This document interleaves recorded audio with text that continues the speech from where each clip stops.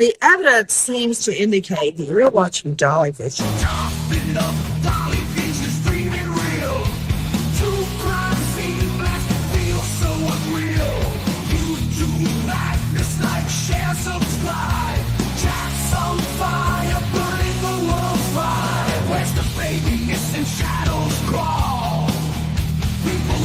Footsteps down the hall, fingerprints of the dead, cold as stone. He's got the scoop, best around town known. Dolly Vision headlines, king of beat. Truth unravels, crackling through the heat. Lost soul shouting, echoes in the night. Rock the truth while live on air light. Jumping up, Dolly Vision's dreaming real. True crime scene flash feels so unreal. YouTube madness like share, subscribe. Jack's on fire, burning the world's fire. Where's the baby missing shadows crawl? People whisper footsteps down the hall. Fingerprints of the dead, cold as stone. He's got the scoop, best around town known. Dolly Vision headlines, king of beat. Truth unravels, crackling through the heat. Lost soul shouting, echoes in the night. Rock the truth while live on air light.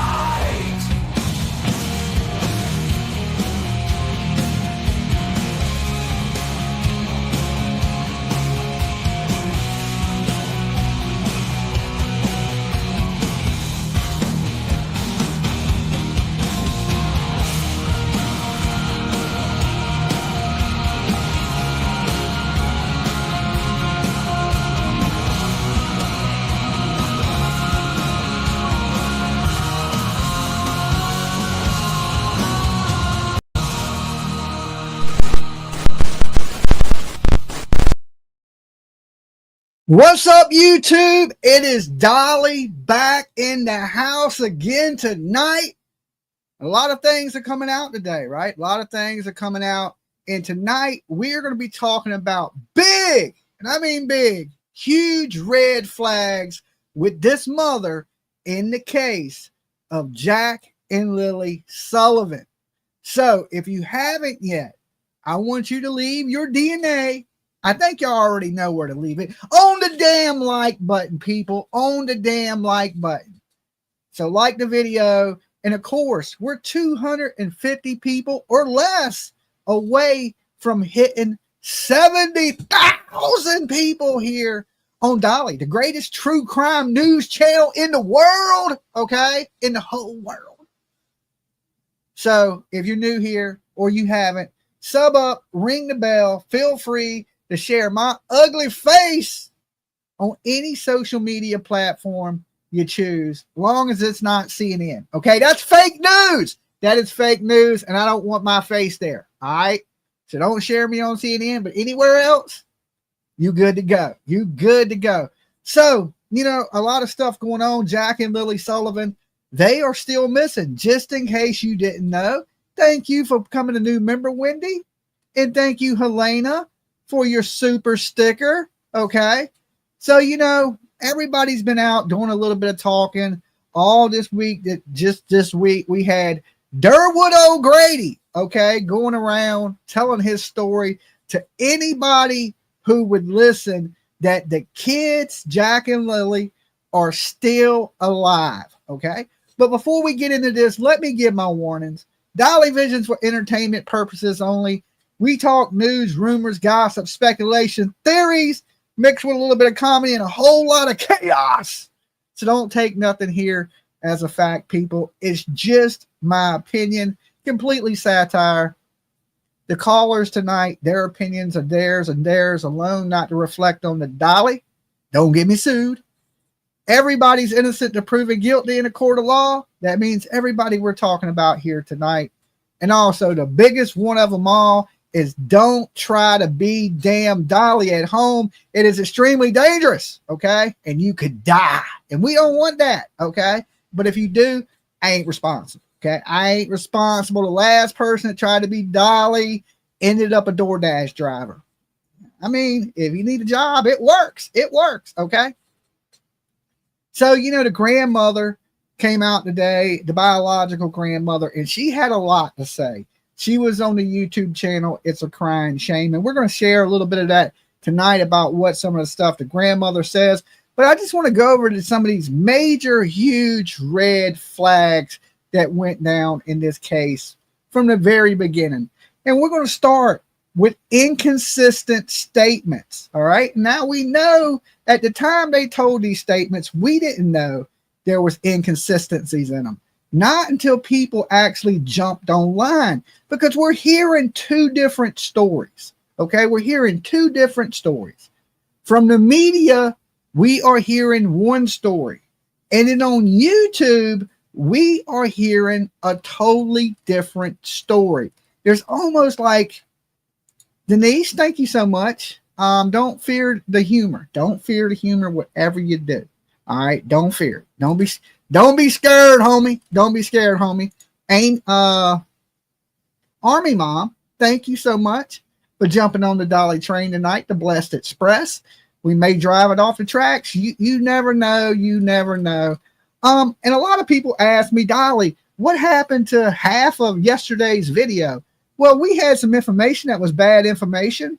So instead of letting that information just spread out there like a wildfire, we went ahead and cut that part of the video out because Dolly needs some background checkers, okay, to make sure some of the shit I say is right, okay? So I said some things that wasn't completely true, and so I cut those things out, right, before it spread any farther than it did last night. And that was a mistake on somebody's identity, okay? So we didn't want to share somebody that didn't have nothing to do with the case and mistaking one Cody for another Cody. Okay. Since then, I know the story. I know who Cody is. I got his pictures and I seen they kind of look similar, but different guy. So anyway, huge red flags in this. They come out, they give inconsistent statements. You know, they say the kids went missing around 10 o'clock. But according to the biological grandmother that talked to Malaya, she said the kids were last heard around 8:30. Okay. Now that's a big difference from saying, oh, we just heard the kids, we nodded off, woke back up, and the kids were gone. That is an hour and a half head start from what we believe was about a 30-minute head start, because Daniel says he nodded off for 20 minutes and Malaya got back into bed. Now, here's a huge red flag if it's true. Daniel's mother seen Malaya at the end of the driveway holding Meadow and didn't see the other two kids. But that's jumping ahead. That's jumping a little ahead. One of the other red flags is that their statements seemed very scripted and lack of emotion, right? Now, some people say, well, you know, maybe she was in shock. But I don't know how long shock lasts, right? We've seen a lot of that in the Idaho 4, where the girl alleges she was in shock for like 8 hours and she didn't call the police, right? But Malaya was very emotionless. She don't got just one kid missing.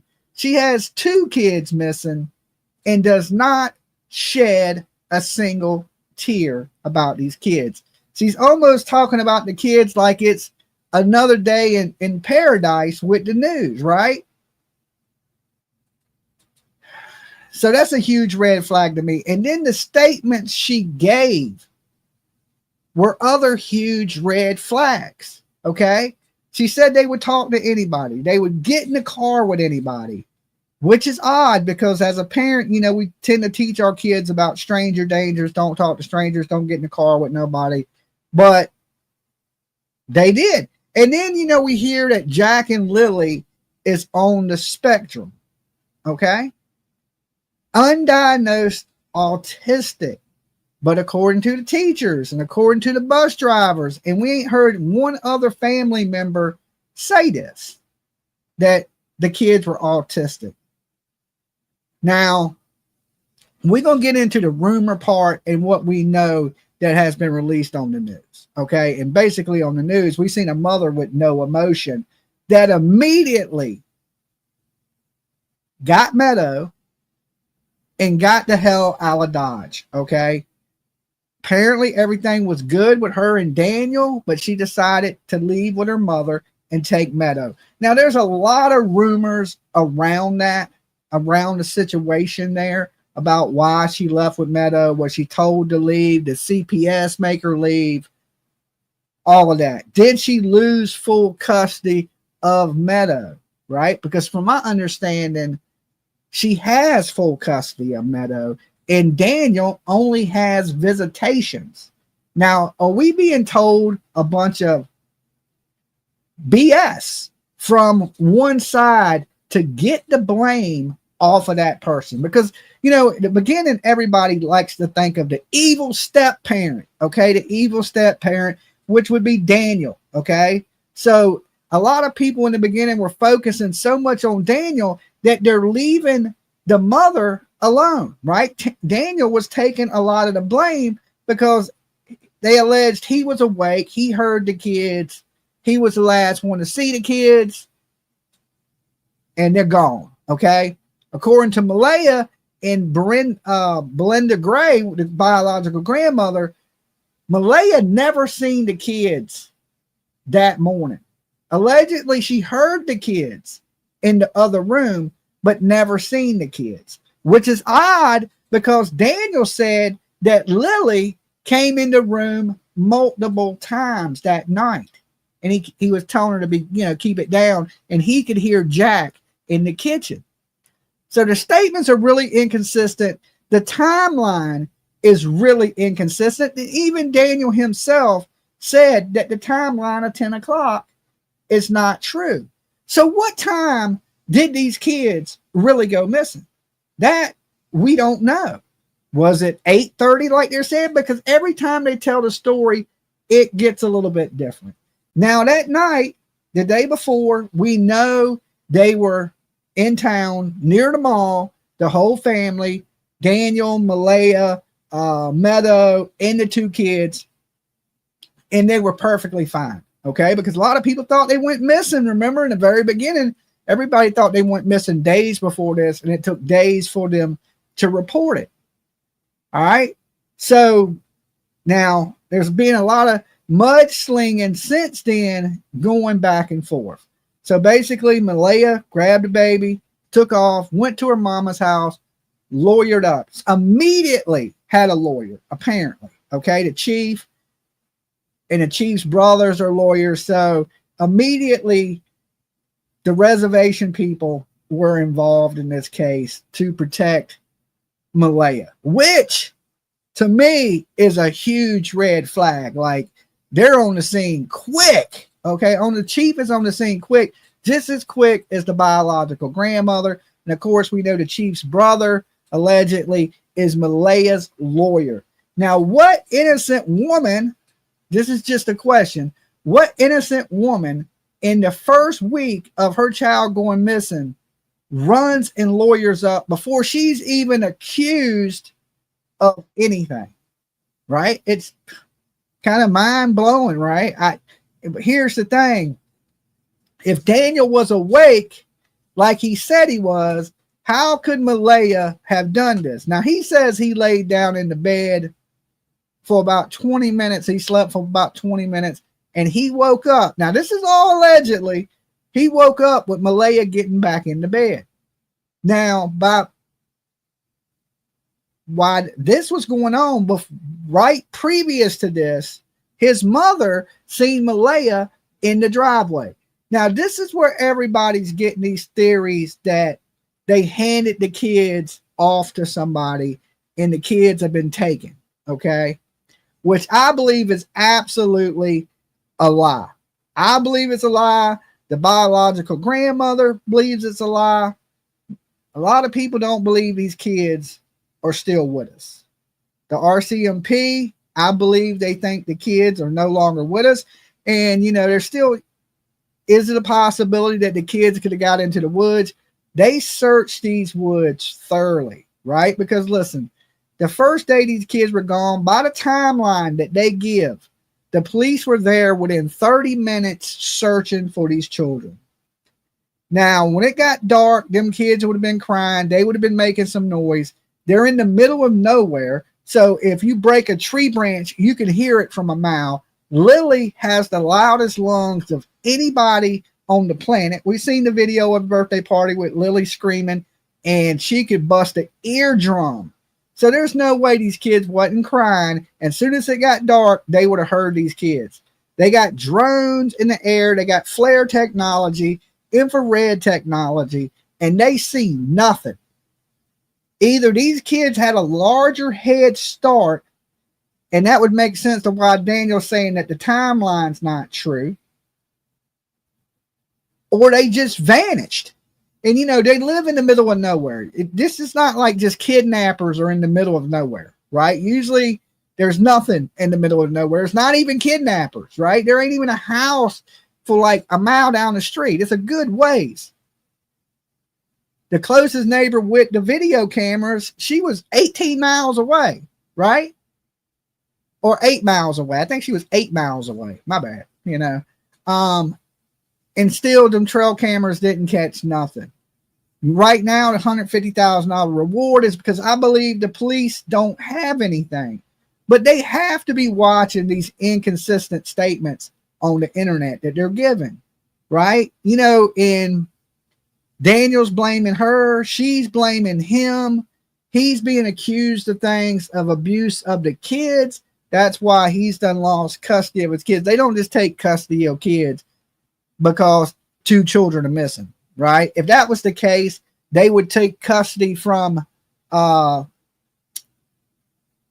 Malaya, and she was given full custody of Meadow.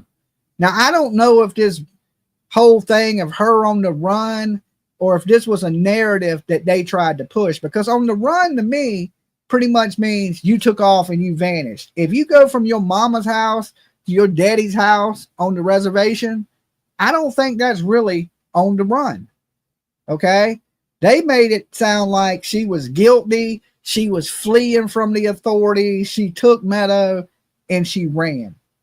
Now, I don't know what connection Derwood has to Daniel, but he is loyal to Daniel, right? He's pushing it. I don't care what you said. Daniel didn't do it. But Derwood, I hate to inform you, you wasn't there. Okay. You wasn't there. You're getting hearsay just like everybody else, and you choosing to believe people that are possibly liars.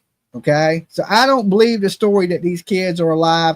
This is just to buy them a little bit of time to take some of the pressure off of Daniel. I truly believe that Daniel and Malaya know what happened to these kids, right? So inconsistent statements, coming out blaming each other, pushing false narratives. There is a lot of huge red flags flying up all over the place in this, okay? So we're going to take a little listen to the biological grandmother real quick and some of the things she had to say, because she goes into sharing how emotionless Malaya was and how she was there crying, but Malaya wasn't, okay? She goes into a little bit about people have the wrong Cody and her son's never been in trouble, okay, that he's given up his parental. No, he paid child support all up until just a few months ago when he lost his job, lost his apartment, lost his car. Thank you. They're spinning a narrative. I think so too. I'm starting to think so too. And why? If you're trying to take the blame off of you, why? Right? Some of these people are hiding things, and I believe, and I've said this for a while, I believe that Daniel is covering for Malaya. Okay? Both of these people are in the house. They know what happened. Now, does the grandmother, Daniel's mother, know what happened? You know, because she was instantly accusing Malaya, right? And then the argument with Logan and her mother broke out in the front yard. And then apparently that happened right before Belinda Gray got there. Okay. So, or she missed the argument according to her, because they asked her, did you see the argument that took place? And she said she didn't. Now, the mother, the biological grandmother, I see as a really nice woman. She seems really truthful so far, right? You know, and you know, she too though is, you know, out here to protect her son. You know, he didn't do it. He don't have nothing to do with it. Don't blame him.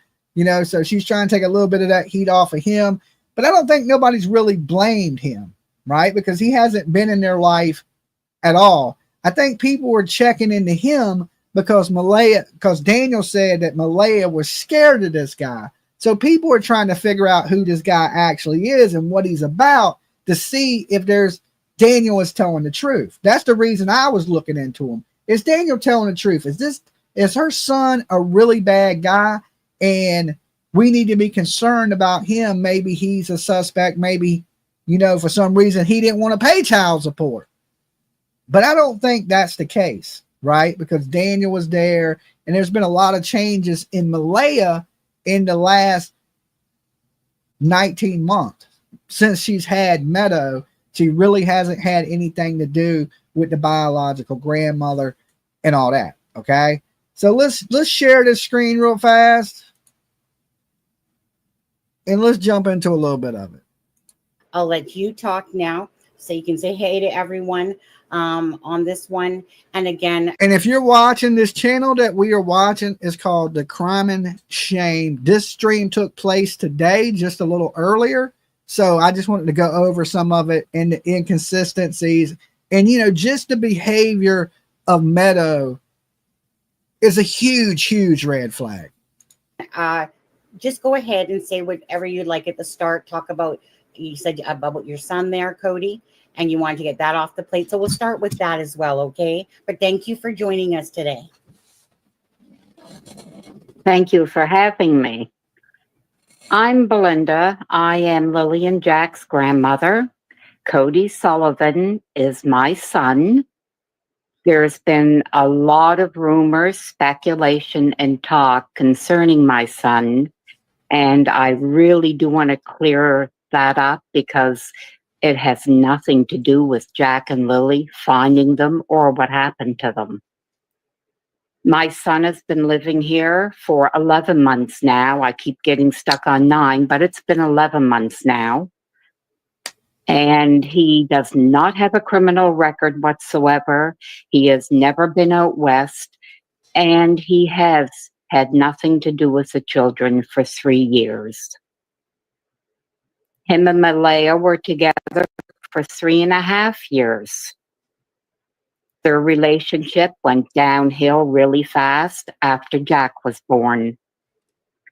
Malaya told me that she was not happy. She definitely wanted out of the relationship.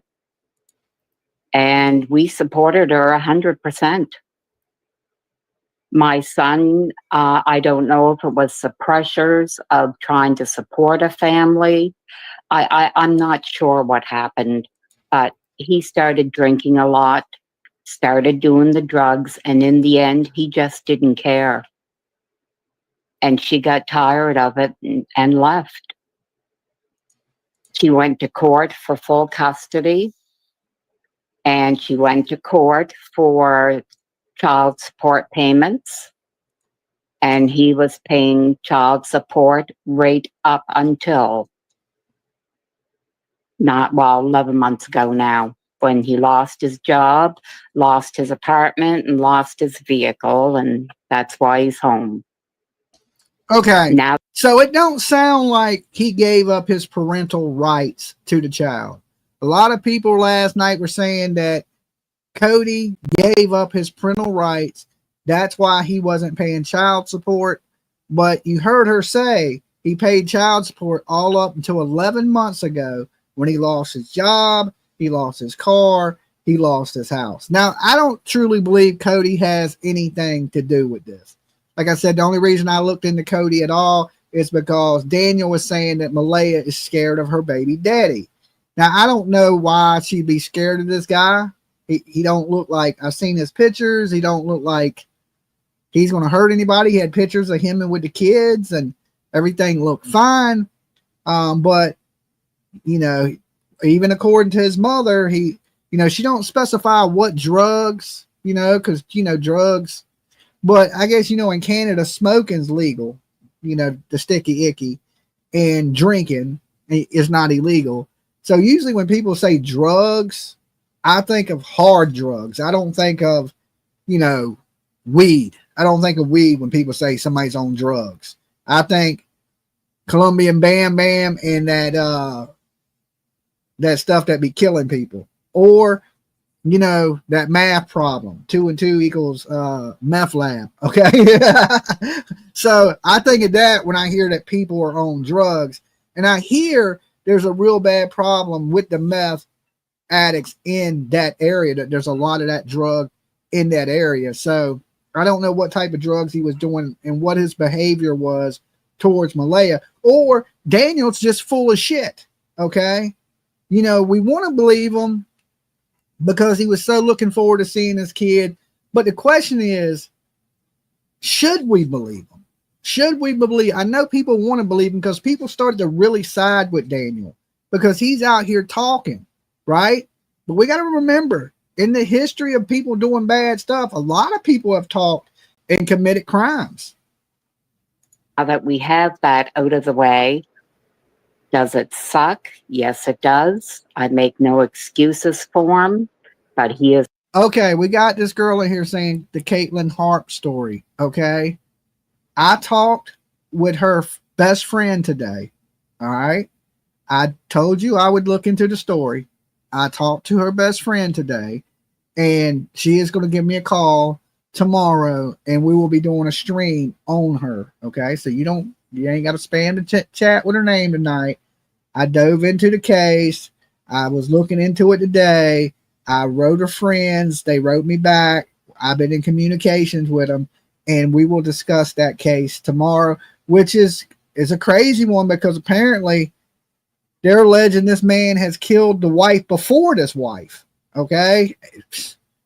And I don't know. I don't know. I spoke with her friend. I spoke with Vinny's sister. So we'll have some for you, Carolyn, on that tomorrow. Okay. Is my son, and I love him with all my heart. And that's what I want to say about him. Now I want to know why everybody seems to be talking about everybody else, and I find Lily and Jack are getting lost in the background.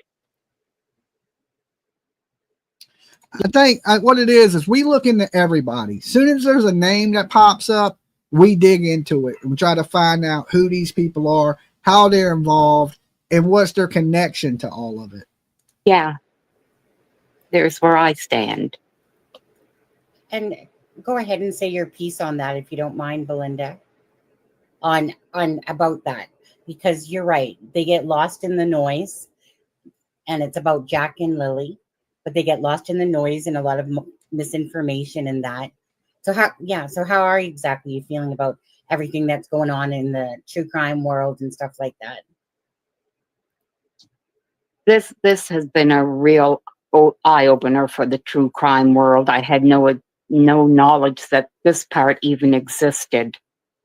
When I found out that they were missing, I thought they were lost in the woods. I thought they were lost in the woods right up until we went there Saturday morning.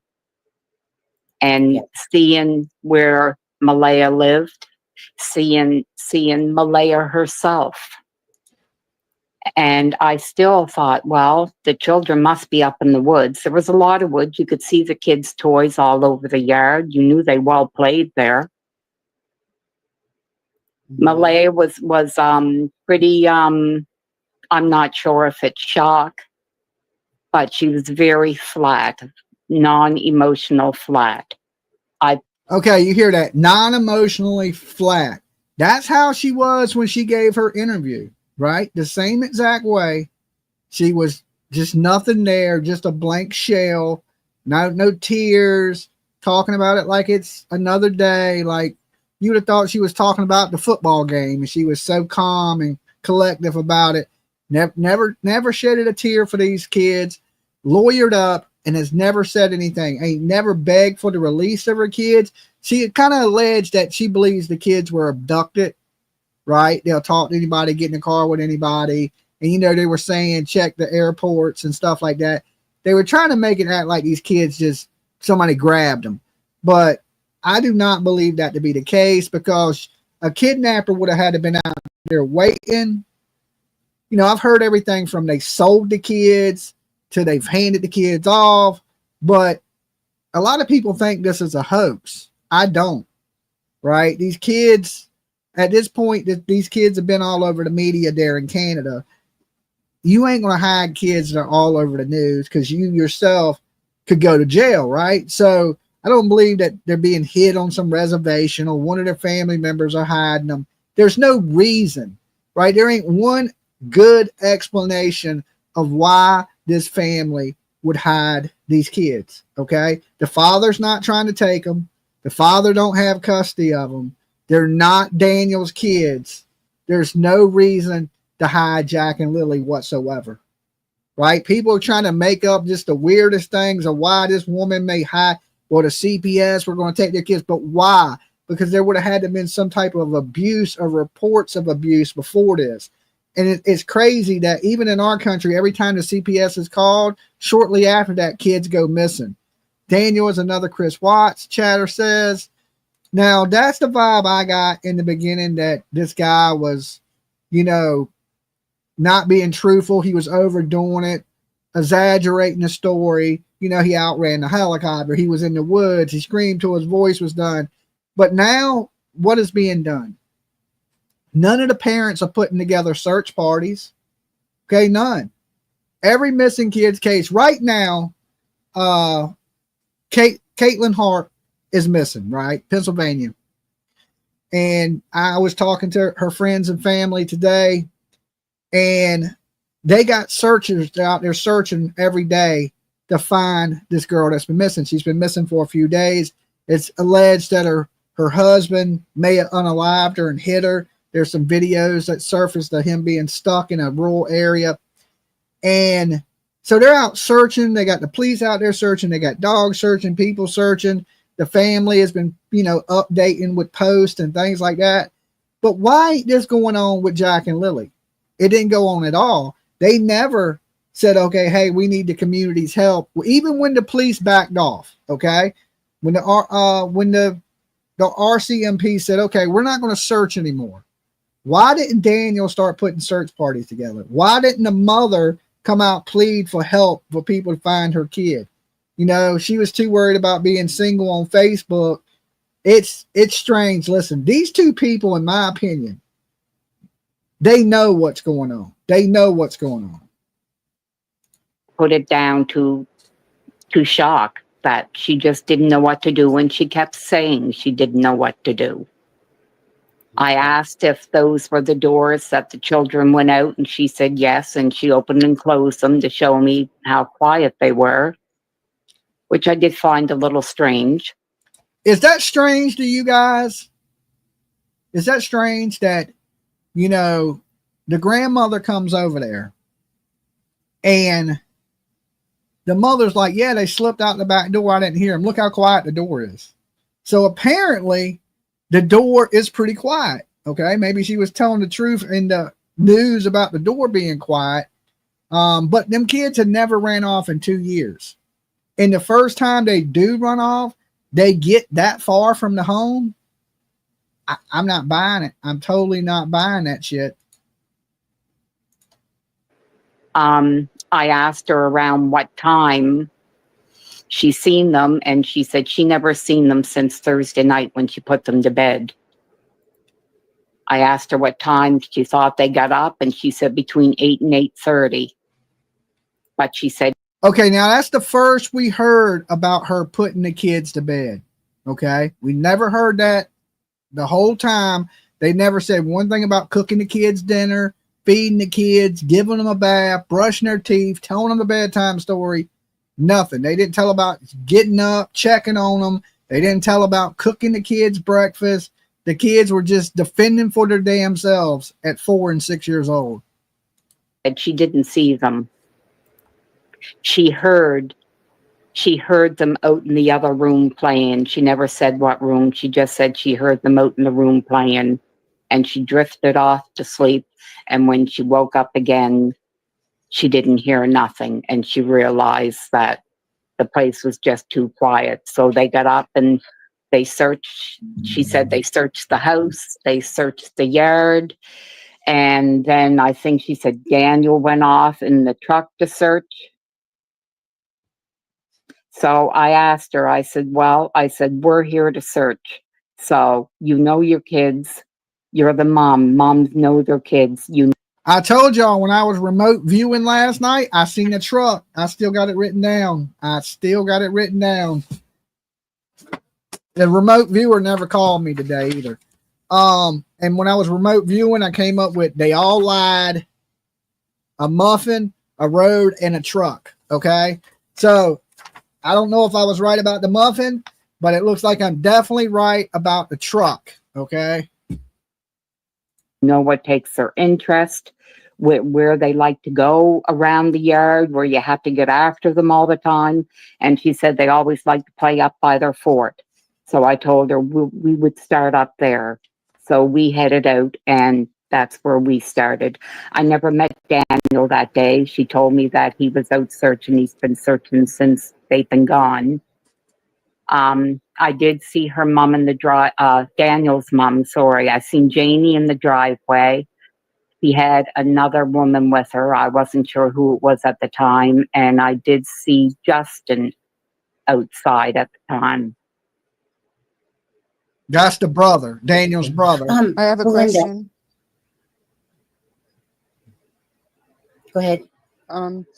For obviously for Belinda, but and I don't know if Sunny is going to talk about this at all, but for me, with Darren's story, with what he says he knows, my question is, you said Maria came across as unemotional and flat, but had all of that just gone down on Friday, and now she's swarmed with police and searchers and everything, did you notice, looking back, any kind of nerves or any kind of angst going on with her or anybody around her that Saturday morning when you showed up? She was totally, a good way to put it was she looked totally lost. She had Meadow on her hip. She was holding Meadow, and she looked totally lost. Her grandmother was sitting in the living room. As for the people around her, I know when we come into the driveway, Janie was sitting on some kind of a bench thing or something in the driveway, and I can't remember who the woman was beside her. There was a policewoman standing there, and the policewoman was talking to them. We couldn't make out what she was saying until we got up closer. And Janie was really crying a lot. And this woman was saying to her, "It's okay, Mom. They're not blaming you. They just want to look in your trailer. They're not blaming you. They just need to make sure that there's nothing in the trailer." And Okay, to address this comment, it says, "Where's Summer and Sebastian? 1-800-TBI fine." She says, if Daniel's mother seen her at 6 something by the road and she called the school at 6 something, that means she was up. Okay, how do we know that her mother seen her at 6 o'clock? I know it was alleged by Derwood. Okay, it was alleged by Derwood. But here's the thing. If they seen her at the road and the kids were gone, would the RCMP have done all that searching? And if that is the case, why didn't Jamie, the grandmother, Daniel's mother, tell the RCMP that she saw her by the road? Okay. And Daniel said he had fell asleep for 20 minutes. And when she got back in the bed, they realized the kids were gone. Right. So, and they didn't call the police till 10 o'clock. See what I'm saying? Something wouldn't be right. If she was at the road at 6 and she got back into bed, it wouldn't be 10 o'clock because Daniel said he only slept for 20 minutes, and he seen Malaya. It woke him up when he got back into bed. And then he immediately got up, started looking for the kids, and they called the police, which was around, the police call came in around 10 o'clock. The timeline doesn't add up. Or she left, somebody left, you know, I just don't know. Something is off. And I believe we're being lied to from the very beginning. These parents are protecting each other. Malaya and Daniel are protecting each other. She may not want to be with him, but he's not telling on her, because you tell on her, you may go to prison too. So it's kind of hush hush, I think. I mean, is it possible she could have did something and not Daniel not know? I mean, yes, right? But did they have all her communication devices? She would have had at some point communicate with somebody to come pick up the kids. They have her phone. They scanned her phone and Daniel's phone and their devices.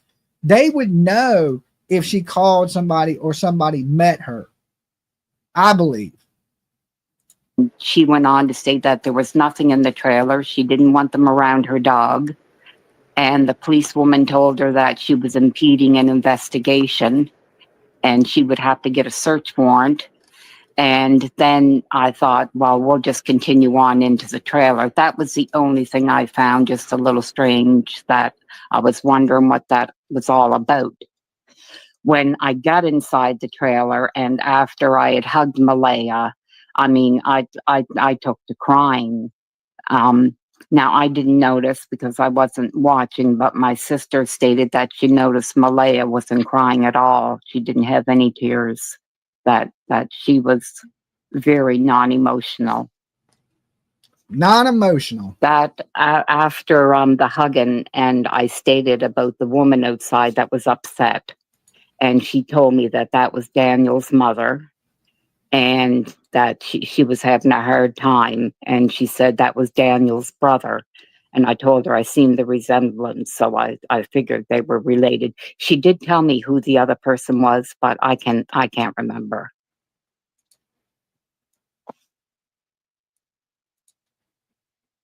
And It wasn't Logan, was it? I met Logan, I think it was, we were there Saturday. I don't remember Logan Saturday. I seen her in passing, but not to talk to her. I talked to Logan on Monday. Were you there for the argument? I'm sorry, Sunny, I'm totally taking over. This is my last question.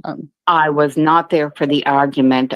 When we were there Saturday, when we were getting ready to leave, we were in the woods searching. We come back out. I went back in to let her know that we were finished basically for the day. That was in kind of late afternoon.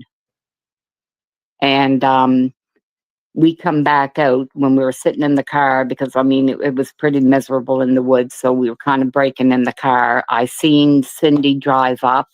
She had some woman with her, and her husband was also there. They went into the house. Then this vehicle pulled up and this gentleman got out, and he introduced himself as the chief, but I'm not sure of what reserve he was talking about. I can't remember that. But Okay, now I find that odd that they get there day after the kids are missing. The chief from the reservation is already there. So at some point, her or her mother has reached out to the chief, and they're already starting to lawyer up within 24 hours. They reached out for her. Why would you call the chief? Right? Why would you call it? That is odd to me.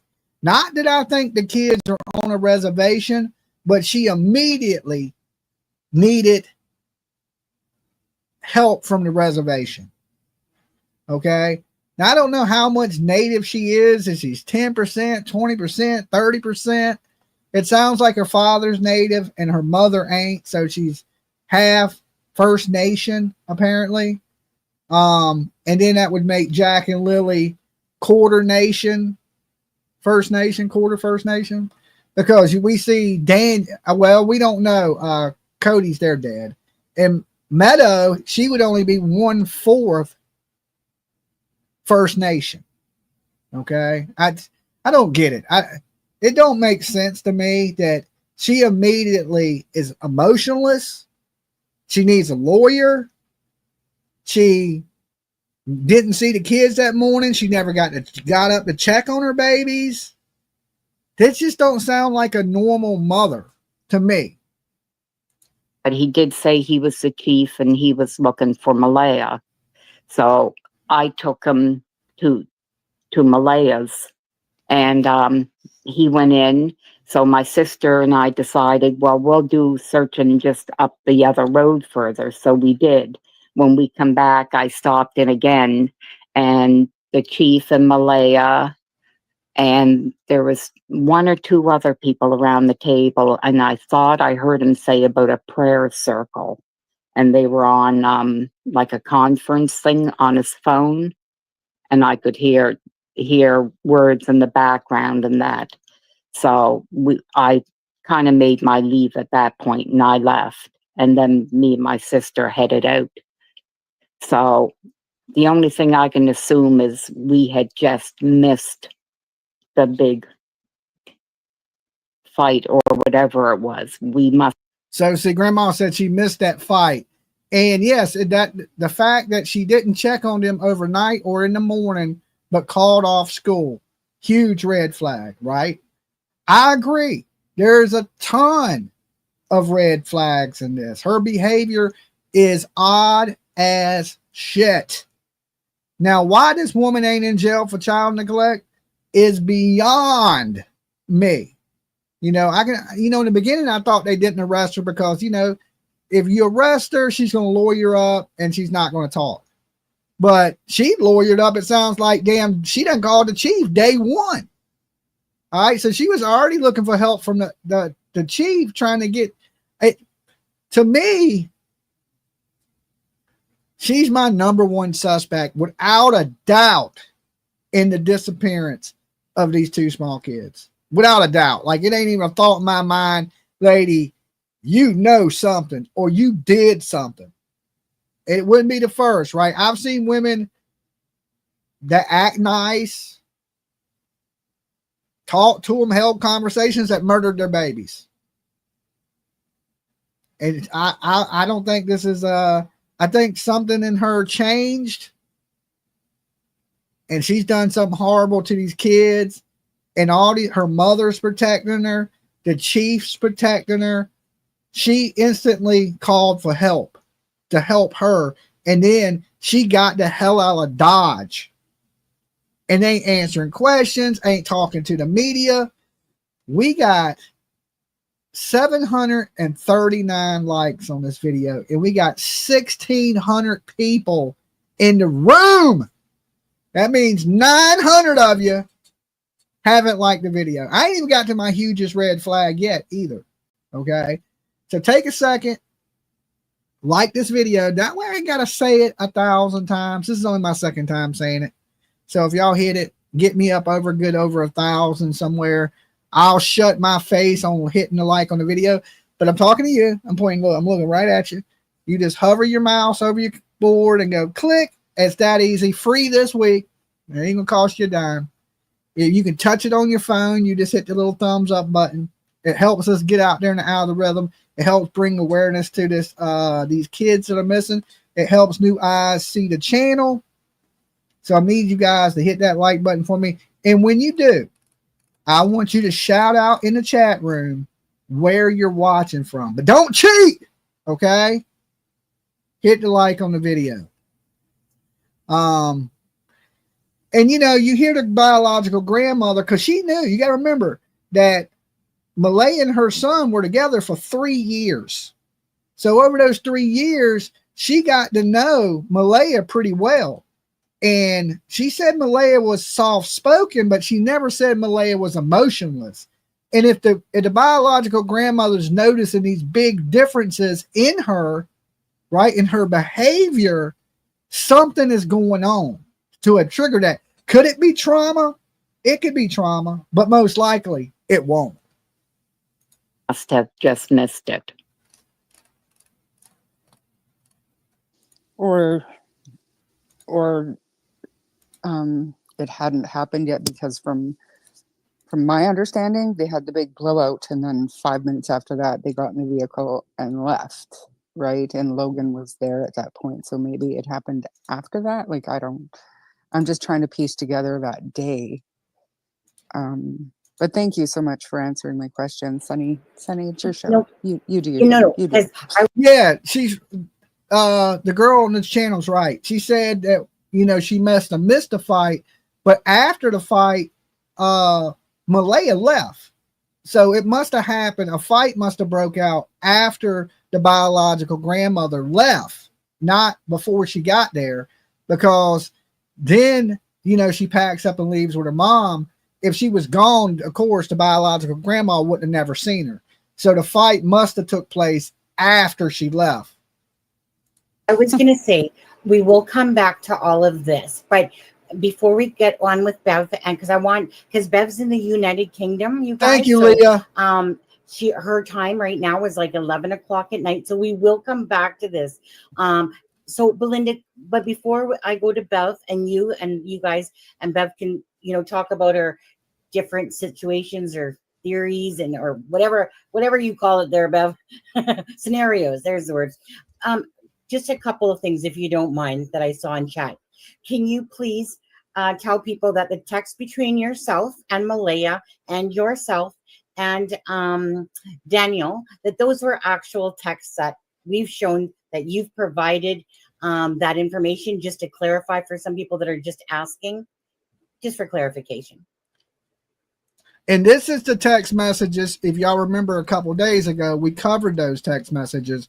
And it was a text message saying that Malaya didn't trust Daniel, that Daniel was trying to steal money from her, that her credit card was connected to her Temu account, and that Daniel was trying to steal money off of it, and that she don't trust him, that he seems over concerned, but don't care about her kids, which seems really strange. And then we got the allegations of Daniel abusing Jack.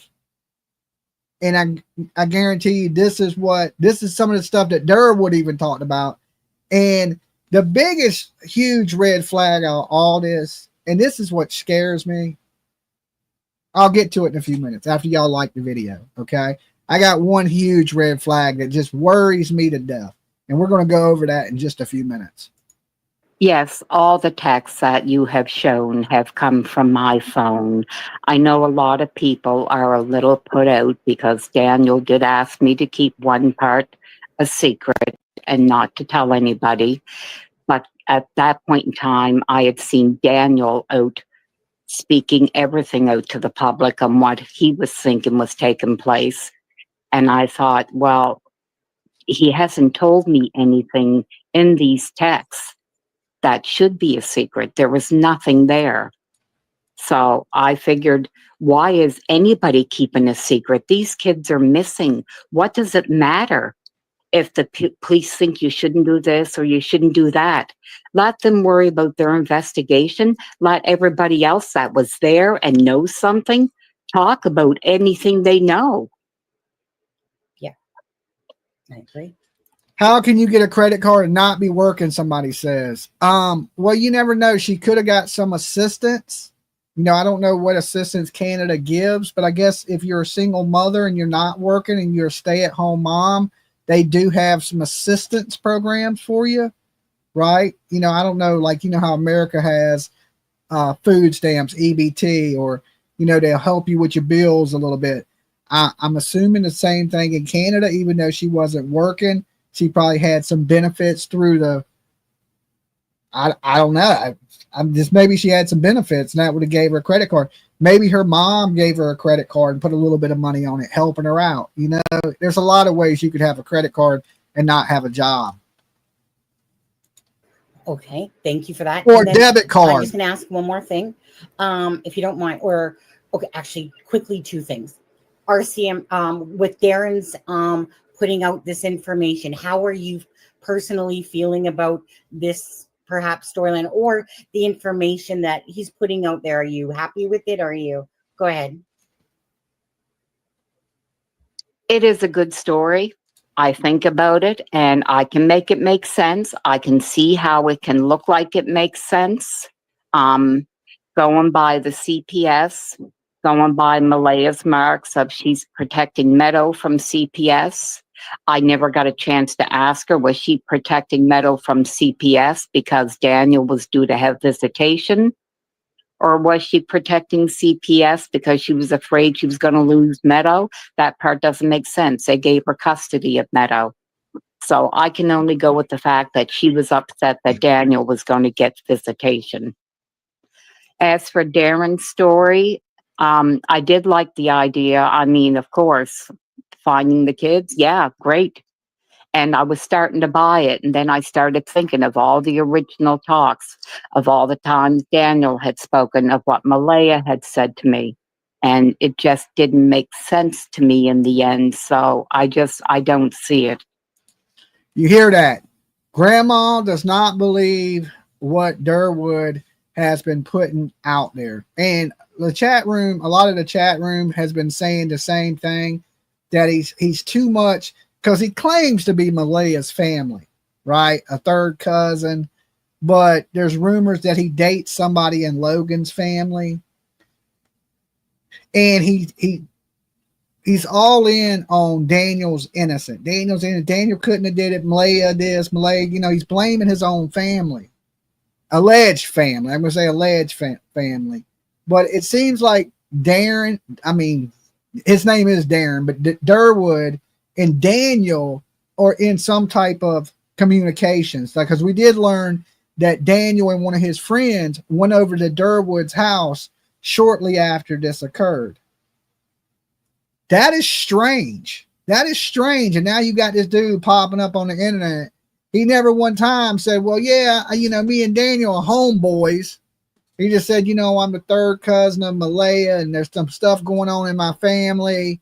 And she ran because I said a name, but yet he won't give the name, and RCMP. Like I really, really don't believe it.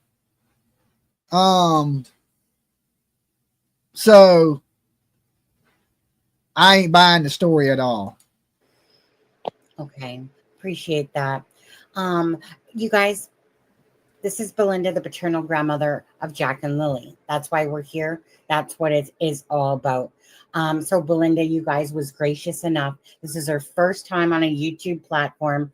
I see there's 653 people watching again. Please don't do it for the channel's sake. Do it for the missing and the murdered. And in this case, do it for Jack and Lily and Belinda and all the other family members that truly want to find answers. Your simple little touch on that like button gets it out into the algorithm. That's what she's asking for, is please just keep sharing their pictures, keep talking about it, and just putting their faces out there. So if you guys could do that for Belinda. I see that there's 170 likes right now. 180. You guys are awesome. Thank you. And so we're at 658 people. So please just keep splashing that, putting your DNA on that. So now I'm going to leave this to Bev now, between Bev and Belinda.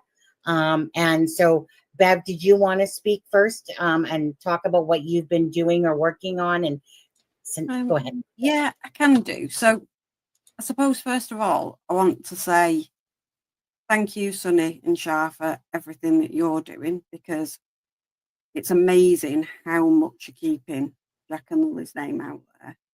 And Belinda, I am just so sorry that you're having to go through this. And thank you for taking the time to speak to us, because it means a massive amount to everybody who's been following the case. I think it really, really does. It certainly means a lot to me to hear your take on it. And I think you've been, because you're slightly removed from the situation, you're a little bit more independent. So obviously you're kind of more of a source of truth and clarity about what happened and what's going on. You've not got a stake in the game, really, have you?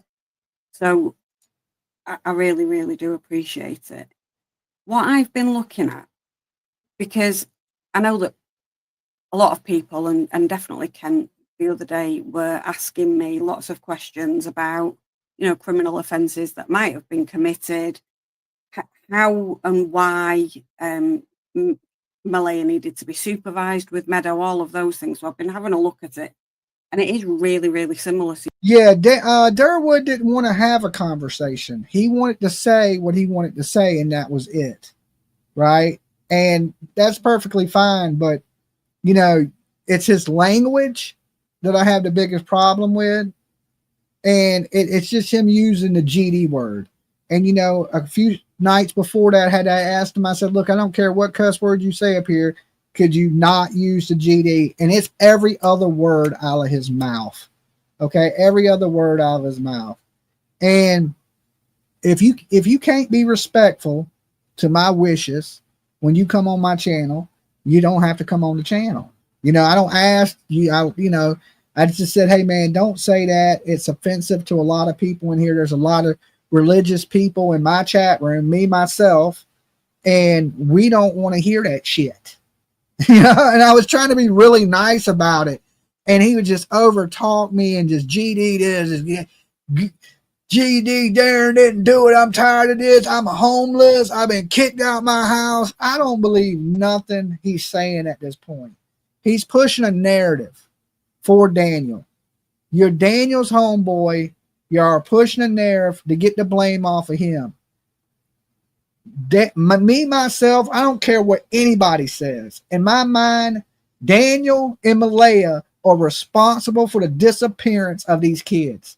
That's my opinion. Both of them. Not one of them. Both of them. Suspect number one. Both of them. Okay? Just as responsible for these kids. Both of these people were at that house. Both of these people failed those kids. Both these people neglected those kids. And both them fuckers need to be sitting in jail. Facts.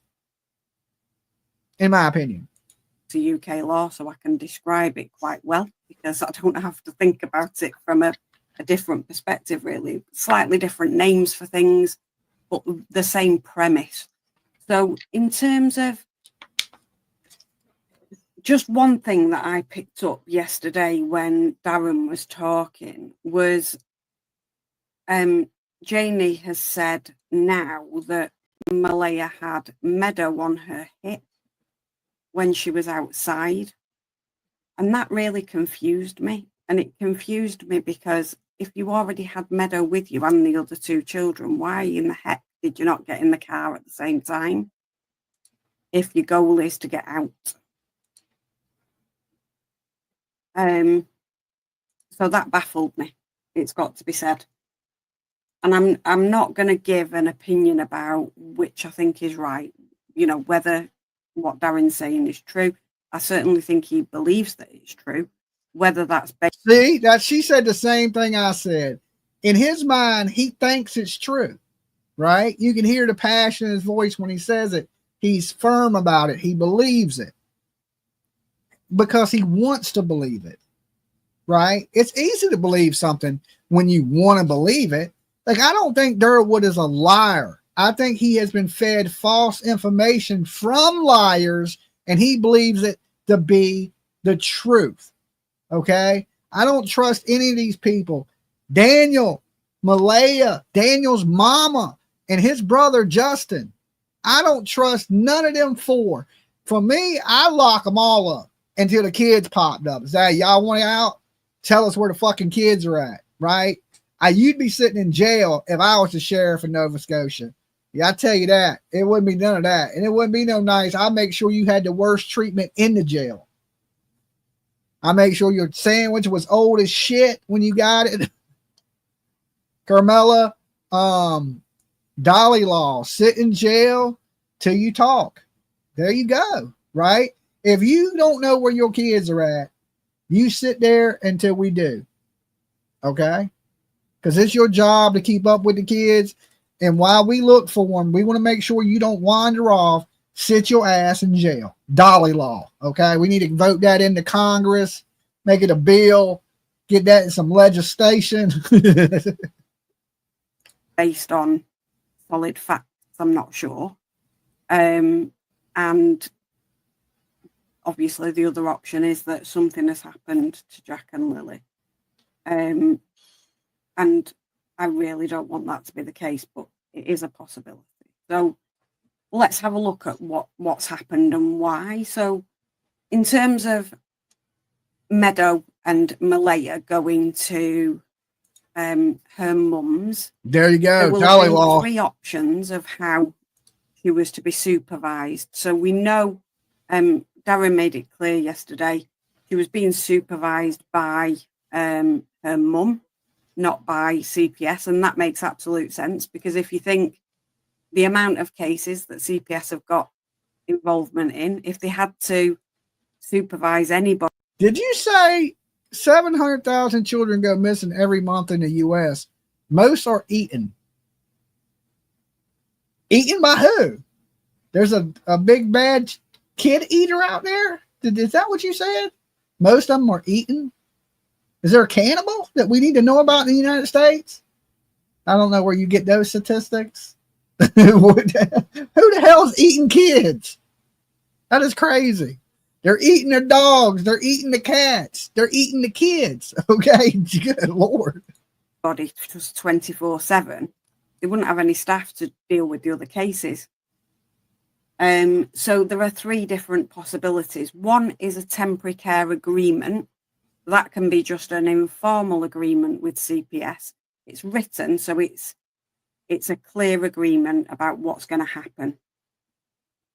But I don't think that's what was in place. And the reason is they were able to quickly take measures. Hide your kids, hide your wives. So I think it was either an interim care and custody order or an interim supervision order. And both of those can have conditions that mean that you've got to be supervised.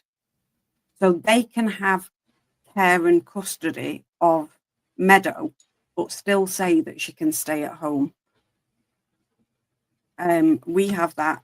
We call them care orders at home. The courts don't like them. And most CPS agencies don't like it because you've got responsibility for the child, but you've not actually physically got the child to be able to protect them. So most don't like that. I'm going to bet on a supervision order.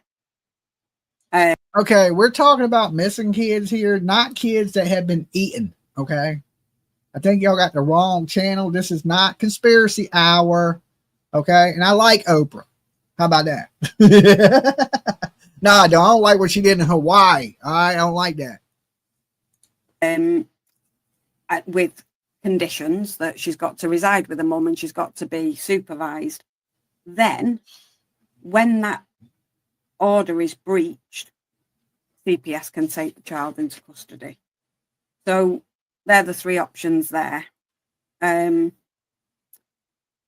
then in terms of offences, if Malaya did interfere with or obstruct a person from CPS in the discharge of their duties. So in other words, I don't think this lady knows what she's talking about. She's just like talking to hear herself talk. Okay. Can we get back to the grandmother, to somebody that was there? Okay. We want to hear from people that were there. We don't want to hear from somebody in a whole different country. Okay. That's like hearing from me. Nobody wants to hear my shit. They want to hear the damn grandma. She's taken Meadow somewhere else when she's not supposed to. She's obstructing CPS being able to get sight of Meadow. That means she commits an offence. Yeah, let's speed it up a little. Punishable by up to a £2,000 fine or 6 months in prison. And there is also another offence just in relation to Meadow that could have been committed if she interferes with or removes a child from a placement. So if there was a residence order that she had to stay at a mum's and she takes the child elsewhere, again, that's an offence and it could be punishable by £2,000 or a 6 month imprisonment.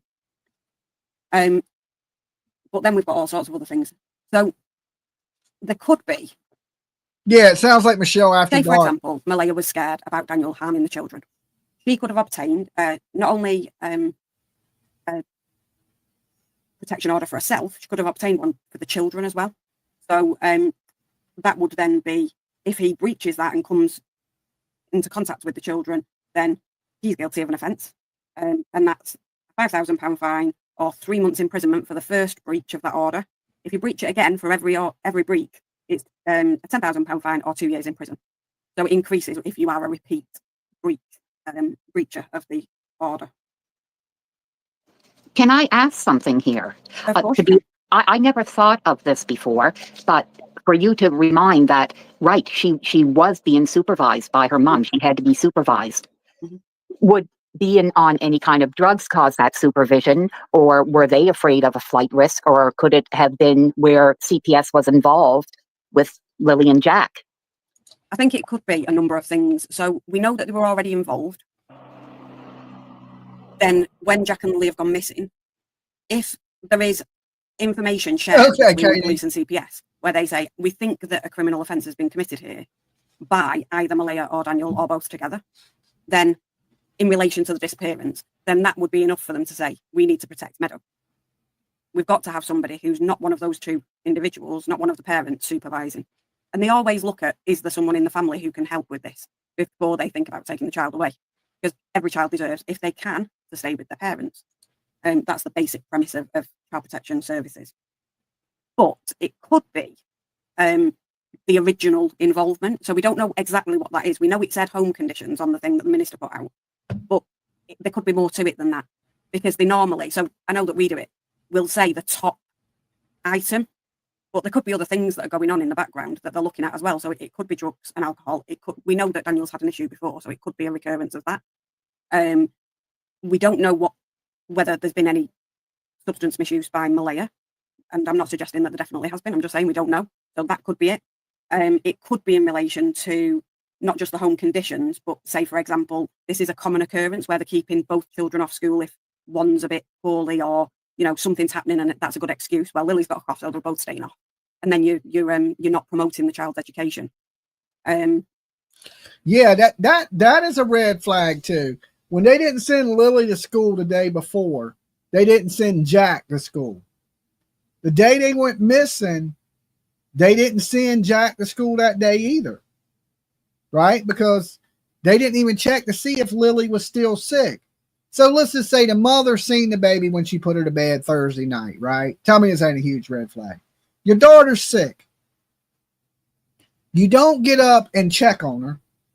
You call her out of school without even knowing if she's well or not. And you don't send the other kid that's not even sick. Yeah, get to the point.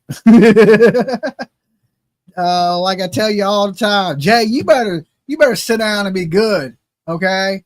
I got my finger on the timeout button. All right. You better watch yourself, fool. So it could be any of those things. But I think because it's happened straight after Jack and Lily have gone missing, it's more likely to be related to that. Would be my guess. But they will use the evidence that they've collected before as well to back it up. So they'll say, this is what's currently happening, but look at what's happened before. And this is more evidence to say that there is a risk here for the child, because that's what we're always looking at, is what's the risk to the child in the future.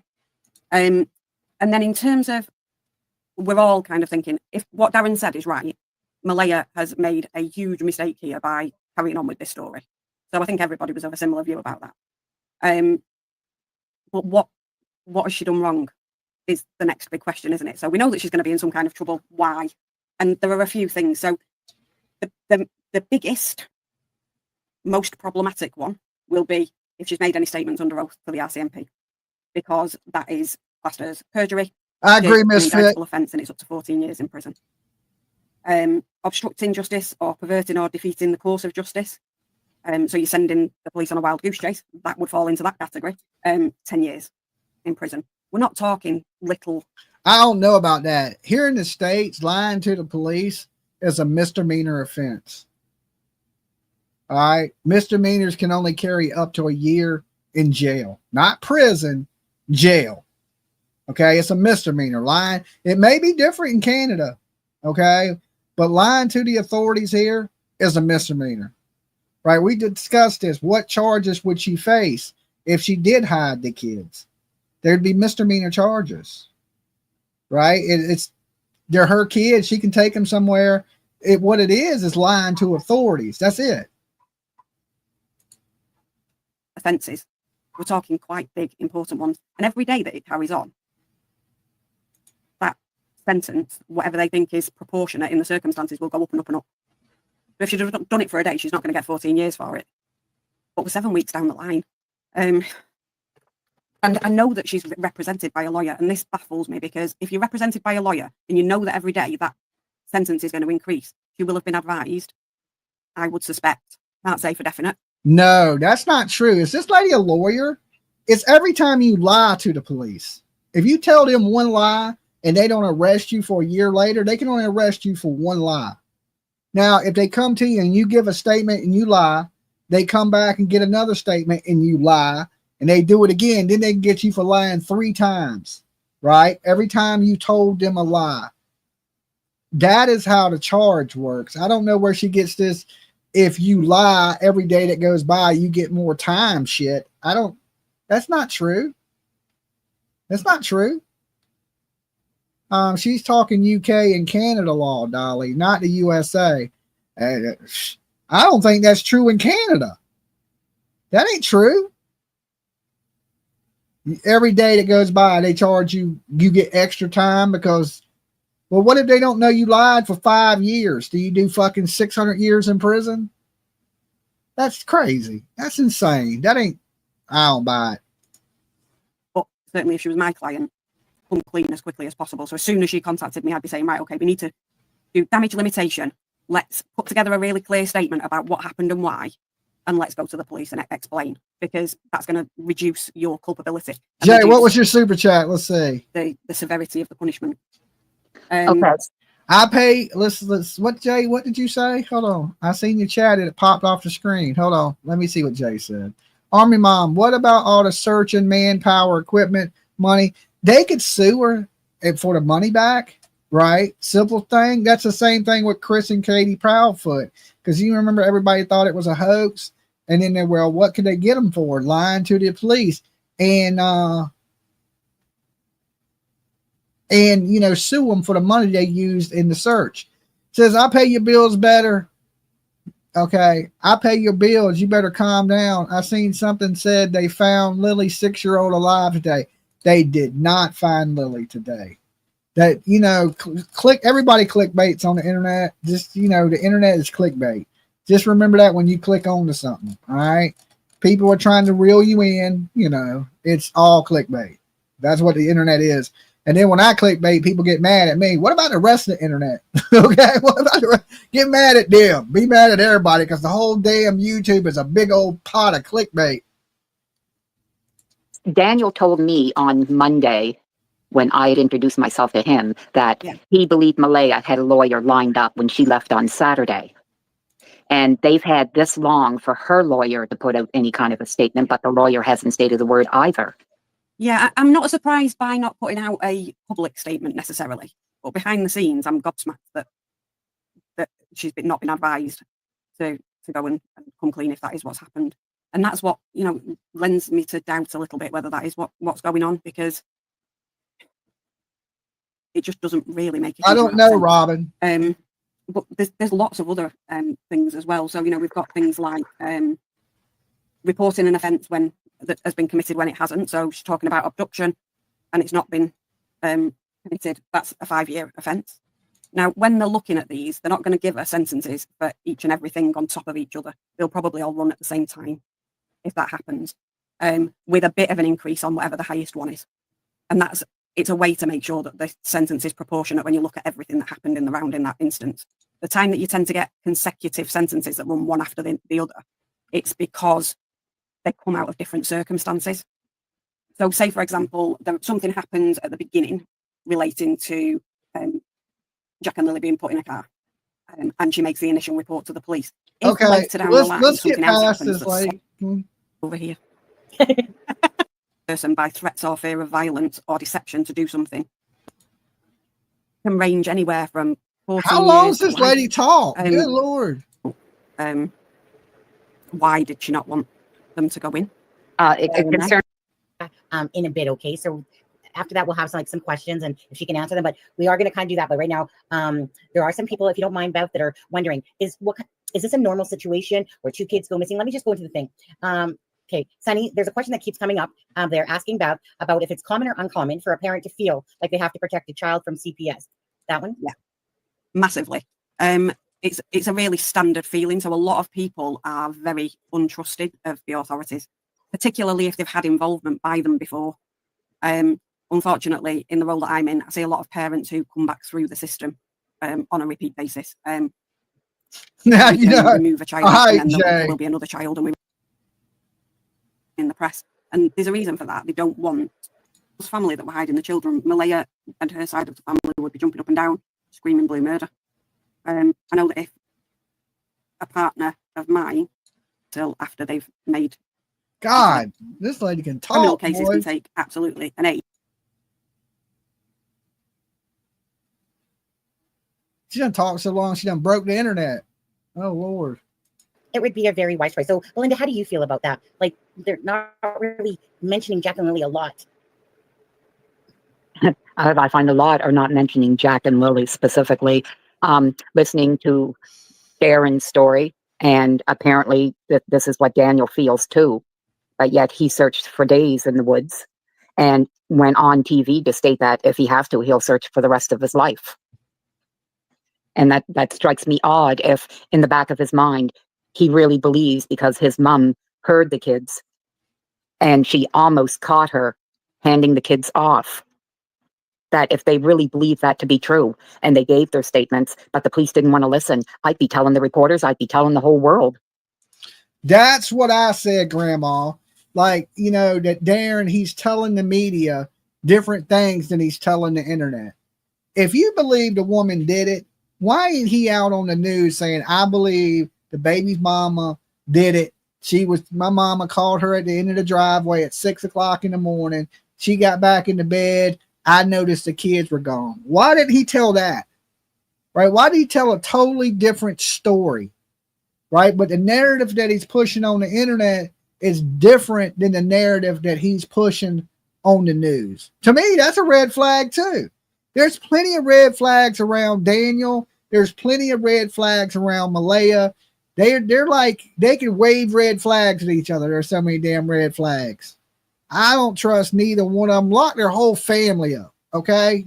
Dig up their ancestors and put their fucking bones in jail for all I care. Yeah, I think I agree. One thing that did worry me is when he said, and I'll search for the rest of my life, that gives the indication that you know that you're never going to find them. And that's worrying. Oh, yeah, I don't think, sorry, my bad, sorry, I looked at a message. Jackson, Belinda, you can answer this one because we've talked, and Malaya actually shut her Facebook page down again, but she hasn't messaged you, right? Her or Dad. That's probably the best way to do it. Yes, I'd really appreciate that. Yeah, that's no problem at all. So, Bev, thank you so much. And on a side note about, again, you know what we were talking about earlier before the live. So I just want to say, bless, okay? And biggest hugs ever.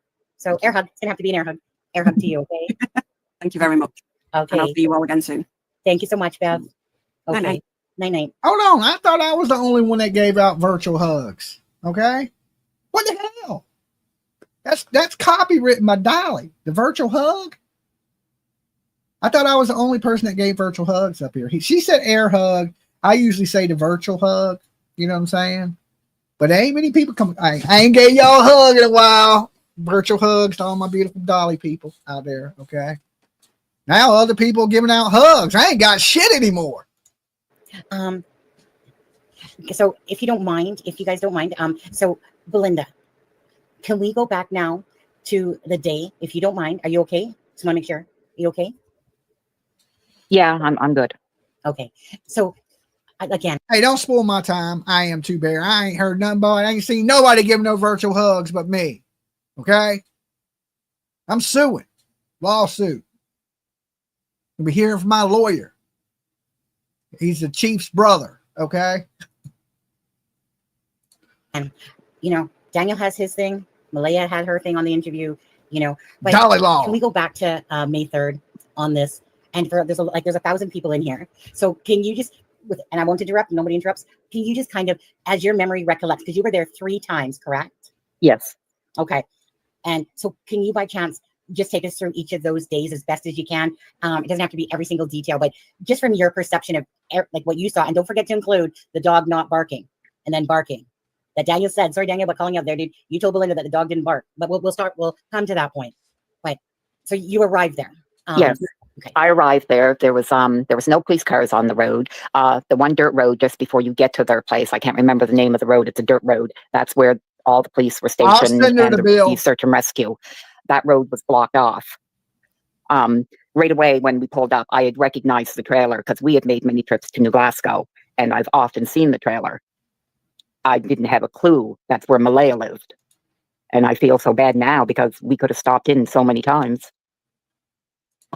But my sister and I get out and we start walking to the trailer, and that's where I seen Janie sitting down. And I wish I could remember, but I can't, who the woman was sitting beside her. And there was a policewoman standing up, and they were talking. Pardon? Was it the psychic, Belinda? No, I think the psychic was with Cindy, No, but she it was probably your called, sister. she Miriam. called Janie Mum. By the way, there's no echo anymore. Oh, she called. Okay, she called Janie Mum because she said, "Mum, it's okay. They're not blaming you. They're not stating that you did anything wrong. It's okay. They just want to look in the trailer so they can rule it out. They just need to check the trailer." And she was going on saying no. Well, major crime was they went missing Friday. Major crime was there Saturday. Okay. And thank you, Robin H. Get on the Dolly train to Blessed Express. Get you a nice seat. Get a window seat. We still got seats available. Dolly gotta eat. Okay. No, she didn't want them to look at something. I can't remember what it was. It was a cupboard or something. And she said about her dog, that she didn't want her dog getting hurt. And the policewoman was telling her that she was impeding an investigation and that she would have to get a search warrant because they have to search the trailer. And the policewoman left. And then my sister and I headed towards the trailer. We got in the trailer. Right away, I went over and hugged Malaya. Of course, I started to break down. I guess once you reach 60, everything makes you cry now. But I hugged her, and right away, she thanked me for coming. And I noticed that her grandmother, Patty. It ain't nothing wrong with crying when your grandbabies are missing, you know?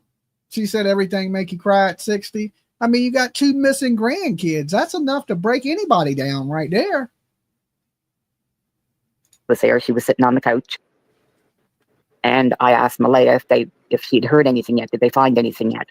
And she said no. I said, who are the ones outside? And she told me that was Janie, Daniel's mom, and that was Justin, Daniel's brother. I don't trust him. I know she said who the other one was. And that's Mr. Clean Four-Wheeler. You know what I'm saying? I do not trust that brother.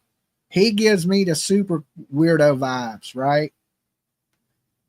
Daniel, I don't really trust Daniel. His brother, oh God, he looked like he didn't give 2 shits them kids were gone.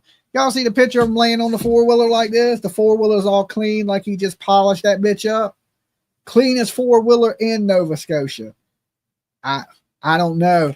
I don't trust the brother though. I know that.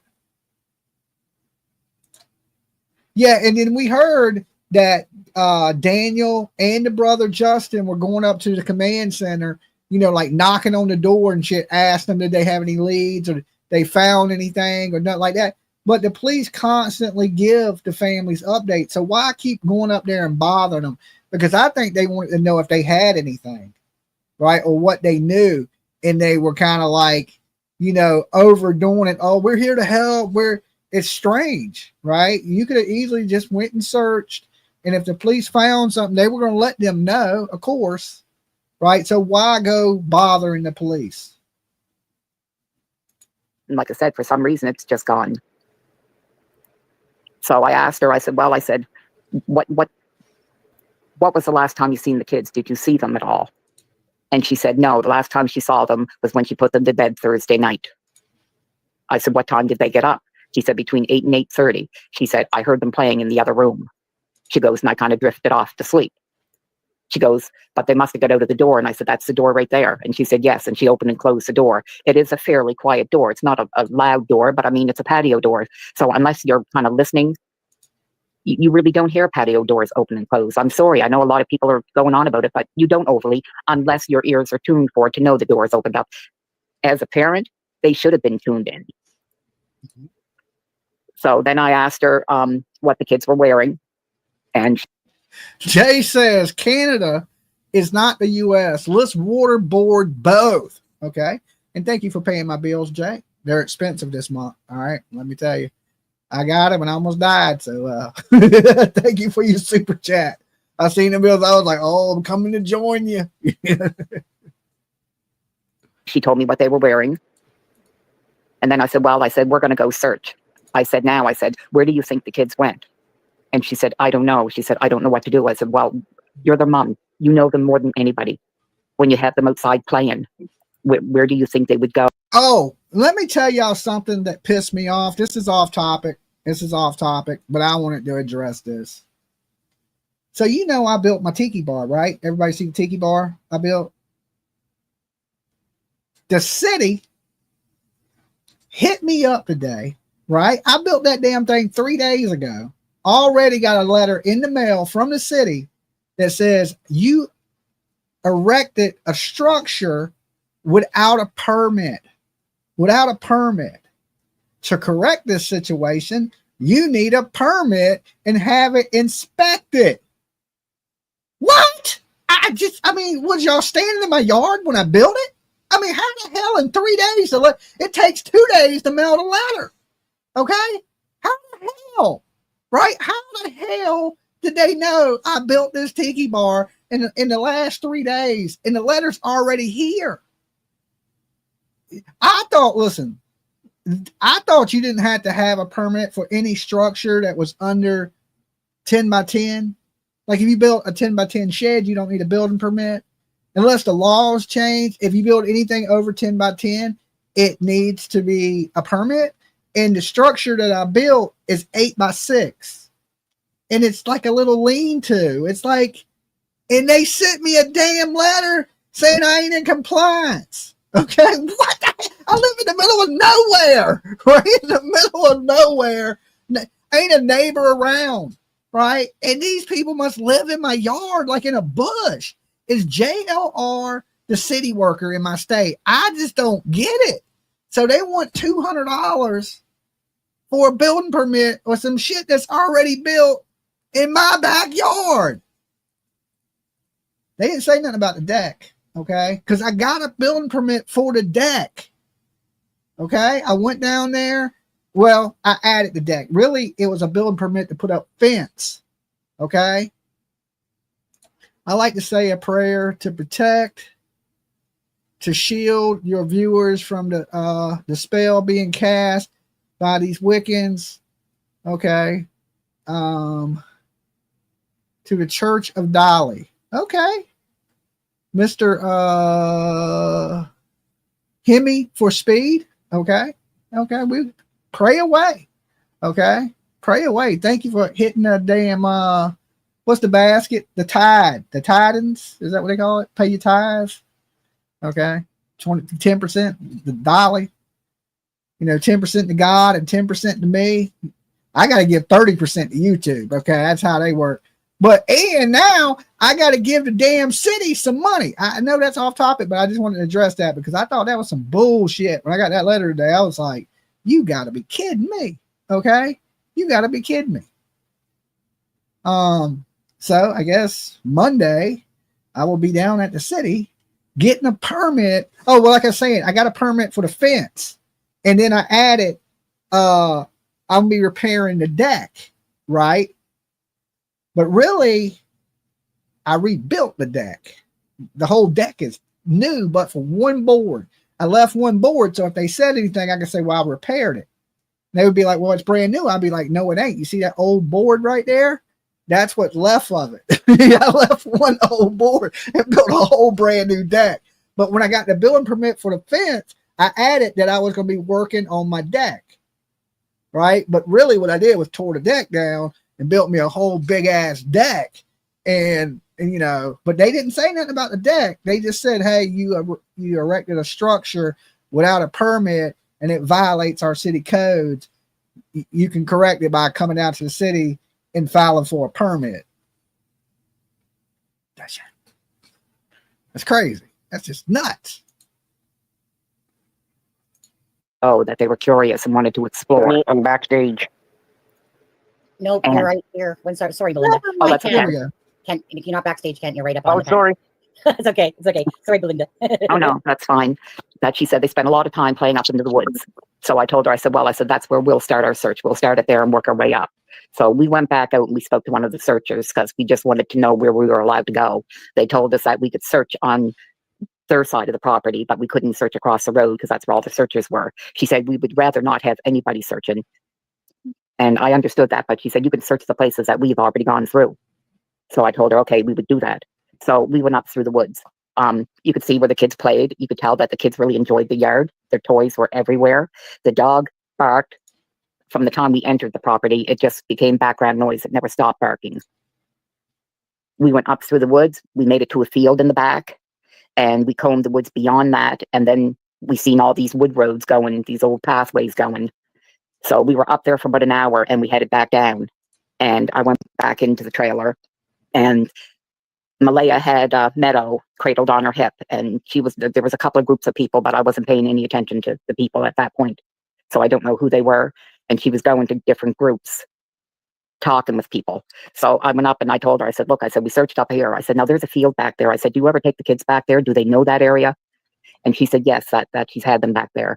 I said, okay. I said, so we're going to go up the road and we're going to cut across the property and come back in to where that field is.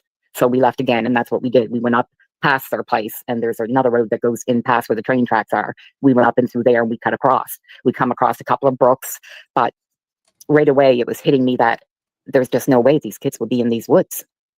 It was just like a jungle. That we looked through deer paths, and a lot of those were blocked off. Rabbit trails, a lot of animals will use the same trails. We followed what trails we could, and they always came to dead ends. We walked the woods road for, oh my gosh, for about an hour and a half. We walked the woods road. And no kids. And all the time I'm calling out for them. And nothing, just nothing other than ribbons. There were ribbons everywhere. Everywhere throughout the woods. That's all you seen was ribbons. That means they're already been there. When they search an area, they tie a ribbon to the tree. So we come back out. And we took a break in my sister's car. And I said, I'm going to go in and tell Malaya that we're done. So I went back in and I spoke with. Okay, this is the little, remember when I said the city hit me up? There's a little structure I erected. Okay. You know, I got a little tiki table. I got I built this little small bar. Now it has a TV in it. That's the only difference. I put a TV on the back wall. So it has a TV. I've added some things to it too. I got a big banner over here now. So I've done some more to it since then, since this picture. But this is what the city hit me on because I built this. That right there. Like, that ain't even shit. It's little. Okay? It's little. It's literally 6 foot wide, 8 foot long. Okay? And it sits, really, you want to get technical, I should have put it on my deck, and then I could have said it was part of the deck, but it's technically sitting on the ground, and the deck, it butts up to the deck. Okay. Smaller than a shed. Yeah, I got a shed that sits next to it too, a big shed. Right. And I don't know, man. The city, man, they be on me. If I put a fence post in the ground, right? Like, I told the dude, I said, he's like, you built fence. I said, I didn't build the fence. That's how I had to get a fence permit. And then he was, I didn't build the fence. He's like, I added to the fence. I just replaced the old fence, right? Because the city came out there and said, your fence is messed up, right? So I said, dude, you said the fence was because it had broken boards and shit. I fixed it. He's like, no, you replaced it. Yeah, I fixed it. You said you wanted it fixed. I fixed it. You know what I'm saying? It's the same fence. It ain't a new fence. It's just a new fence where the old one was. You know, I replacing one board. I just replaced the whole panels, you know, and all the fence here is new now, you know. And I've been over this summer, I've been putting in fence. I put in the pool. Redid the whole backyard, put in the gazebos, the sitting areas, the rocks around the pool, the sand, the deck, the tiki bar. I just been going and going. I work out in the backyard all the time when I'm not live. I'm always, PJ is saying I'm running out of shit to build, but they got me on that. I know it's off topic, but I want to share that.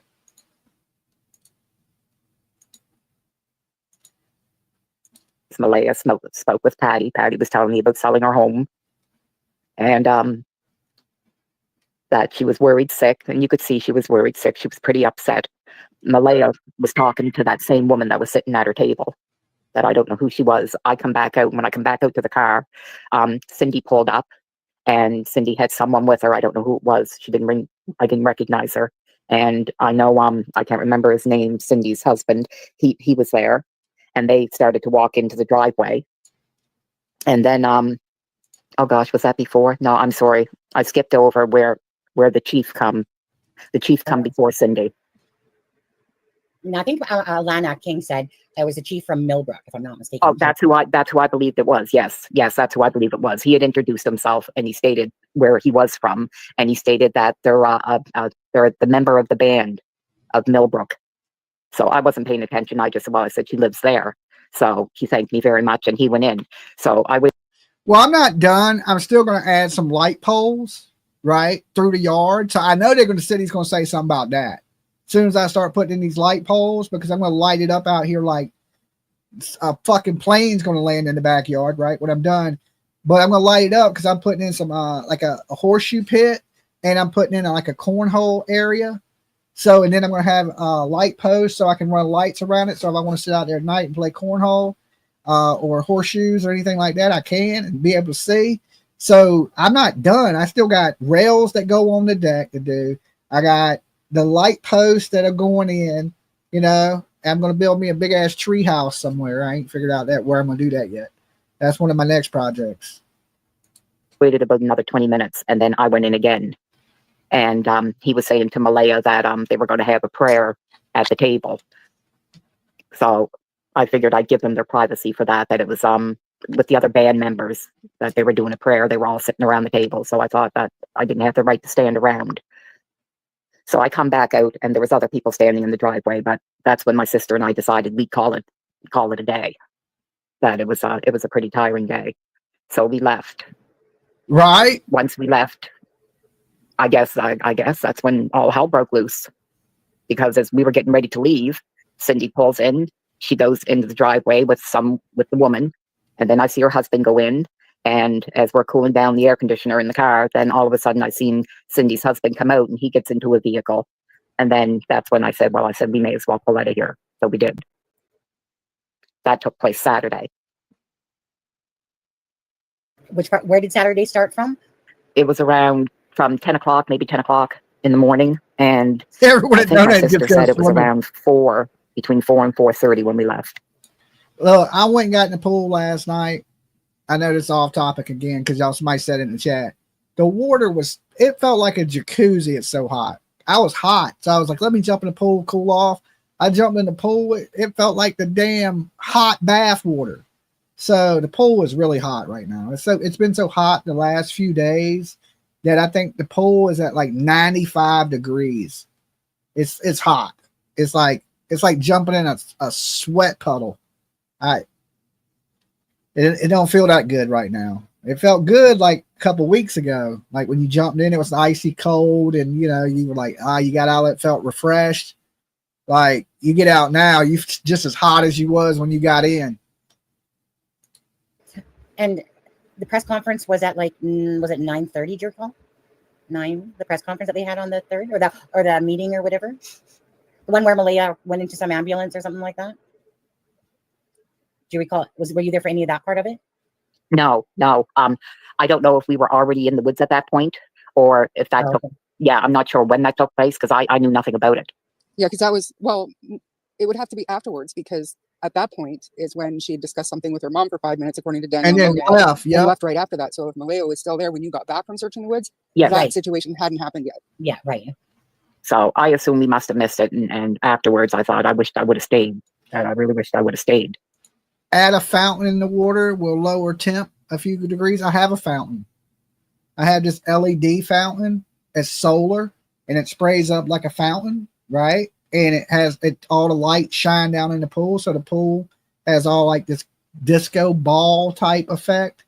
So it's like, I don't know, it looks like a fucking techno club when you look in the pool, right? But it's a fountain, and I got it off Amazon, and it squirts up, and it don't squirt up real high, but it does a little cascade, and it lights up the pool, and it's all solar. I know, hindsight, right? On that. Sunday, I didn't go searching. That my niece and friends of hers, they're hikers, so they stated they would go for me, so they went Sunday. Then Monday, my sister and I decided, well, we were going to go back. So we had my nephew, and he had a 4-wheel machine because we wanted to take the trails back further towards the pipeline. And you can't, like I said, there's trails that go everywhere through there. You can't see so the we started searching fountain in that one, but there's a fountain. And when we were done with that search, I come back out, and they stayed out by the road, and I started to walk in because I wanted to let Malaya know that we were searching to see if she had any more information. And that's when I had met Logan. That when I walked into the driveway and I said hi to them, and Justin was really upset. He was crying. Daniel was out talking to reporters at the end of the driveway. And Justin was really, really upset. So right away I was thinking, you can see the fountain there. So when I walked up close, right away Logan said, "Who are you? And what do you want?" And I just told her, I said, "Don't get mosey with me." I said, I'm the grandmother on the biological father's side. See the fountain? And right away she apologized. She apologized profusely. And then she proceeded to tell me that Malaya left on Saturday.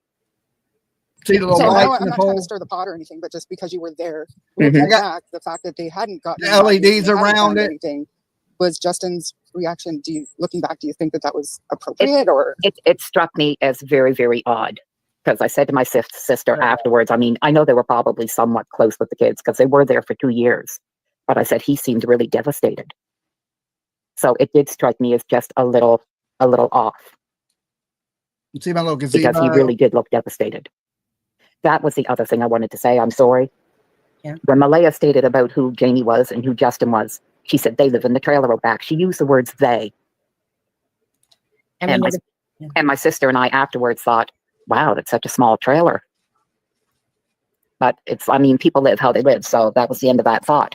And it wasn't until I seen a couple of clips from the news briefing stating that Justin didn't live on the property. And I thought, well, geez, maybe we heard wrong, but I was positive. She said they. Well, maybe Darren can correct. Darren, in chat, I maybe you put can clear lights that on up for Belinda. everything. That is true, guys. I put lights on everything. Okay. I gotta have the slingshot has LED lights, the pool has LED lights, the damn fountain has LED lights. I got like 300 foot of string lights that are going out in the back, right? So everything got lights on it. Christmas lights, LED lights, the pool has lights, the pool has underwater LED lights. So yeah, look, the other day, this is what's so funny. Is PJ looks at me and she says, you don't have to put lights on everything. My entertainment system has LED lights. I just get, when I did PJ's daughter's room, her room, I wrapped LED lights. It looks cool. I did all this big skater thing because she likes to skateboard. So I did the whole room, right? I painted like this burgundy color. And then I did the whole top around the ceiling in LED lights. Put a big ass screen TV and stuff in it. And then the bed, the headboard that I got her had the LED lights. And then I got her one of the old school, like, them lamps you touch with electricity.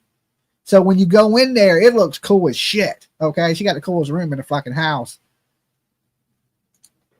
Do you know if Justin was living on the property during the kid's disappearance? Because she, like Belinda says, Malaya, she swore she said they. She said they. And then when I heard that Justin has a place up the road, but then I heard Logan's interview being broadcasted where she was on TikTok and somebody had asked about Justin and she said, well, no, he's got his own problems right now. Like a plasma he's in the middle of a divorce. And then right away, bells went off in my head and it's like, well, he's in the middle of a divorce. Well, then maybe Malaya was right. He was staying with Jamie at that particular time. But I still don't know. Everybody is saying that, no, he didn't stay there. But I know she said they. And if he's in the middle of a divorce, my mind states, well, him and his wife probably aren't staying in the same house together. Exactly, right? Because Logan said that on her thing. That Yes. So Yeah, I can understand that. So maybe Darren can clear that out for us. I'll keep an eye on chat. maybe, but I know Darren, when he first spoke to you, I know he stated that he didn't even know that Jamie lived there in the trailer. Oh, Kent's talking. Kent wants to talk. Hey, Kent. Sunny, Oh. unmute. Go ahead. Belinda, the main reason why I come on here is I'd like to express my sincere, heartfelt for the situation that you're going through. And I know that it takes every bit of strength that you have. And we all just got to have faith that we will be able to get Jack and Lily back home. So I hope it gives you a little bit of faith that maybe there is a miracle out there. Miracles do happen for the strangest reasons. So that, and there was one thing in the chat. I can't remember. I lost my thought on the one in the chat. But is Was it about there? the water? Was it about the water? No. I know what it is now. From knowing Malaya, and I know we all Thank you, can't Nina. explain the extenuating circumstances, but do you get the feeling Thank you. that she wasn't acting as a normal, like everybody says, oh, well, if these were my kids, I'd be out there pleading for their safe return or for them to be found if they were lost in the woods. Like, She was totally off. Malaya was totally off. At first, I thought it was shock. But when I come home Saturday night, and I kept thinking about her behavior because it was very odd to me. And then it dawned on me, she couldn't be in shock because this is a crisis that just happened the day before. So this is still a panic mode. I know, because I remember when my daughter went missing once. So were you shocked? Were you shocked on Sunday when you went back and found out, for whatever reason, that she left the property? A part of me inside, I'm sorry, but a part of me inside died. Oh, that's Knowing she sad. left with those babies gone. I don't know how she could do that, to be honest. I love the Malaya that I knew, but I don't know how any mother can leave the place where her babies were. I'm only the grandmother, and I didn't want to leave at all. I wanted to stay there the whole time and sleep in a car. You heard that, right? How can a mother leave her babies and just take off? Not care that they're gone. Just leave. Pack her shit and bye. Like, she knew them kids wasn't coming back. That's the only time a mother would leave, right? If you just knew the kids wasn't coming home, you wouldn't just pack up and leave your kids. That shit don't happen, right? It don't make any sense to me. That's a huge red flag. And we're going to listen to a few more minutes of this. Let's see. At 2, which is in about 8 minutes, I'm going to open up the phone lines and take some of your guys' calls. Yeah, No, I don't get that. Me.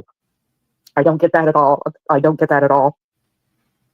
So I figured if she left, something tells me she had to have had a very, very good reason to leave. Is it because she knows her babies are alive? I really, really hope so. But this other part of me tells me no. But it also could be that she knows that, I hate to say it too, but it could be the other reason is that she knows that something happened to them and she just couldn't stay there. Oh, it absolutely can be that too. I haven't crossed that one out either. She Both of ordered those it to her scenarios. mom gave her a heads up that CPS is going to be here soon. So if you want to keep them out, we better get out of here. I think. That's hypothetical, though. For what part though? Before, just because kids are missing, right? So right. Like who knows if. No, I can't see. Kids are missing and calling into 911. I don't believe CPS would have been contacted right away. I only think, to be honest, I think CPS was probably contacted through the RCMP. I think they were the ones who called CPS after the fact. I did too, just because of the state of the property. Yes, Who knows what the inside looked like? Not just the state. They had the crime unit there. Right after? Was the crime unit there on Friday? To my understanding, they were there almost immediately, yeah. Right. So to me, that tells me that while they say they're there for every missing child, something tells me something struck them off, and I do believe that they were the ones that contacted CPS. I do think Malaya called her mom. Yes, I think Malaya might have called her mom. If it's true that her mom arrived minutes after the police. She does live in Truro. It is a bit of a distance away. So for her to be there that quick, then Malaya had to have called her mom before she called the police. I think she called her mom before she called the police too. Okay. Because the mom was there almost immediately. Okay. So, and then, you know, the timeline is wrong. If let's just say Daniel's mom is telling the truth and she's seen her out by the street at 6 o'clock in the morning with Meadow, but the other two kids wasn't there. The timeline is off. It's way off. That's 4 hours difference. Okay. Let me do math. 6, 7, 8, 9. Yeah, 4 hours. 4 hours to 10 o'clock because them kids wasn't reported missing at 10 o'clock. I don't believe none of these people. They know what happened to these babies. And all these people are covering for each other. And I don't question that part because, I mean, hell, I'd probably do the same thing. Melinda, you were down on Saturday, right? You didn't Yes. go near on Friday? No. Okay. I was just going to ask, like, and maybe you can tell if there was, but like in the kitchen, would there have been cereal boxes on the cupboard so that if the kids get up by themselves, they could have grabbed like a bowl of cereal, or is that stuff in a way? If I'm to be honest, when I first seen the property, like I said, I had passed it many a time and it always looked like a junkyard. I don't want to be mean because I own a junkyard, so I appreciate that. Oh, you did own a junkyard. You did. But yes, it kind of looked like a junkyard. I did afterwards, I seen the little fenced in area where the kids could play, which wasn't too bad. But I don't look down on that, to be honest, that part with people thinking it's dangerous having all this stuff around. Because I remember being a kid myself, and I know when my son was a kid, those were great things to play around because they're not normal toys. Sonny, I hate to interrupt. Yeah, but environment has to be decent for a child to live in. You can't have this things out there, boards with nails in it, just trash thrown everywhere, parts of ovens. It's too easy for kids to get hurt. If a kid can find a way to get hurt, it's going to get hurt. Okay? Just trust me, as a kid, I get hurt on shit you couldn't believe you get hurt on. I'm accident prone. So kids are going to get hurt, especially if they're in a dangerous environment. And basically that's what that is. Their backyard was a dangerous environment for kids. And it could have easily been cleaned up in one day, right? In one day, I could have had that yard looking great, okay? And, you know, you got to remember, Daniel only worked one day. Malaya didn't work no days. Right? They couldn't go out there and clean the yard. Look at the mother's camper, right? It looks like a shit off Breaking Bad. But her, you know, she had her yard fenced off with like damn pallets. But the yard was clean. Okay? There wasn't a bunch of trash and debris in her little fenced in yard where she lets her dog out. So her dog was playing in better conditions than the kids were. Look at the pictures. The crack trailer, meth trailer, whatever you want to call it, had a clean yard and a new little porch that led up to the shack. The other trailer had broken ovens, nails, wood, you name it, it was in the yard. Okay. Rusted damn chicken coop. It just looked like a techno shot waiting to happen. Why didn't they go out there just one day and clean the damn yard? At least clean the front yard. So when people driving down the street, they don't think you just some damn Fred Sanford ass person. You know what I'm saying? Clean a little bit of the junk out the front yard. Put a little bit of effort into it. And believe it or not, working in the yard is pretty relaxing. You know, that's why I do it. It's relaxed. It's been so hot, I ain't been able to.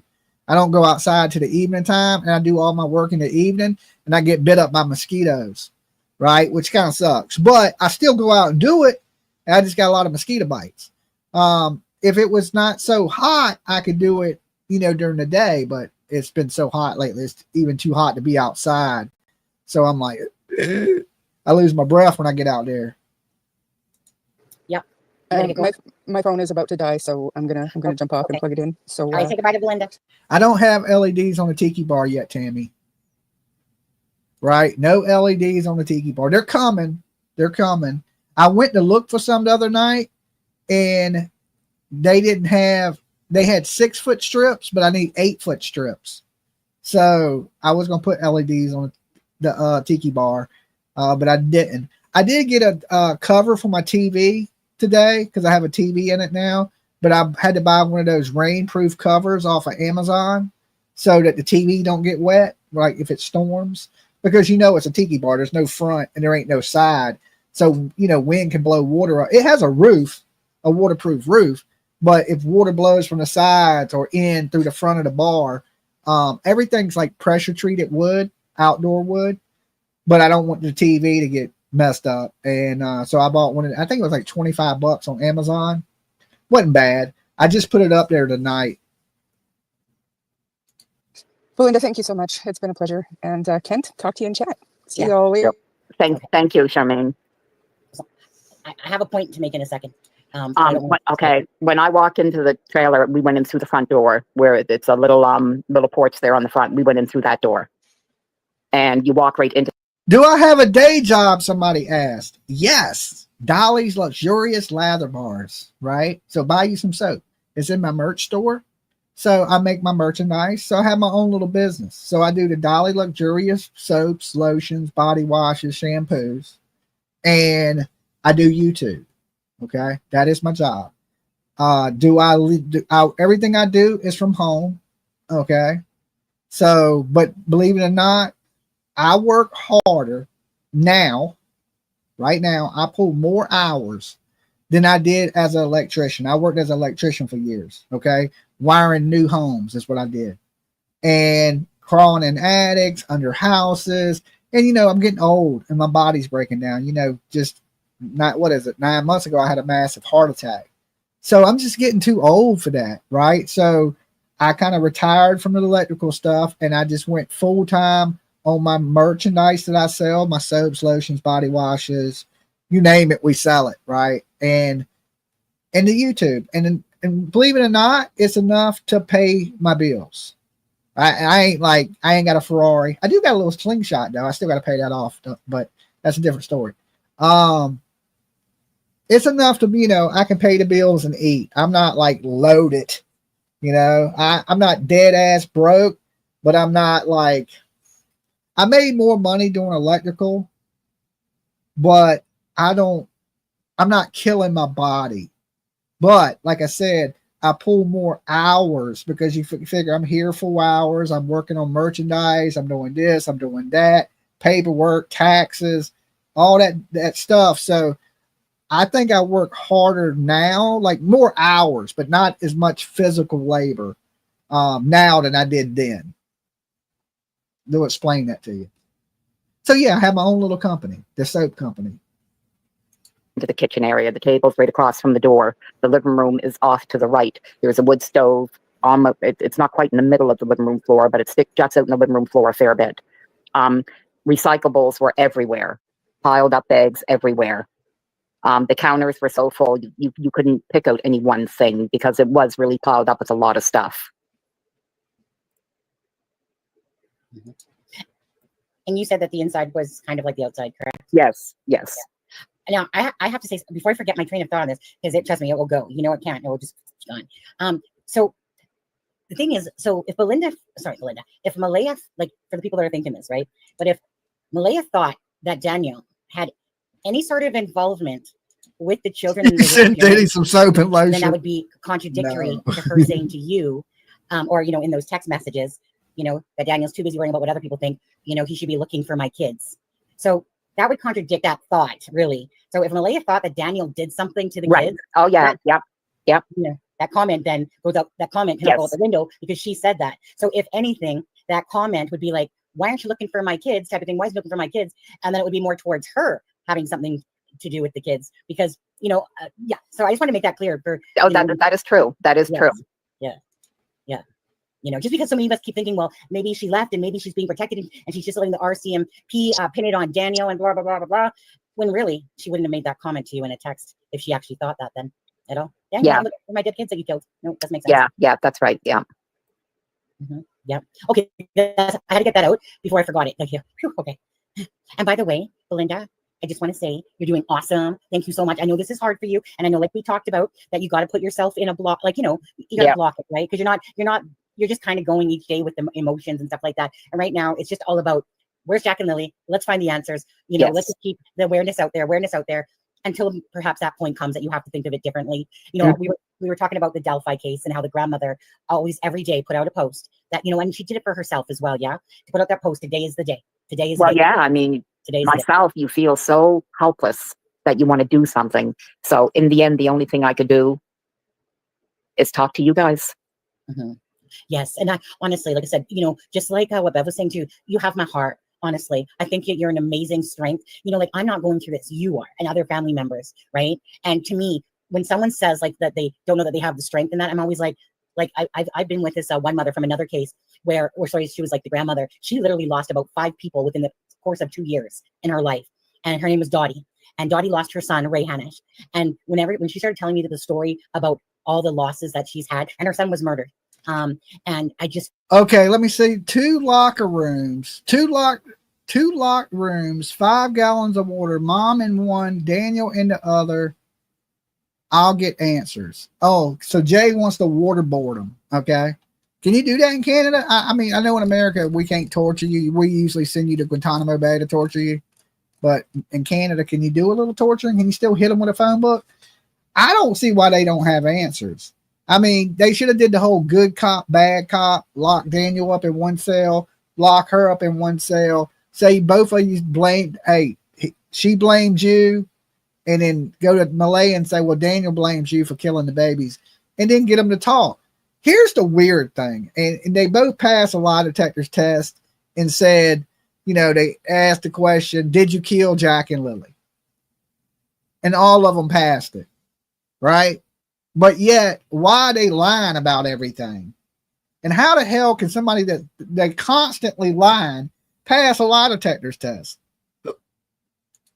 I'm like, how are you even talking to me right now? How are you even getting up in the day?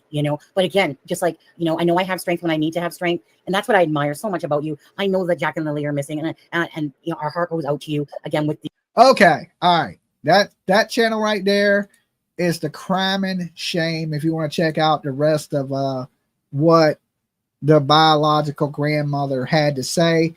The most important thing we take away from what she says is just her experience that Saturday, because she was there. Now, before that, she hadn't had any contact with them in almost 2 years. So she don't really know nothing about the 2 years. And she really only has that day that she experienced, and I guess a little bit on the background of Malaya, how Malaya was when she was with her son. So if you want to see that full interview, it's on the Crime and Shame. It came out 8 hours ago. All right.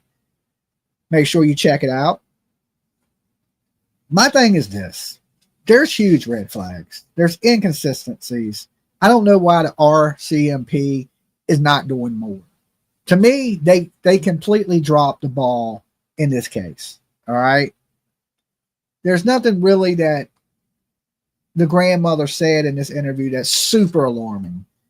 We knew that Malaya is pretty much emotionless. She's been emotionless, but in her past, she wasn't. We knew that because we watched videos of her when she was young, and she was happy, giggly, had curiosity about the world as she was growing up. She did speak on depression for a young lady at 16 years old to be speaking on depression. So she may have battled some depression, anxiety, but a lot of us do that, and our babies ain't missing. Okay. I suffer from terrible anxiety. Well, not so bad lately. Okay. But still have it, here and there. That's how anxiety comes and goes. But I know where my kid is at. Okay. Belinda said her and her brother took ATVs to the pipeline. Is she the one who directed Ellie to items found? No. According to Daniel, Malaya's family did that. Okay. Malaya's family. That ain't Malaya's family. Okay. That's the kid's grandmother. Technically, Malaya ain't kin to that woman.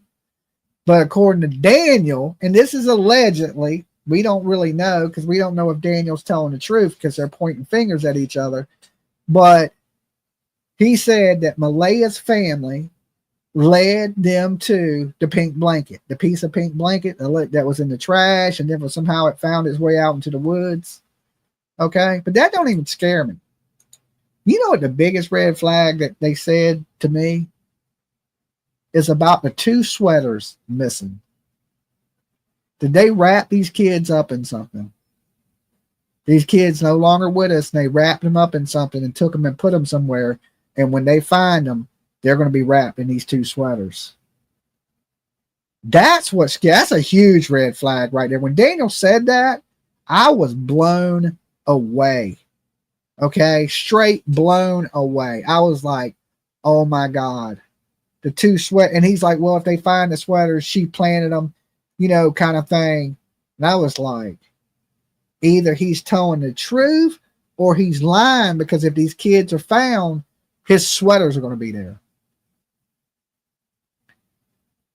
I don't trust neither one of these people.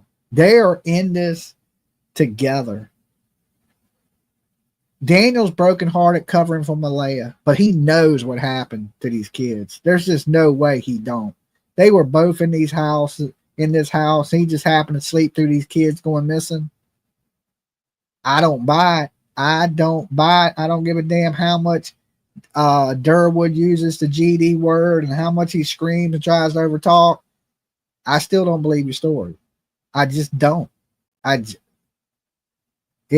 There's just no way. You ain't.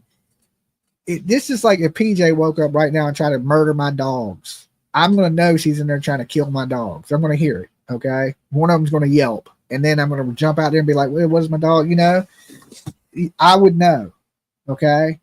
I don't buy this. They're both in the house together, but he don't know what happened. Nah. I ain't buying it. All right, let me open up the phone lines.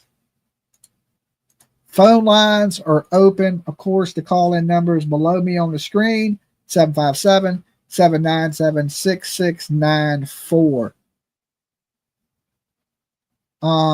Dolly, Darren gets on talking with her. On here?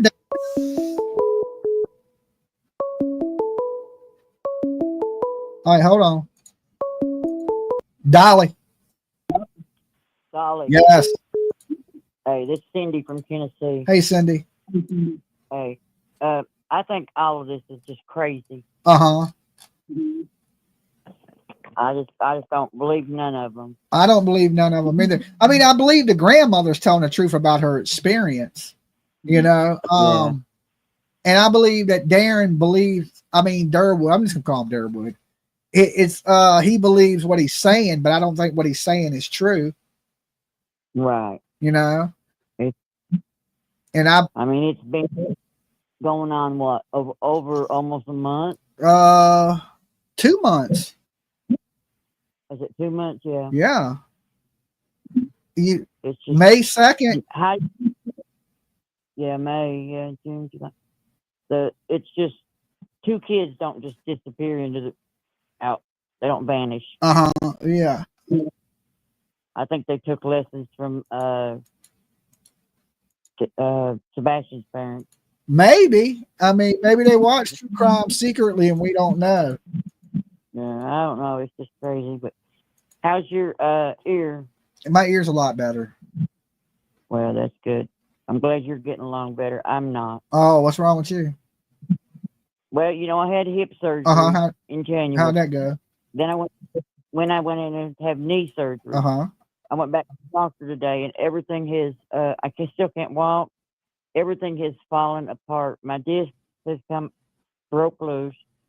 All the stuff in there from where I had my therapy is broke loose. I've got to go back in, and they have to redo everything the 1st of July. Okay. All right. So, damn, well, I wish you luck. It's painful. I'll tell you what. It ain't never. Knee surgeries, forget it.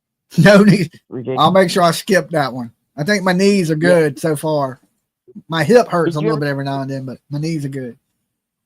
Did you ever get your birth certificate? Yes, and I put in for my real ID. I still haven't made it down there to get my passport yet, though. I do need to do that. I probably need to do that in the morning. I applied for my birth certificate September, and I still ain't got it. Oh, I got mine quick. believe it or not. After Tennessee sent it to me because they were about to send it to Don and Candace Wells's house. And then somehow my address got mixed up with them. And then they called me and I was like, no, that's supposed to be here in Virginia. And then they sent it to me. So I still got it pretty quick. I applied for mine and they took my money out of my account within 5 minutes. Oh, okay. Yeah, they get that money quick. They don't play around. Oh, and that was in September and I still don't have my birth certificate. Oh, well, in September. Yeah. I would call down there and see what's going on and see if they send you another copy because that shouldn't take that long. So I call them and they say, oh, it takes about 8 months. To get a birth certificate? Yeah. I said, what the hell is New York? Mine's coming from New York State. Uh-huh. I said, where the hell are they doing? Drawing a new picture? I guess they're trying to. That sounds crazy. Okay, hey, well, I appreciate you calling in. All right. All right, peace. Peace. Okay, so everybody's saying that Derwood comes up here and talks to the grandmother. Because somebody grabbed me the timestamp for that. I'm not going to listen because this stream is 5.5 hours long of hers. Okay, so I don't want to do 5.5 hours of her stream to try to find where Derwood comes up there. Hold on, let me see. Would like that. Yes. Said, right. Yes. And I'm really. This whole thing is about. Yes. Can you ask Daniel if he does, Darren, next time you're talking to him? Can I ask Daniel if Justin owns the dog? Yeah. Sure. Okay, here we go. Or even Cindy. And when he contacted Cindy Saturday afternoon, Cindy said, Darren, I'm not talking to you no more. I'm done. Malaya will have to deal with what she's done. I'm done. I'm not dealing with this. And Darren said that's when he heard what he thought was Malaya talking in the background. And better it would be. Yes. I think it would be a lot better. Yes. Communication wide open, let her fly. it's like 3 families actually, isn't it? Oh, Yeah, I hear because that. I tried calling Patty, and the moment somebody answered the phone, I said, hi, it's Belinda. Right away, they hung up. Really? Yeah, that was right after. Right I after. talked to. Oh, sorry. No, Very sorry. sorry. Belinda was just gonna say right after, and then It was right after Malaya took her Facebook and all that down. I couldn't reach her. So I figured, well, I'll reach out to Patty because I know Patty, I mean, she thinks the world of Malaya. So Yep. Now, as far as everybody saying that I was holding up for Daniel, no, I was hoping to nail his arse for the first 3 weeks that I was into this, and that's not true. Now, these are my relatives that I'm nailing now, and I'm nailing them because I want to nail Malaya's arse straight to a tree until she talks, and I believe the bounties are making a huge mistake by not pulling her. I don't think nailing is the word he wants to use when he talks about his family. Okay. All right. I think we need to go back a little bit farther. Let me go back just a few. and he also told me that Malaya called the school at 6:18. He said he didn't even know the kids were going to be kept. I don't know because it was open the whole time that I was going. Yeah. The door I'm was just open. asking, like, Yeah, so I don't know. Okay. Do you guys want me to call Darren now? Yeah. Yeah. Okay. Thank you so much for that, Belinda. Like, I mean, I know that Daniel has his things, Malaya said her things, Darren has said his thing, so I thank you for giving your insight to this as well. So Darren, I'm gonna After call you breathing. now, After. right? You ready for this? You ready? Okay, call Darren. Calling Darren. Got you all charged up, Darren. I'm ready for it. Hello. Okay. Hey, Darren. Just hold on, I'll turn my sound down here Sure. a little bit. Yeah, because I can hear TV or something. Okay. Yeah. How you doing? Good, not bad. Yeah. Not bad, I guess. You at your friend's house still? No, I had to come back to town. I had a call to come back to town, and my truck blew up on me, so I had no car, sort of. I fixed up junkers so that I got a spare. But now, listen, I don't want to get into one of my rants or Sure. long stories. Sure. Because Belinda knows me. We did meet over. She reminded me that we met over Patty, so Yep. she knows me. And I don't want to talk unless Belinda allows me to talk, because Belinda is 1,000% of a person and has nothing but my full respect and full sympathy too, because of the situation. And I will rate her right along with Katie as far as being totally truthful in their views. Now, and thank you very much, Belinda, for allowing me to phone in or to talk.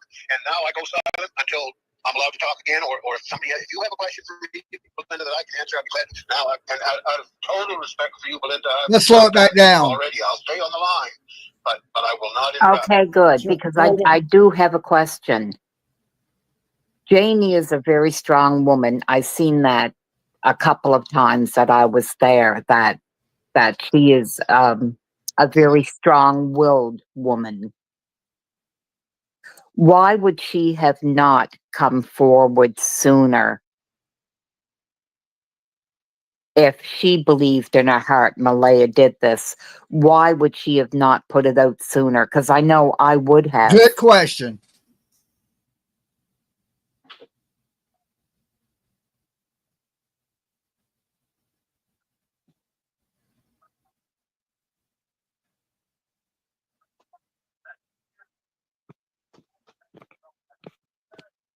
I think there's something wrong with my volume. I can't hear nothing. He didn't say nothing. Oh, she's muted. Yeah, I can't either, Belinda. Oh Just my, wait. oh my God, that's me. I'm so sorry, Darren. I'm so used to muting myself that I muted you. So you're on my phone, so I muted myself. So he said a very easy answer, and then go from there, Darren. Okay, and Belinda, if you have something to say, cut me right off and shut me up. Please do, please do. That's a very easy answer. Belinda, I would imagine she knows Janie too fairly well. And she knows her personality. Janie will only put up with so much crap, and then it's over with. Janie had digital creators, interviewers, journalists, people coming into her yard at night, flashing lights and blowing horns and taking pictures and all this crap. And I mean, they were invading her privacy so much that she flipped out. I don't believe that. I don't believe that. I don't believe that at all. Jamie is Daniel's mother. And kicked them all away. She would not talk to anybody. I'm allergic to bullshit. It's because she was being harassed so bad that it was driving her crazy. And that's why she didn't come out. And I'm so grateful to her as well for coming out to me, because the reason she did, the first day that I went out there, I had a problem with Daniel. Now let's make everybody straight on this. The first 3 weeks of this, my family was counting on me to prove that Daniel did abuse those kids and hurt those kids. And for the first 3 weeks, I was looking at him. I thought he did. But everything I found out pointed away from him. Now this is my family that I'm indicting here. I want people to understand that. It's me saying, listen, Malaya's in this. Now that's why. And Janie sat with me right in front of me.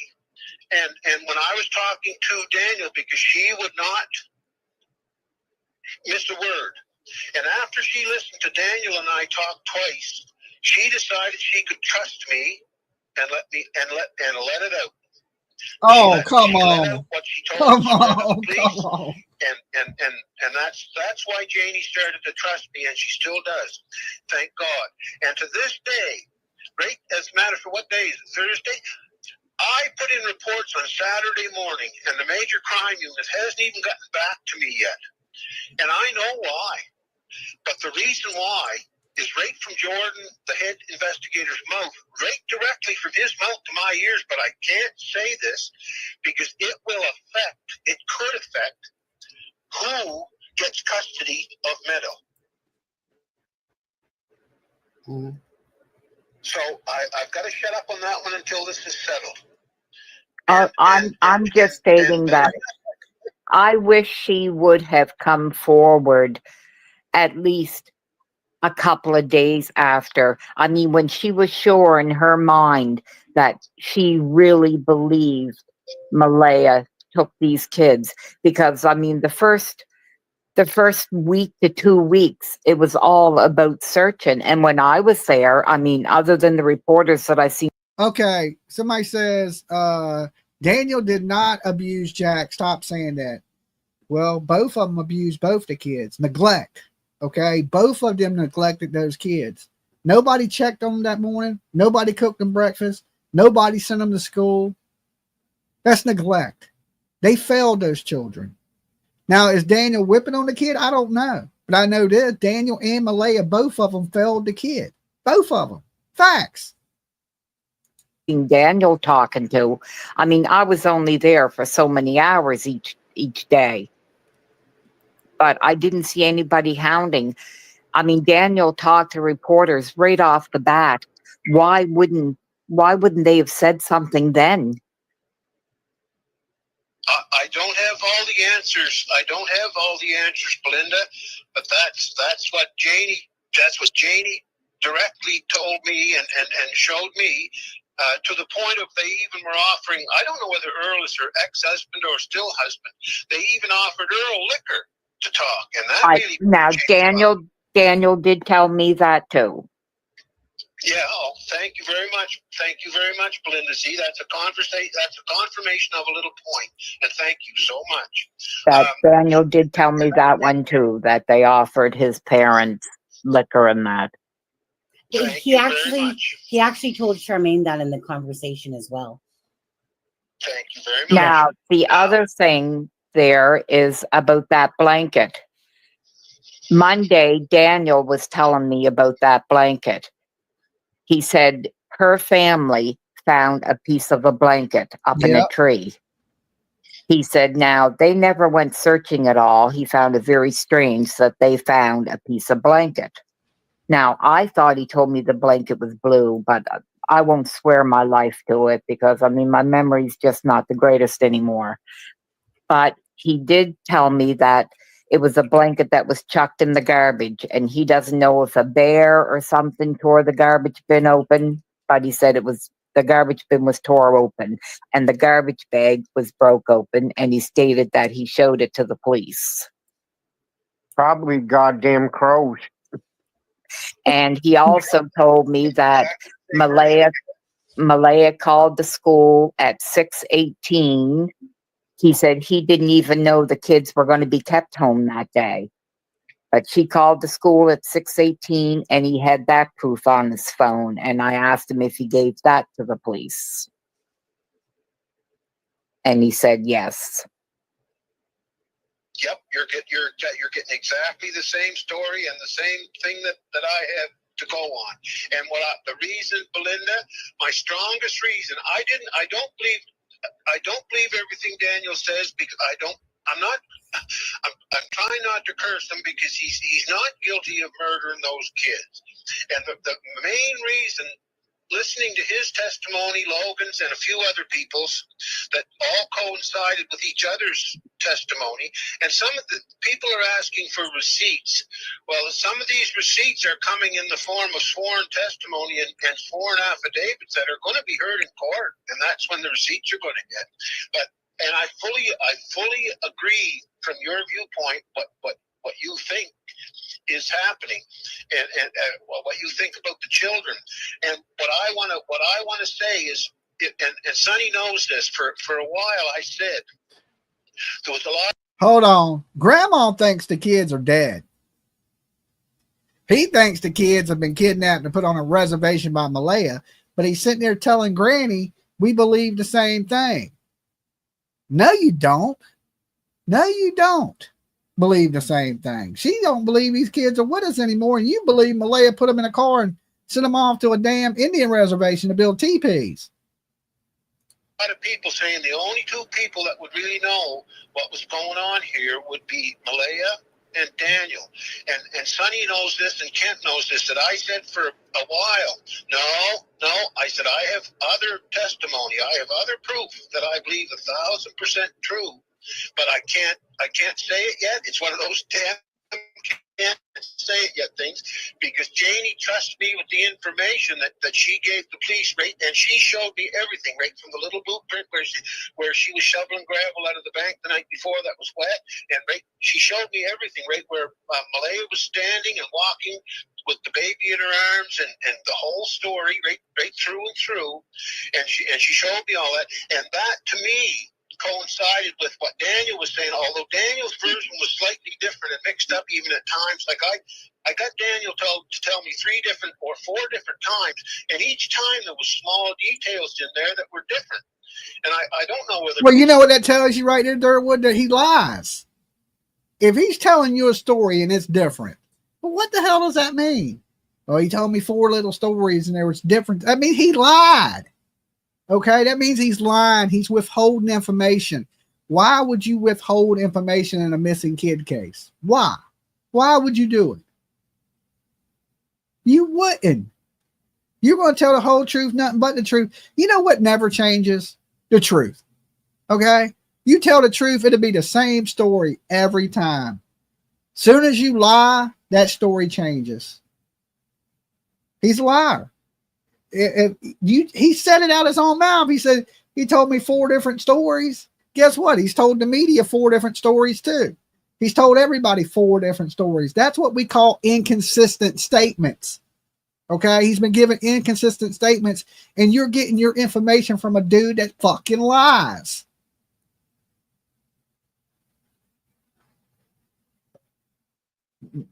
Remember, he came in here. He's the one that said Malaya's on the run. How far did she run? She wasn't on the run. She just took Meadow and left to go to her daddy's. That ain't on the run. Okay, I was about to send Dog the bounty hunter looking. Okay, I was about to hit up at night and be like, yo, we need you and Dog to get to looking because this woman's on the run. She's a fugitive from the law. Okay, I ain't buying none of their bullshit. Them kids ain't on no reservation. Them kids ain't been hid. They done did something horrible to these kids, and it's time that somebody pays the price. It's time to pay the piper. It was just memory or what it was, but I do believe his general version, and I do believe that Janie totally, she's totally accurate. And by the way, Sonny, you're What's an incoming? What the hell does that say? Pay the piper. What are all these little things y'all posting? What is that? I see a bunch of people coming in posting it. What is that? Somebody tell me. Cooters Unite. What the hell is whose group is the Cooter group? Cooterville. Jay sent us. Jay who? Who the hell is Jay? Which Jay? Jay for Justice. Oh, okay. Tell Jay for Justice I said hey. All right. Good to see you guys. Welcome to the room. A bunch of y'all came over. Okay. What's she? Link it to the video. Jay for Justice. All right. Thank you, Jay. Thank you. So we're just going over the case with Derwood, talking with Belinda Gray, which is the grandmother, biological grandmother. And, you know, they've been running this whole campaign that Daniel's innocent, Malaya's the guilty party, but they were both dead. She redirected. Okay, was she just in her stream? Okay, that's cool of her. Yeah. I remember that one day. When I go live, I'll direct everybody over to. I even forgot you could do that, to be honest with you. And they've been running this narrative that Daniel's innocent, but both of these parents were home when these kids went missing. Daniel's been giving inconsistent statements in this case, right? Malaya ain't giving no statements. That's Mrs. Proudfoot 2.0. She left even quicker than Katie. Okay. I mean, just what mom abandons their kids when the kids are missing? What if the police would have found the kids? You know, she just left at home. And Daniel says they had no problems before that. I don't believe that. This woman, Dolly Vision reads super chat. Okay, I don't know how I keep missing your super chat, Jay. How long ago did you post it? We got attacked by the Cootervilles. Why do y'all call it that?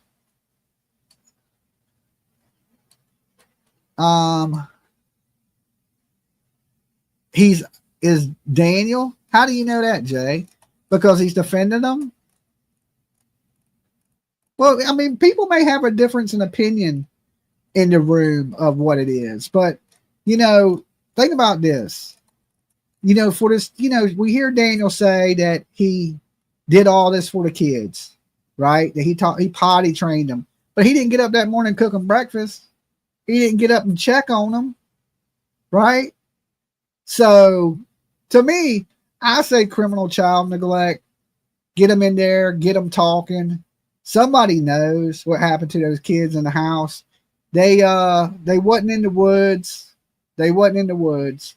they wasn't, the police don't believe there was an abduction.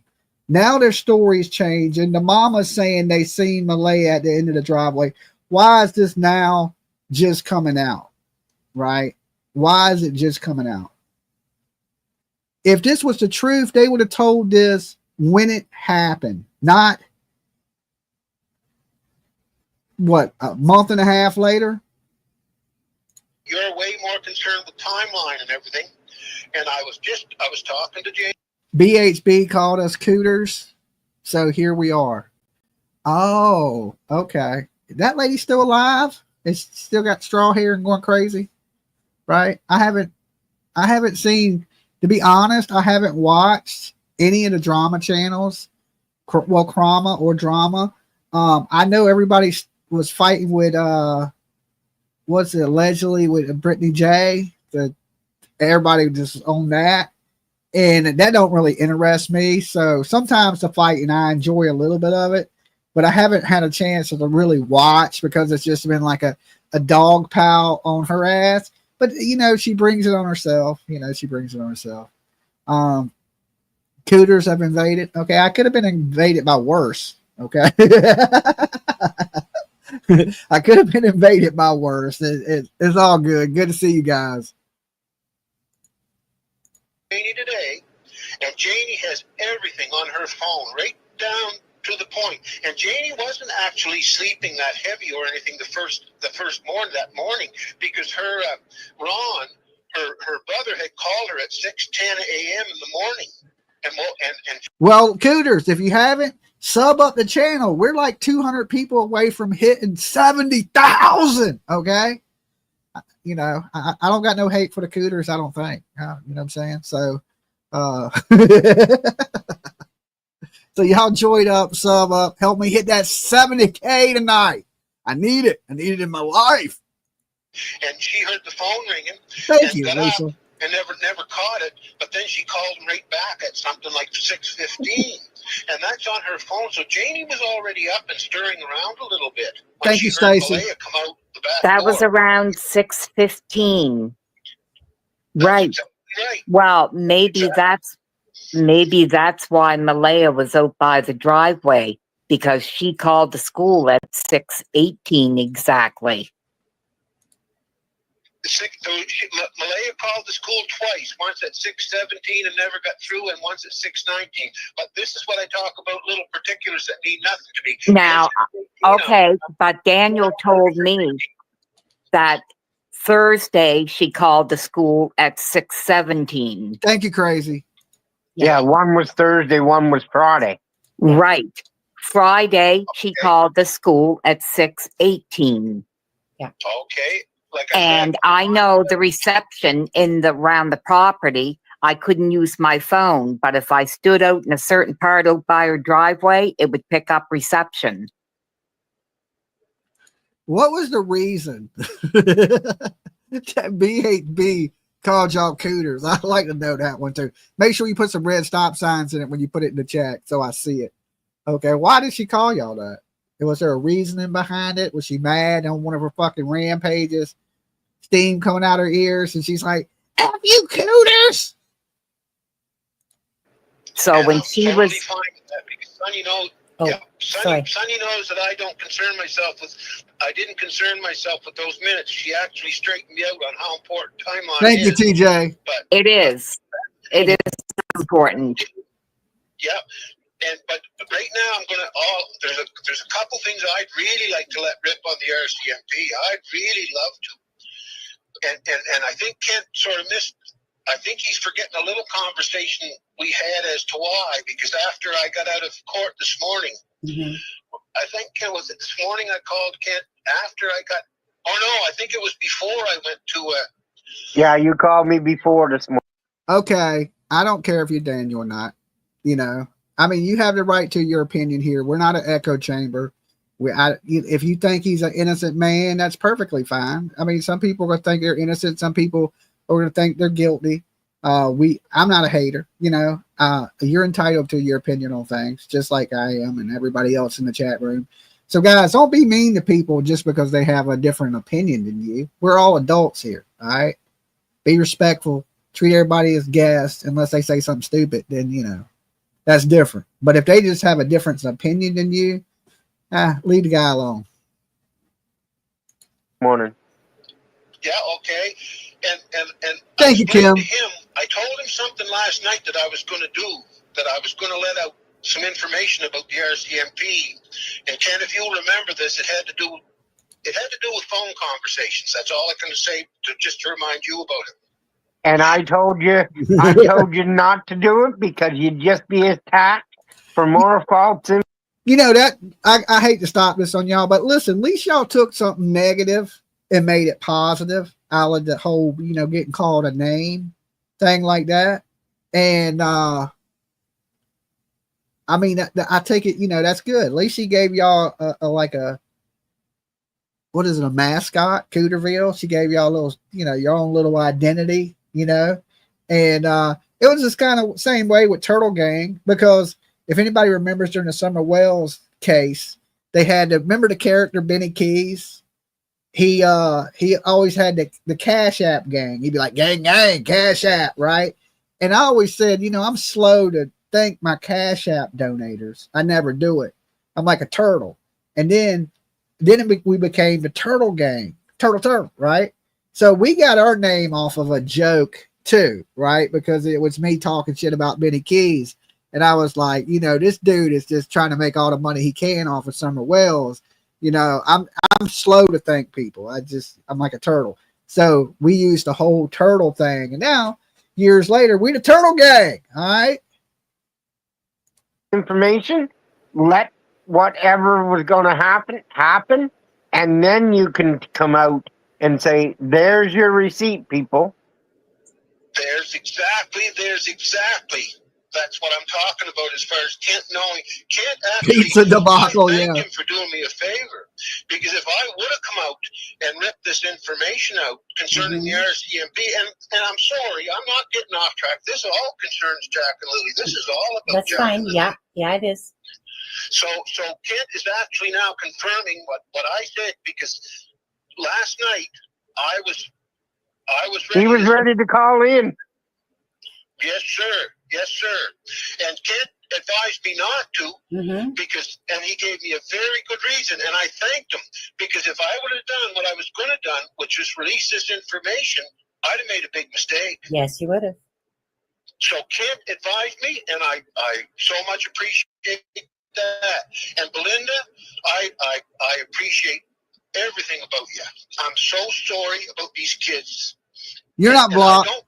And the reason I don't believe the reason I'm sure that Daniel never killed them is because they were still alive. Okay, BHB was going at J over JLR and talked for hours about J's lady parts. LOL, I won't let my typo. Hold on. It won't let me type cooter. Okay. I don't know what. Oh, okay. Was Jay hanging out with JLR or something? She's a little obsessed with that dude. Okay. Which is a weird one.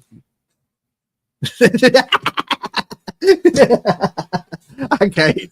That's, I like some of his content. I like, come on in.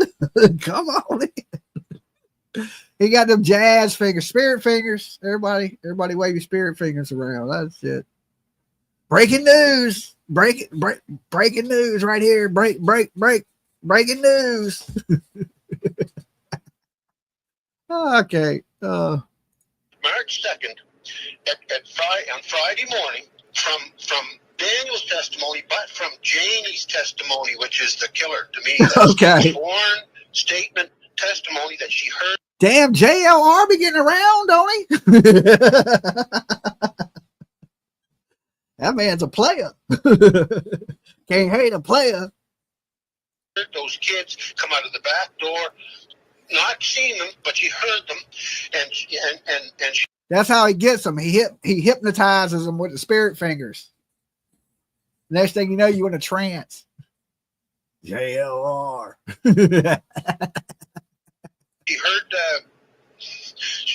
I'd like to, okay, she's going to verify this again because I'll tell you, right now, after the hearing this morning, she told me that she's getting so pissed off about these idiots making comments about, I've been relaying her statement.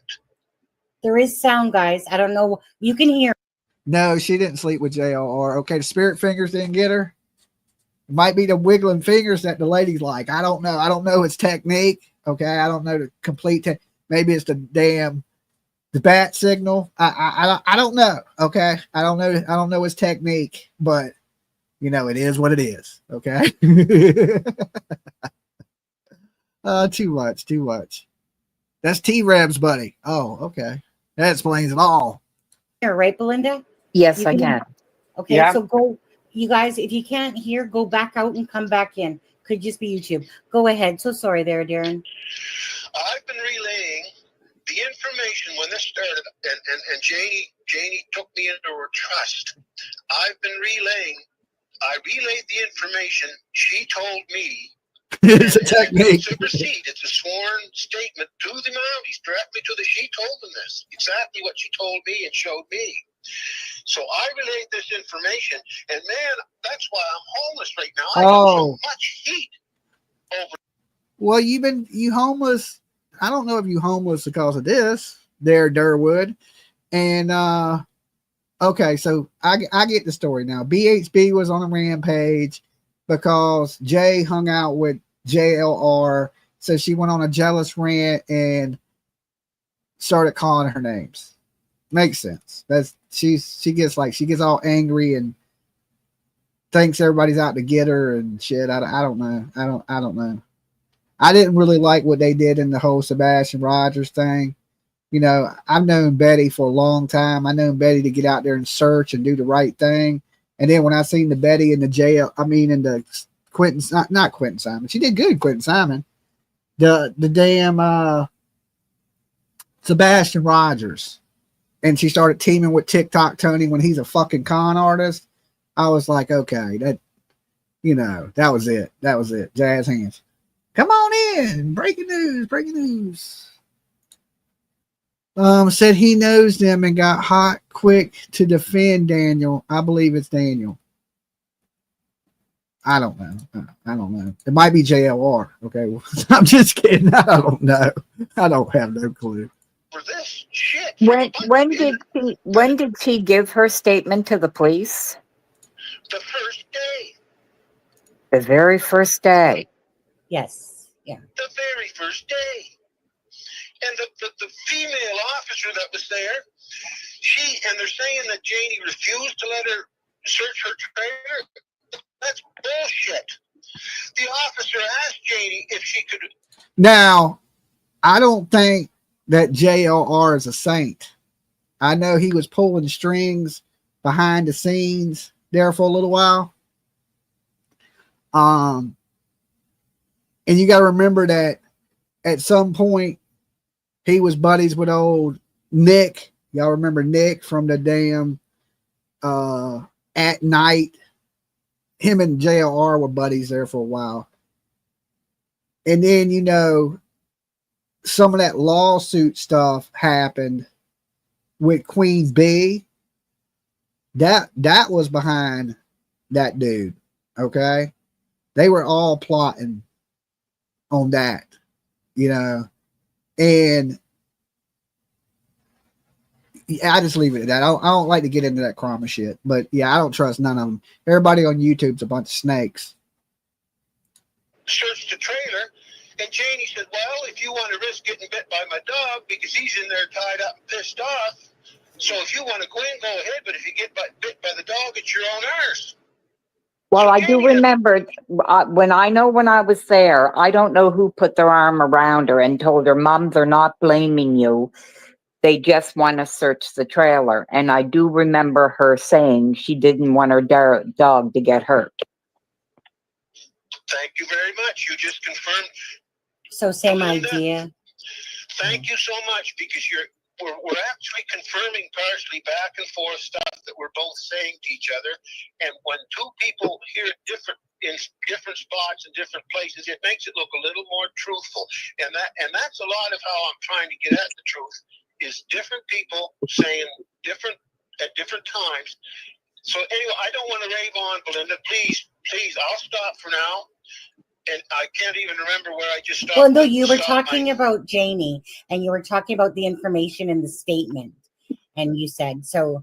Okay, yeah.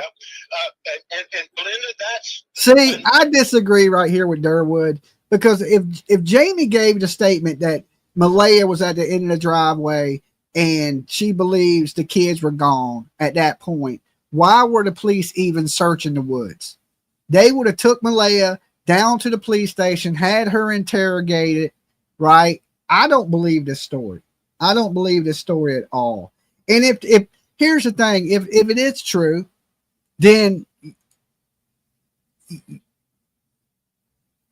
there could have been answers, but y'all missed the ball, right? What do you wait a month later to say, well, Jamie said this? But why didn't they tell instantly? Why is there inconsistency? Why is a different story coming out now than it was when it first happened? Okay, because somebody's lying. That's why I say lock them all up. Lock every last one of them people up. Put them in a cell until somebody tells you where the babies are at. Because somebody at that house knows what happened to these kids. They didn't wander off. They wasn't kidnapped. This is another. I look at Malaya like a Leilani Simon. I look at her like a Megan Boswell. And I believe Daniel is just covering for her. They both are in on this together. But if one of them talks, they both go down. Now, if Daniel's completely innocent, I'll be surprised. I would be. I'd be like, oh, man, I didn't see that coming. Right? But then you look at Leilani Simon, you know, you had Danny. Remember Danny in the Leilani Simon case? Danny was innocent as shit. And everybody was like, you know, she told me Danny killed the kids. He's just an innocent dude. So, I mean, it's possible that Daniel could be innocent of everything, and Malaya's done this by underneath his nose. Because look at Leilani. She was cheating on Danny, killed the kid, left while he was asleep, threw the kid in the trash can, kept it, went, slept with the drug dealer, came back home, gave him a kiss. Nasty ass woman. Okay? So, I mean, it happens. Women can sometimes get away. Y'all are sneaky. Okay? Y'all are sneaky. When Janie finally jumped in, I was 90% sure. Okay, and for the Cooters in the room, the Cooter gang that came in, do y'all know about this case? Is that why she redirected y'all here, or I was the only idiot live at 3 o'clock in the morning? Which one was it? Do y'all know what's going on in this? Yes. Okay, y'all familiar with the case? Okay, I hate to be talking about something y'all have no clue to what the hell I'm talking about or what's going on. Quick question, Dolly. All right, I got a quick answer. Yes and yes. Okay, cool. Yes, I've been watching you in the bushes. Okay, all right. We know the case. Okay, I know about it. Not following it closely, though. All right. Well, May 2nd, Nova Scotia, Canada. 2 kids. I'll just give y'all a quick breakdown just in case you just first time hearing it or something. 2 kids go missing. Both of the parents are home. Matter of fact, the grandmother is home. So there's 3 people there. They live in a shithole trailer that looks like something off a Breaking Bad movie. Okay? And the kids just vanish. The police are called. They search the woods. No kids. No signs of abduction. They didn't issue an Amber Alert.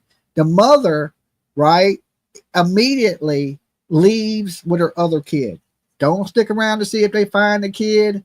Nothing. She just takes off. And the stepdad, he's out searching like a superhero, allegedly, running through the woods, searching lakes, doing everything he can to find these kids. But yet, we're almost 2 months in. No signs, no sightings of the kids, no nothing. There's people out here spreading rumors that what we're listening to is this guy Derwood, and he's saying that the kids were handed off by the mother to somebody in a vehicle, and they're on an Indian reservation somewhere living their best life. Now, nice recap. That was a quick version. That was the quick version. Now, I don't believe that. we live in reality where, I've covered so many different moms that have murdered their kids, been in the courtroom when Leilani went to jail, was there for Harmony Montgomery when Adam got sentenced. I've been to a bunch of them, right? And I've been around the block long enough to know when something ain't right. I always consider myself team foul play. Like, I don't even talk about something unless I believe there's something messed up in it, right? Like, so as soon as I seen this case, my radar went off. Okay, boom. This is like a rerun of a show I've already watched. I dealt with this this type of stuff I've dealt with for the last 4 years here on YouTube, right? Thank you guys that have been with me for the 4 years. It's been a long journey, right? All over the country and all kinds of different cases. And to me, I've seen this before. This is nothing new. I hate to say this ain't my first rodeo. And I know something's wrong. And I know when you lie, you're hiding something. And the truth never changes. And these people's story change every time they tell it. I mean, I've done heard this story change 37 times. Okay. I only need it to change once to know you're a liar. That's it. Once you change your story once, I'm like, yep, you're a liar. Right? You should have told this in the very beginning. Jessica's been a member for 36 months. Awesome. So you've been around for a minute. You've been looking at my ugly ass face for a while.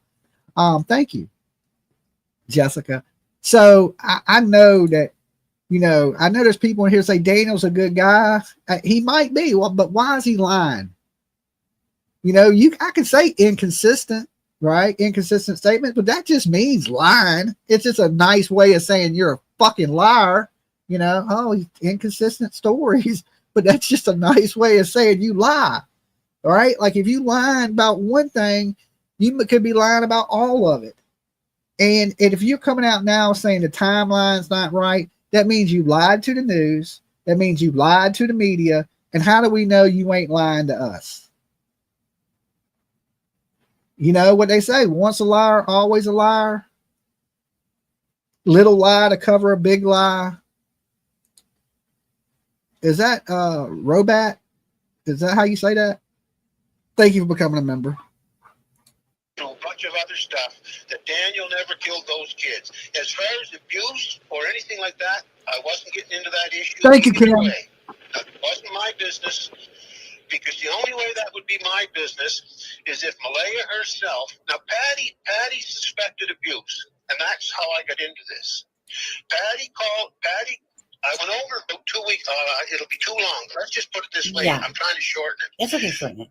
Patty suspected abuse. Patty called me and said, "You know Daniel, right?" I said, "Yeah, my young fellow knows him, and he was around our property a few times." She said, "What do you think of him?" I said, "I find Daniel fine young fellow, never been a problem." So that was all right. She said, "Look, I think I have a problem." I said, "What's that?" She said BHB used to wear a shirt that said foul play. Yes, she got that from me. That's a Jack move from Dolly. Team foul play is something I created. My hoodies and shirts used to say team foul play, but her friend, while we was in Georgia, made those team foul play shirts. So she was up there shit talking me one day, saying I was on drugs and all kinds of stuff, right? Shortly after I had my heart attack. And I don't even smoke anymore. Right? I'm clean as I've ever been in my life. You know what I'm saying? I don't smoke bud. I don't drink. Occasionally I'll drink, but hardly ever. And she was up there talking about how I was a drug addict, because she didn't like that I was exposing their grift on, the whole Sebastian Rogers case, how she was involved with, these con artists, and she was out there pushing these cons, right? Like the Nick the Hat stuff, the Tony, TikTok Tony stuff. And so she, once I went on them, she became the enemy of me. And it was crazy because she was up there shit talking me. This is funny. But she had the team foul play shirt on. And on the shirt, it says Bullhorn Betty. I still have one. As a matter of fact, I wore it the other day. Because it was the only clean shirt I had. Right? I ain't going to wear it on a live while I'm talking about her, though. But she had the Dolly shirt on while she was talking about me. I was like, isn't that ironic? Right? Isn't that right? Like, here's the thing though, like she always thought when I said something I was talking bad about her, right? But I wasn't never talking about her. So I would be like, Betty, you're like paranoid and you think everything's about you, and it's not. Like when I say something, that don't mean I'm talking about you. I'm just talking in general. And then, you know, I kept trying to calm her down. Like, you just tripping, lady, you tripping. And then I just got over it. And I was just like, listen, you're nuts. You know, you the only person that took up for you when everybody was attacking you, you know, and you on your own these days. You on your own. Like, you know how many people would shit talk me because I was cool with you? I was like, them days are done. Them days are done. And it's been the skyrocketing ever since. Okay. Cut a couple ties, a couple bricks that were holding me down. I've been soaring, baby, soaring. She said, I think Daniel's abusing Jack.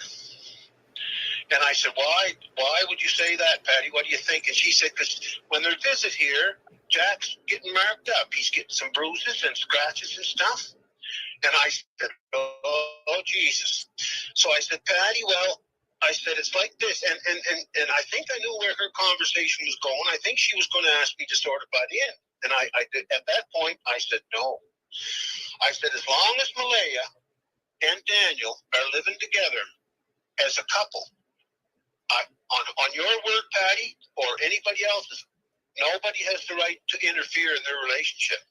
I said, but at this, Patty, I said, if Malaya's in trouble and the cops won't help her, I said, then tell Malaya to call me directly with her own voice and her own mouth and tell me she wants out of there and she's scared to get out of there, and I'll go right over and I'll take her out of there with the kids. And I said, I'll take her to your place or wherever she wants to go.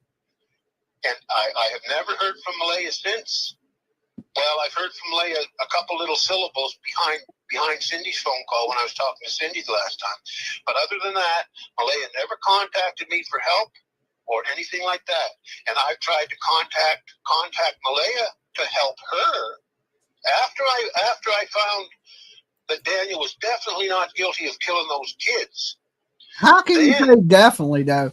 And like, they're alleging abuse, okay?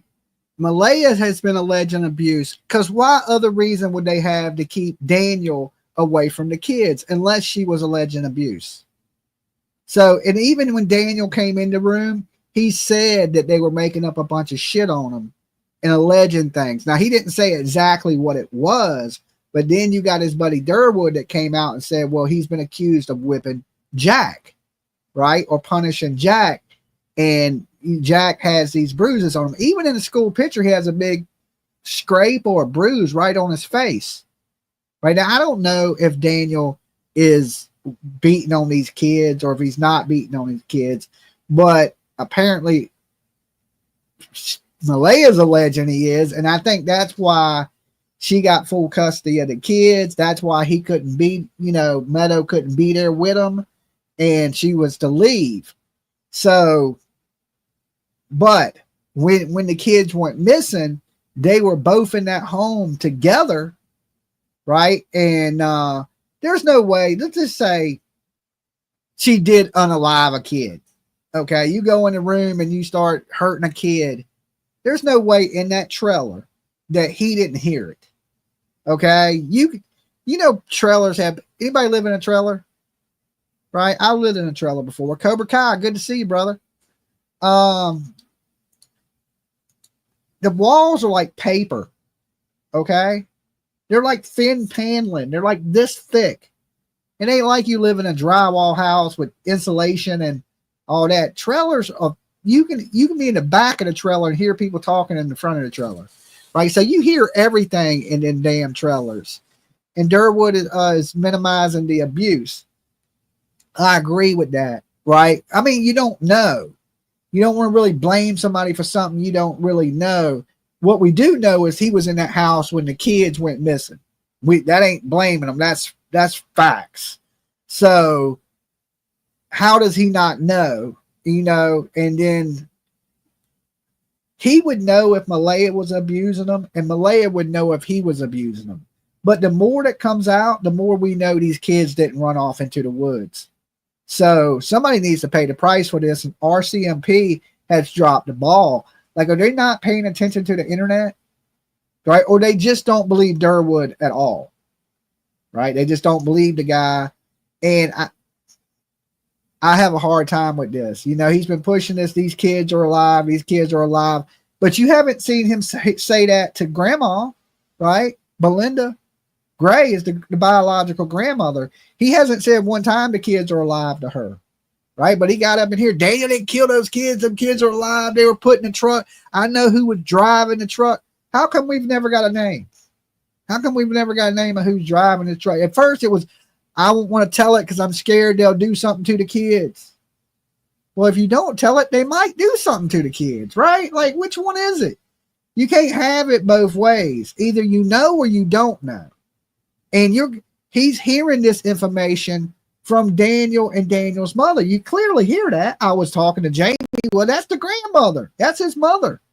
They're going to tell you what they want to be out here. He's like, Derwood to me is like TikTok Tony. He's running interference. Instead of Daniel come out talking himself, he got Derwood out there saying everything he wants to say. So Derwood is like the parrot for Daniel. That's how I look at it. With Janie's testimony in that she finally trusted me enough to uncover, then I knew this was going down on Malaya. And believe it or not, she's still my relative. And I wanted to help her. And the main reason I couldn't help her is because she wouldn't tell me anything. So there's a lot more to this, but Belinda, I don't want to interfere in your program. So please. No, you're not interfering. The more information, the better. Sense out of it, yeah. I think I just Darren and this is where I'm at myself too. Like, I'm just trying to make sense of it. And to talk about a timeline, maybe you just can't give it out, perhaps, but a timeline is very important because the timeline can make a difference to how people perceive either Malaya or Daniel or this case of Jack and Lily. So a timeline is a huge difference for us, for absolutely sure, because, right, like if someone accused you of something, then you would, if you had a timeline to back that up, well then.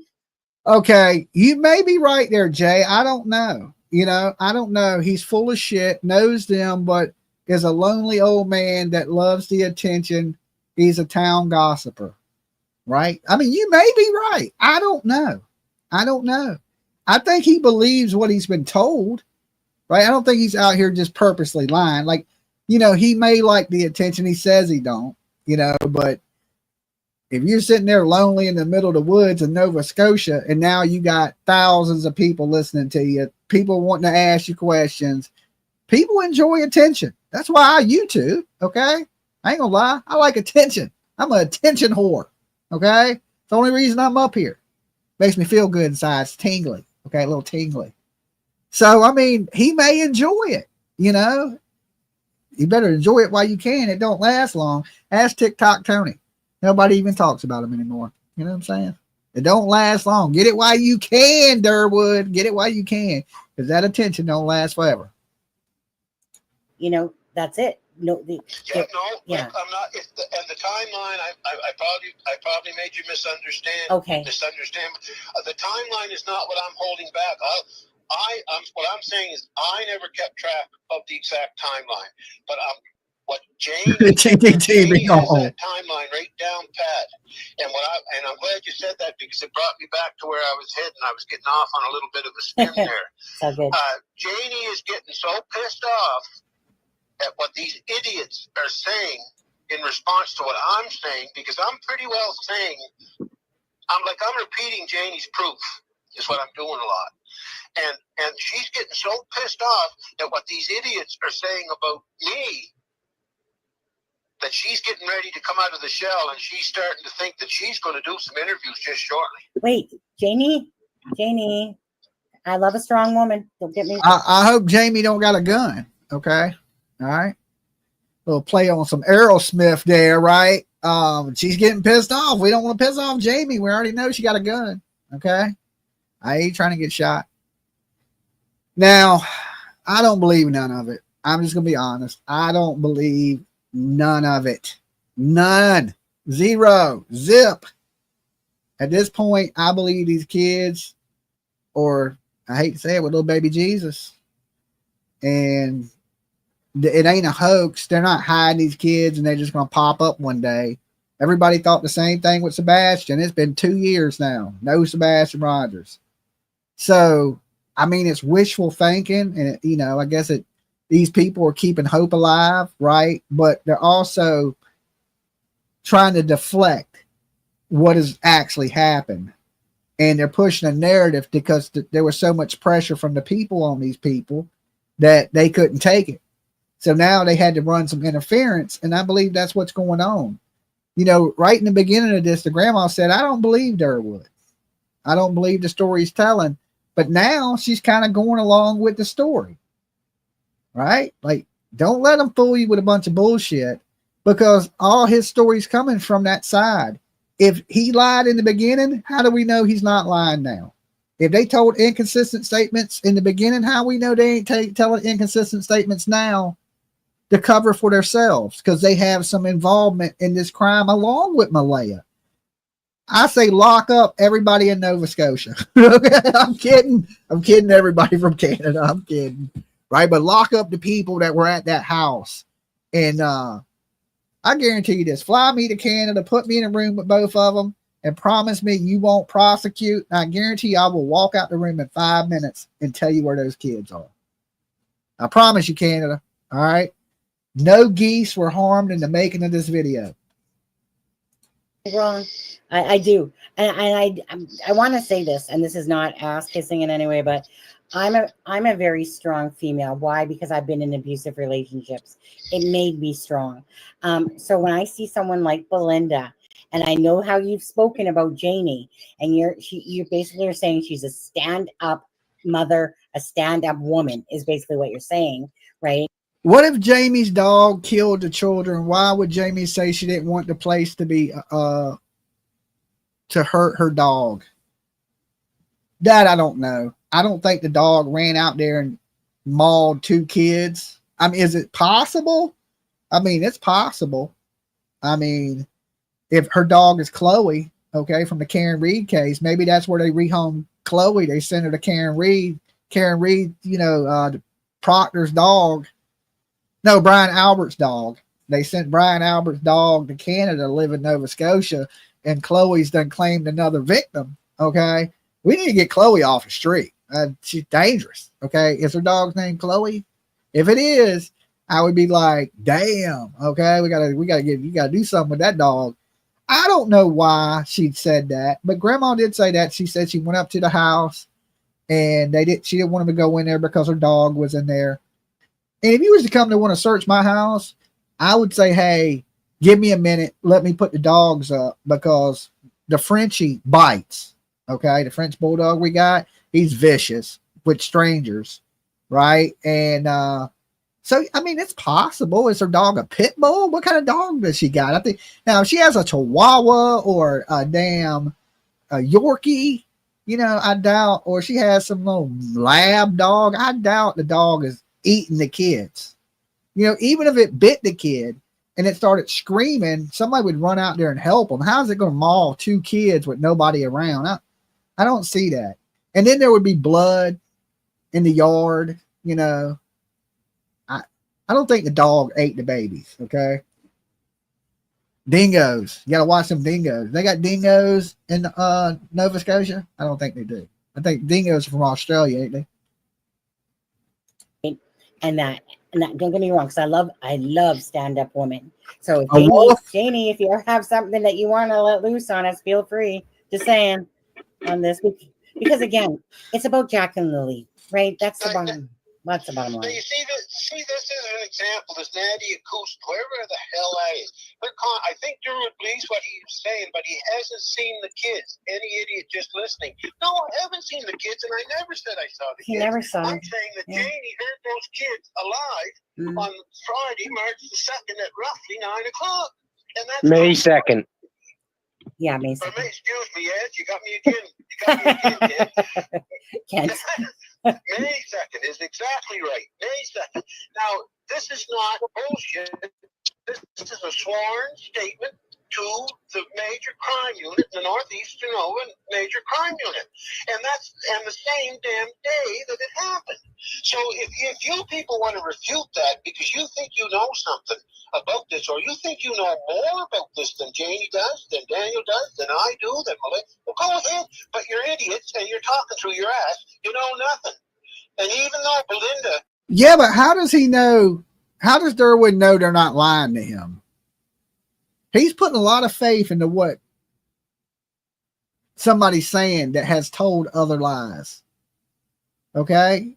Lying to the media, lying to the police, inconsistent statements, but he believes every single word they say.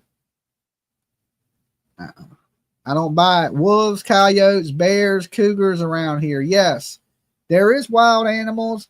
And let's just say a wild animal did run up. Let's say a cougar ran up. He didn't snatch both kids.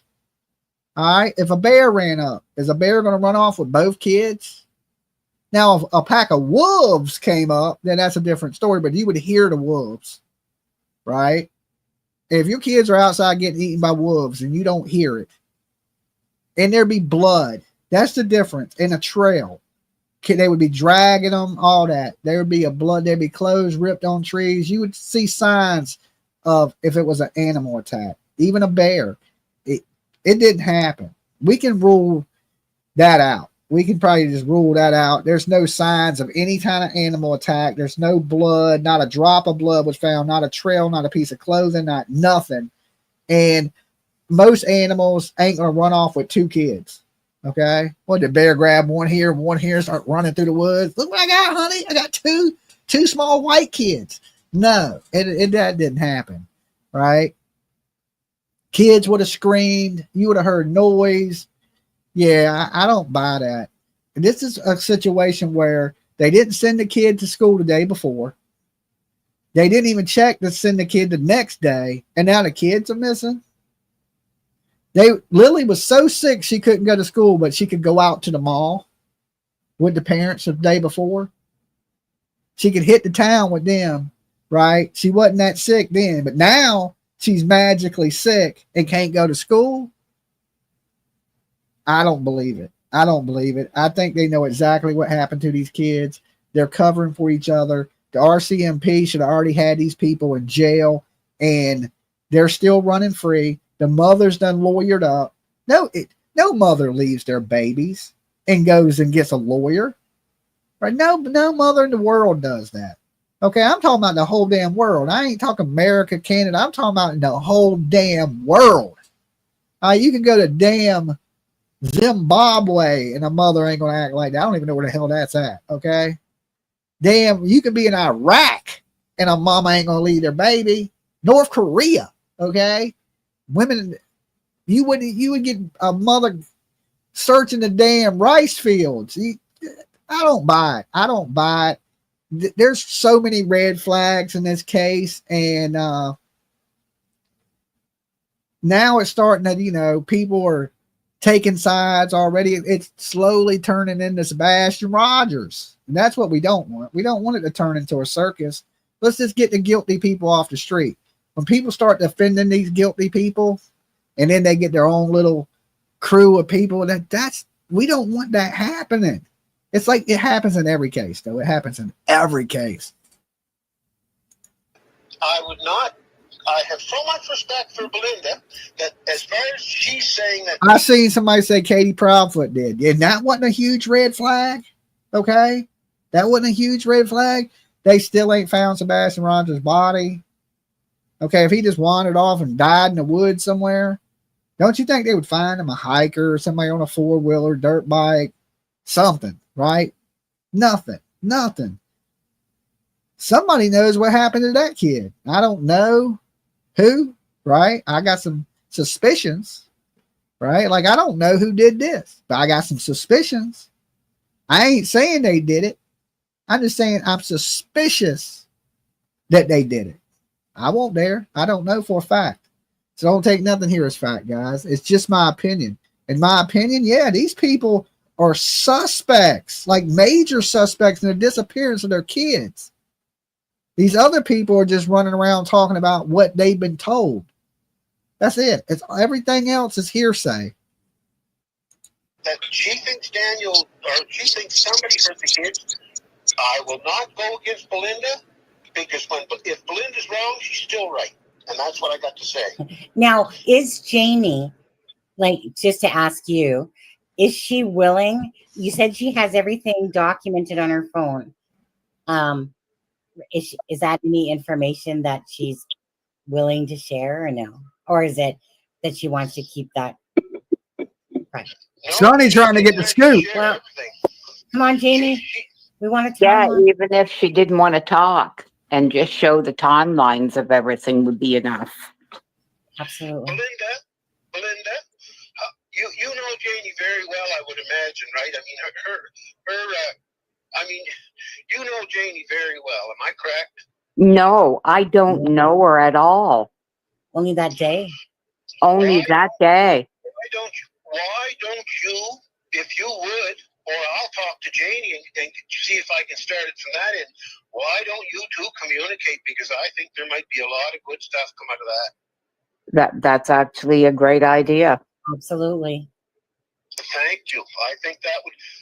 The more you people that are in both of the families communicate, I think the better it would be. I think it would be a lot better. Yes. Open communication, wide open, let her fly. It's like three families, actually, isn't it? Yeah, because I tried calling Patty, and the moment somebody answered the phone, I said, "Hi, it's Belinda." Right away, they hung up. Huh? Really? Yeah, that was right after. Yeah. Right after. I talked to. Oh, sorry. No, Very sorry. Well, sorry, Belinda was just going to say right after, and then sorry, It was Belinda, right after Malaya took her Facebook and all that down. I couldn't reach her, so I figured, well, I'll reach out to Patty because I know Patty. I mean, she thinks the world of Malaya, so.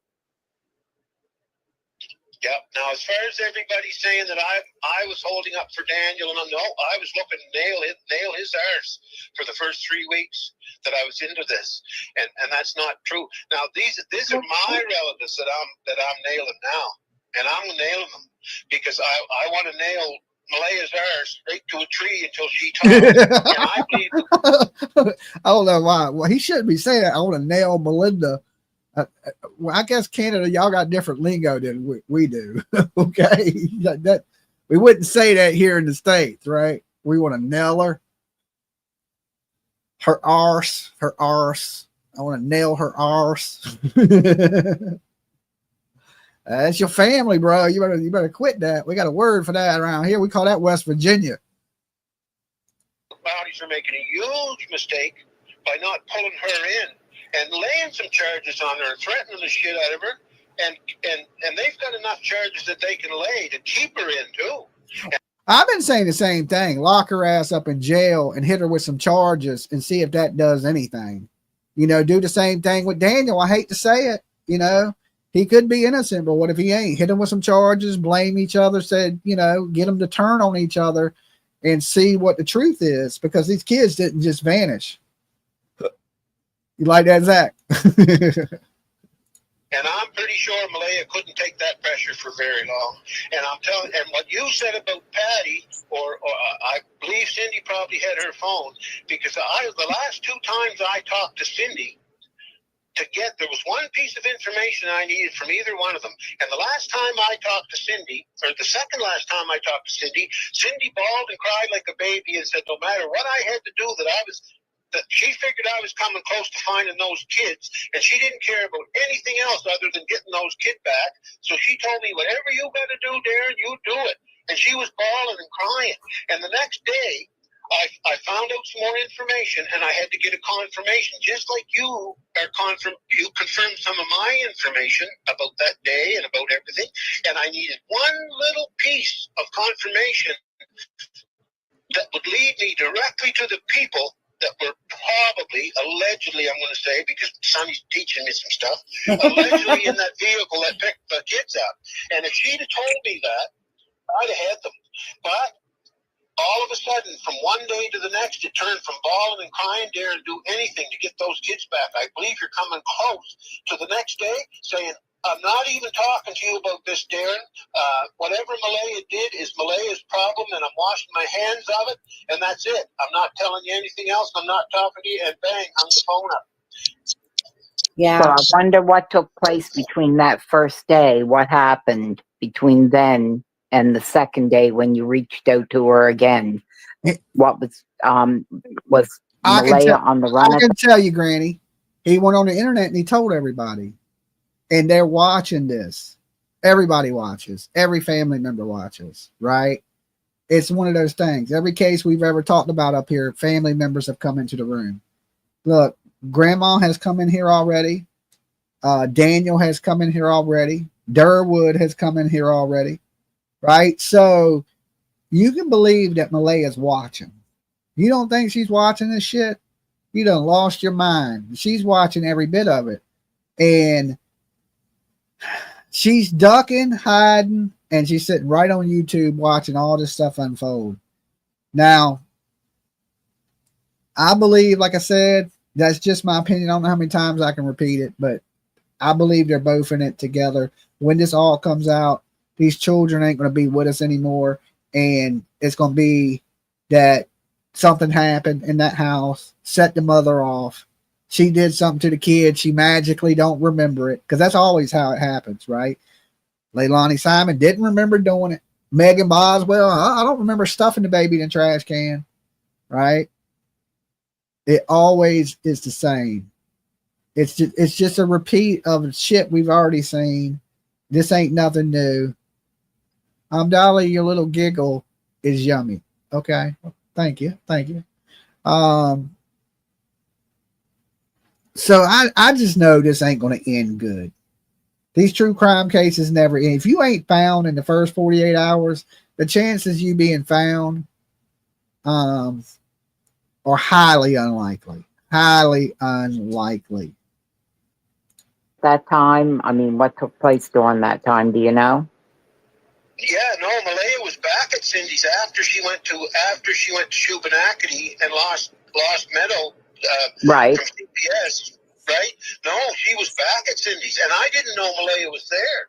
And right before Cindy hung up, I heard Malaya's voice saying something, and Cindy didn't. I think Malaya wanted to talk to me right there, and Cindy wouldn't let her. Now get this right, people. I'm not very proud of this. This is my family that I'm nailing. So if I'm wrong, yeah. Well, I don't think I'm wrong, because I'm trying to tell the truth with everything as best I can. I know you are. And I'm sorry if I make mistakes or whatever, but I don't think I'm making big ones. I might be making little ones. Go ahead, Ken. You'll be disowned if you'll be disowned, Darren, if you're incorrect. Well, buddy, I'm pretty much there anyway. I was living back in my old truck till this afternoon till it blew up. Now I'm living in a little Honda car, so I'm pretty well disowned. So is that from Kent, Darren, that little Honda? Any chance? Did you get that car from Kent's junkyard? No. Well, I was actually asking Ken about the parts when we talked that Saturday morning, if you'd remember. No, I wanted to ask you something, if you don't mind, if I can cut in for just a second here. So, and if you can just speak. What if they went missing on the way home? I think that's why the police, the RCMP, are asking for footage from the downtown area where they were seen to Gearlock Road, is because maybe something did happen in the vehicle. Did them kids ever make it back home from the day before? Right? We do know they were last seen at Proof of Life was the day before at the mall with Daniel, Malaya, Jack, Lily, and Meadow. But did they make it back to the house? Because we don't never hear nothing about Daniel saying they put the kids to bed, they fed the kids dinner, they gave the kids a bath, brushed the kids' teeth, read the kids a bedtime story. Nothing. It's just like, yeah, we woke up around 10 o'clock and the kids were gone. They never got up to feed the kids breakfast, never got up to check on the kids. Lily was allegedly sick. How sick? Right? And we could say, well, Lily was sick. What if she passed away and they hit her? Right? But then what about Jack? Jack was fine. Why would he be missing? Right? So Lily was good enough to run around town that whole day with him, but she wasn't good enough to go to school. I'm not buying it. Something happened, and we know Lillian, like to scream, and there's already a legend that he was whipping on Jack. Maybe is it possible that Jack got hurt and Lily seen it? And Lily is old enough that she could talk at 6 years old? I hope that ain't the case. I mean, there's still the possibility that the kids are in the woods and the police overlooked them. I think that's highly unlikely, though, to be dead honest. Be straight up with it. So we've always been under the impression, because of exactly how Daniel has said things like, poor Malay and her like mental health because of stuff like that. Okay. Yep. Can I ask you? You said that he lied because he was trying to protect Malaya, and that's why. Yeah. Is that still true? Oh yeah, he said some lies. I'm not Okay, going to it's deny okay. it. Now Daniel will be mad at me. As a It's matter okay. of fact, Daniel he will already be called mad. me. He has said some falsities, yes, during the first. And I'll tell you, it's because of a young fella being. I don't know if women can understand this or not. We do. But when a fella really loves a woman, and he's really gone in the head over a woman. Mm-hmm. Lots of times you'll lie for them. You'll fight for them. Yeah. Amen. That's the first thing I can say he said that's 100% truthful. That's the same thing I believe, that Daniel is covering for Malaya. Malaya's done something. He loves that woman. He's made that clear. He's more worried about Malaya than he is the kids. And I think he's covering for her. I mean, that's fact. But if you're covering for him, you're part of the crime. Okay? If you lied to the police, if he would have just walked out to the police and said, well, Malaya's crazy, she done hurt the kids, right? This would be over already. But he didn't do that. He went out there and lied to the police. So if you tell one lie, you're a fucking liar, right? Or am I wrong? Right? It don't take but one lie to be a liar. You'll do anything for them. And in that time period, he was still so in love with Malaya that, I mean, he was still fantasizing that they get back together. And at that time, yeah, he broke down and made a couple of, I'm going to call them mistakes, not We'll lies. call them mistakes, yeah. No, we won't. We will call them absolute lies. You can call them mistakes over there on that side, but the party over here says they're fucking lies. Right? Like, we ain't sugarcoating a lie over here. A lie is a damn straight up lie. All right? Liar, liar, pants on fire kind of lie. We don't play that. Oh, we'll just call it make believe. Oh, hell no. We're going to call that shit what it is. Right? Would you call a rattlesnake a kitty cat? No, you'd be like, it's a fucking rattlesnake. Right? You just don't do that. Right? It's a lie. All right? Well, we're going to call this a mistake. Okay? But shit, I don't lie. I just make mistakes. Okay? Everybody makes mistakes. When somebody be like, Dolly, you lying your ass? I'll be like, man, I ain't lying. I just made a mistake. It's a crying shame he's here with us too. Hey, you call it what you want. It's a crying shame. You can say mistake. We can say cupcake. We call it a cupcake. I like cupcakes. They got frosting. That's a damn lie. Okay, it's a straight up lie.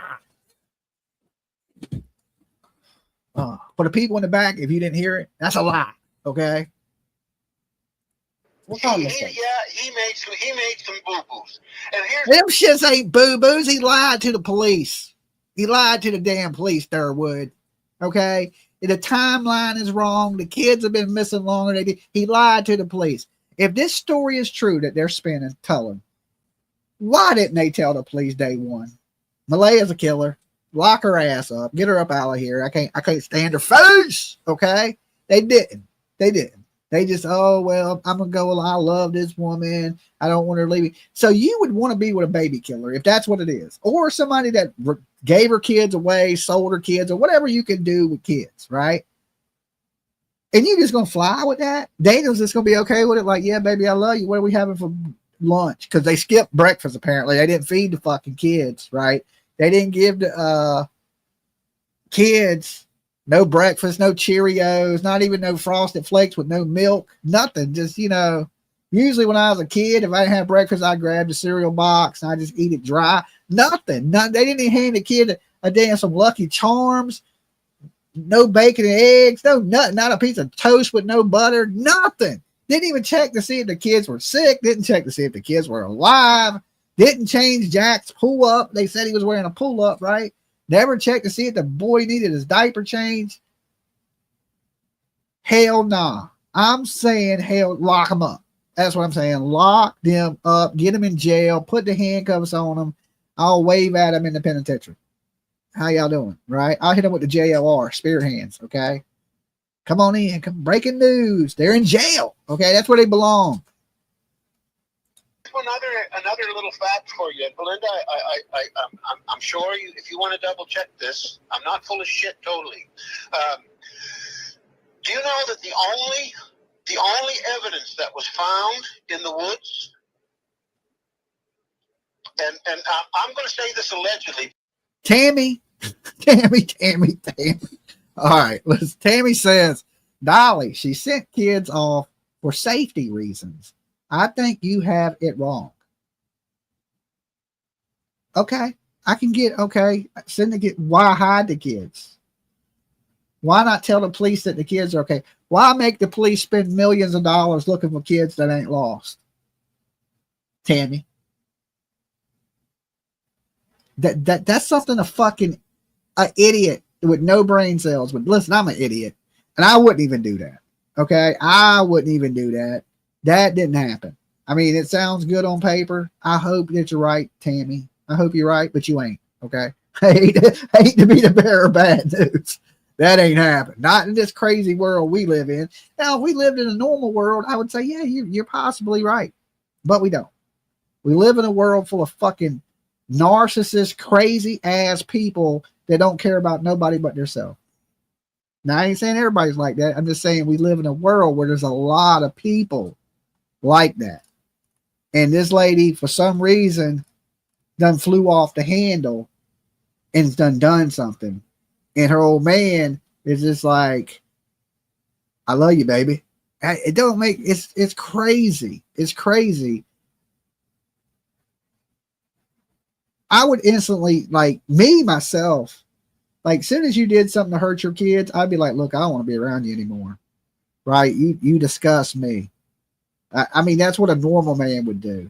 Even if you sold the kids, I'd be like, yo, you got to go. You might sell me next. Right? And if you damn sure unalived your kids, I would never go to sleep around you. Never. I'd be sleeping with one eye slam open thinking I'm next. For a man to want to be with somebody that's so foul, like that's desperation right there. You believe Derwood? Okay. The kids were on an Indian reservation then. All right. But for no reason in this whole planet to hide these kids. No reason whatsoever. None, zero, zip, nothing. Let's hide them. No, that don't happen. Because I never proved this 100%, but I proved it 99%. Allegedly. And do you know that the only people who found evidence in the woods, the blanket and a couple other things, was her family? Yes, he told me that too. Yes, and I can say the name if you want. Go ahead. But well, oh Jesus. Okay, how about initial? What is Derwood going to say when they find their bodies and there's two sweaters wrapped around them? What is he going to say then? Dolly, did you see the video of Lily screaming yes? Yes, I've seen it. Now we got these two sweaters missing, and just the statement alone makes it sound like the kids have been wrapped up in two sweaters. And if they find it, Malaya took them from my house. She left all her shit there, left with the clothes on her back, but took 2 of his sweaters. Poor kids. Poor kids. R.I.P. to Jack and Lily. Right? It's they'll be found, hopefully. You know, they'll be found, and let's just pray that the people that hurt these kids are prosecuted.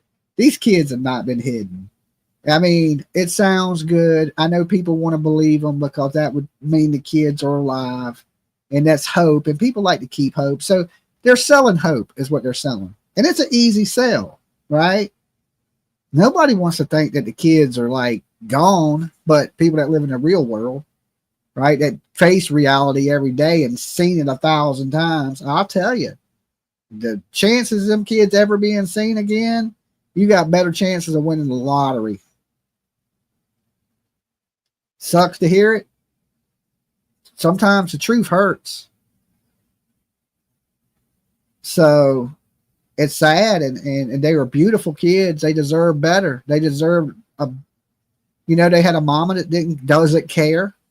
Okay, let's be 100% honest. And mama didn't give a shit. She packed up and left. Never shed a tear.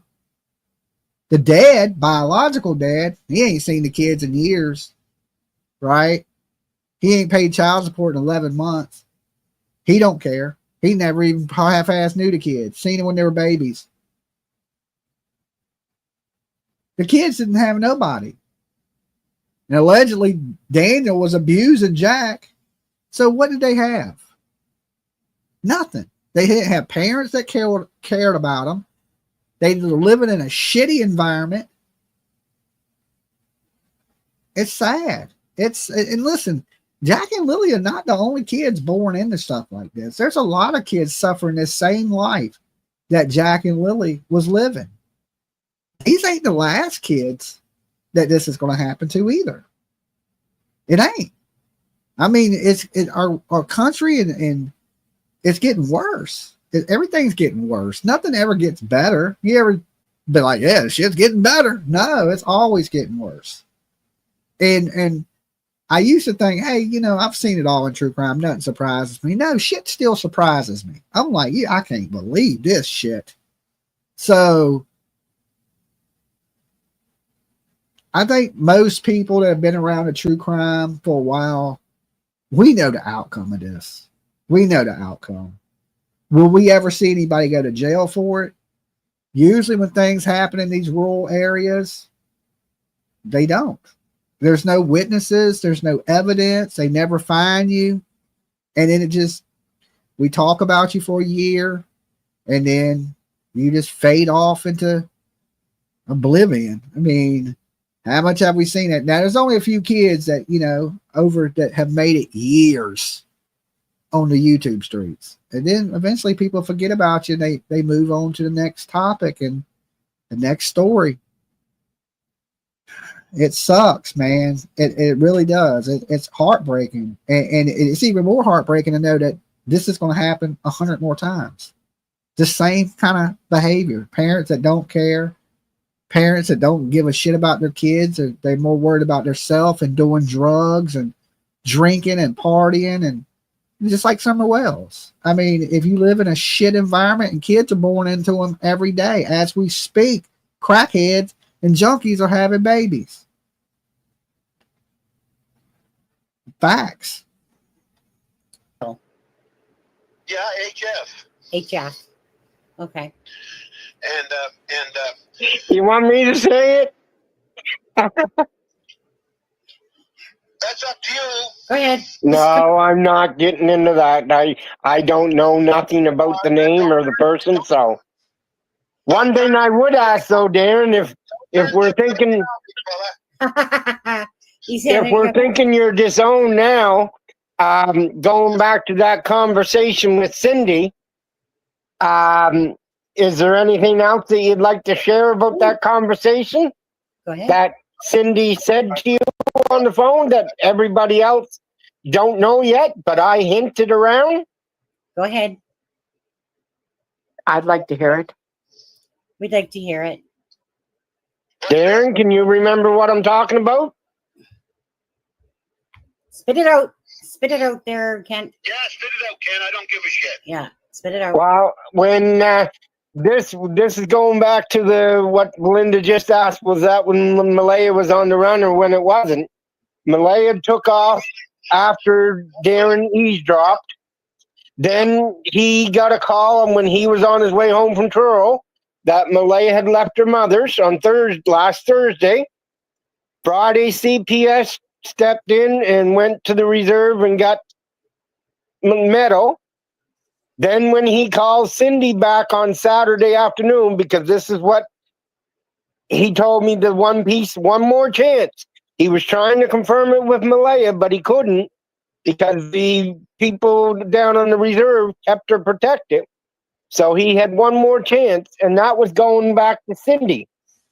And when he contacted Cindy Saturday afternoon, Cindy said, Darren, I'm not talking to you no more. I'm done. Malaya will have to deal with what she's done.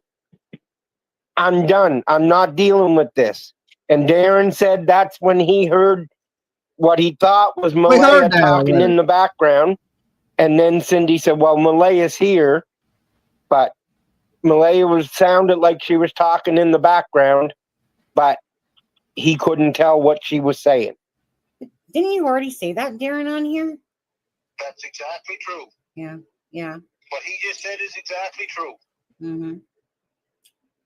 I'm going to sidestep this for 1 second because I'm tired. You always do. Now, you always do.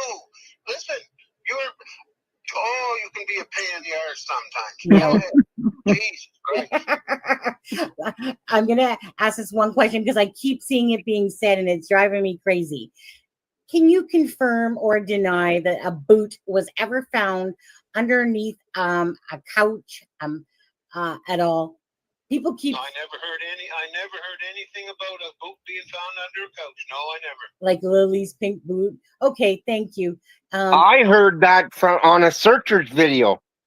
It was an update on the searchers. I heard that, but I had never had any way of knowing if it was just a mistake in the misprint or what. 1 sec. But they said they found the pink rubber boot underneath the couch. That was on the audio tapes? Yeah. Because that's where I thought I heard it too, but I couldn't remember. That's why. But okay. So it was on the okay. Now I wanted myself to go back to one thing and then Belinda can go, but I wanted to go back to hey Daniel. Please, I told this is what I hate, and I want to focus on Belinda. I really do. I want to take this off me. This is Belinda. This is your time, and you deserve it. You really do. God love you, and God bless you. Go ahead. And if you want to call me up privately and give me shit or anything else, I'll take it gracefully. And I just want answers. I don't care who gives them to me. I just want answers. You want the timeline from Janie. You would like that. Yes. Said, right? Yes. And I'm really. Would you like me? I'll talk to Janie and try to get her to contact you and vice versa. Would that be all right? That would be great. No problem. Belinda, I'm sure she will. Belinda, what else did you want to ask about? Anything about that day that he would know or how many dogs were on that property, do you know? Because I know Daniel told me her dog was like a Yorkie mix, but the dog I heard Saturday was a really big dog. No, he's not really big. He's about a foot high at the spine, and he's one dog that I know of that I saw there, and he looks like a little bigger Yorkie, but he's kind of a mutt too. I think he's probably got not a purebred or anything. Does Justin have a dog? Because this dog was big. Maybe. Now, and these people saying, "Oh, why didn't the RCMP have cadaver dogs in there?" It's my understanding that there was one through there. No, there wasn't. No, they stated there was no cadaver dogs. They were all tracking and scent dogs. There's only one cadaver dog in all of Nova Scotia. There's only one. Damn. Okay. Now, they said they were bringing a cadaver dog in. Remember when Daniel was talking about that? Do you know? Yes, they did state they were going to bring the cadaver dogs in, but they didn't. But they didn't. All right, so close, 69.8. Let's go 70K, says Cobra Kai. We are 150 people away So if you're out there watching, you're not subbed up to Dolly Vision, sub up. Okay. Sub up, ring that bell for notifications, all that good stuff. Now, no cadaver dogs were brought in the beginning. We know that because the RCMP said that.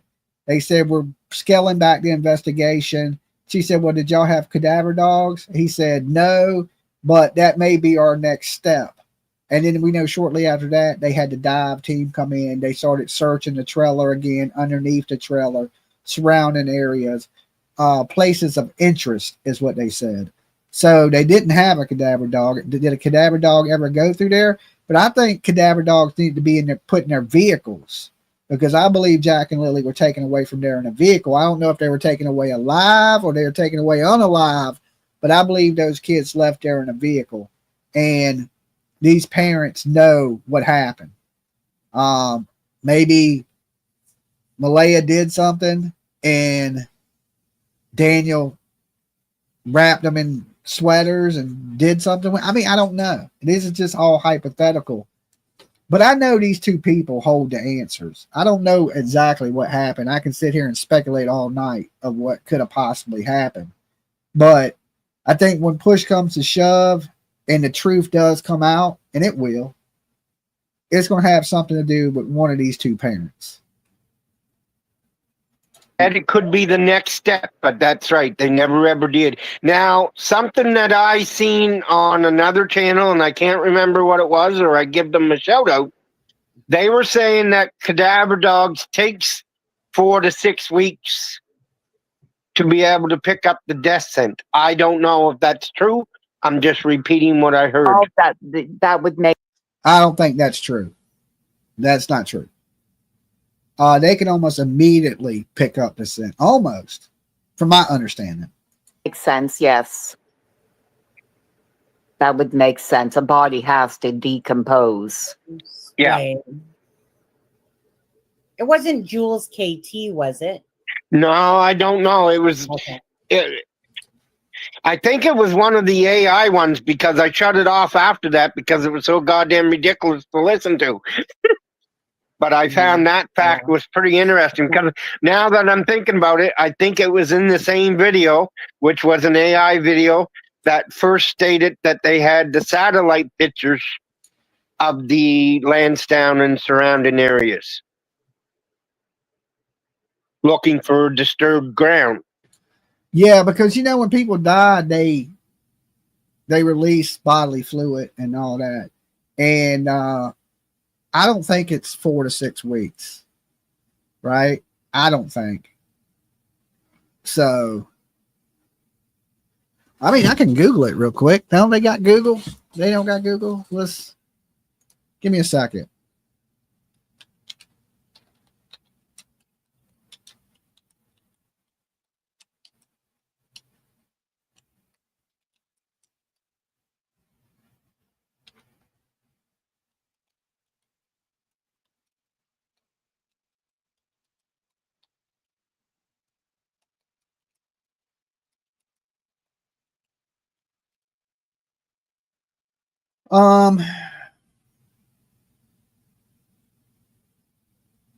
It says it begins immediately after death. It continues for hundreds of years as a decomposition process.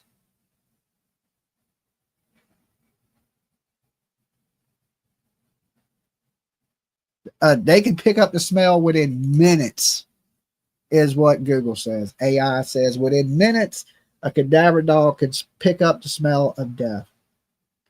That's why they should have had these things in their vehicles, searching around the house, these in the house. Because if you've seen a cadaver dog, what they'll do is they'll smell an area and then they lay down. And then when they lay down, that's when they let you know that there's been a dead body or something dead right there. Okay. So this 4 to 6 week shit, nah.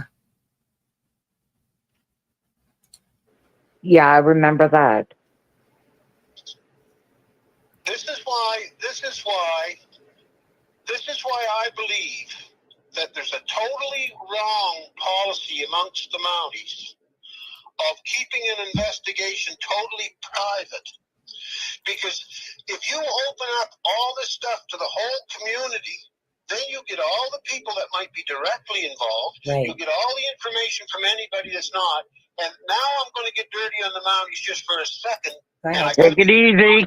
Okay. I believe the main reason the Mounties don't want to communicate with the public, because I believe they screw up so goddamn much that they'd be embarrassed and fired if they did. And I don't just believe that because I'm talking out of my ear. When this comes out, when there's a custody decision made over Meadow, after it's solid and made, I got a lot to say. Yeah. Oh, and you know what? That's fair enough. You know, because I know I agree in many ways with you on that one, Darren. And that's why personally for me, again, they have their job to do. You know, do it. This should have been. Listen. Okay, I don't know if I can take any more of that BS, but I will open the phone lines for anybody that wants to tap in.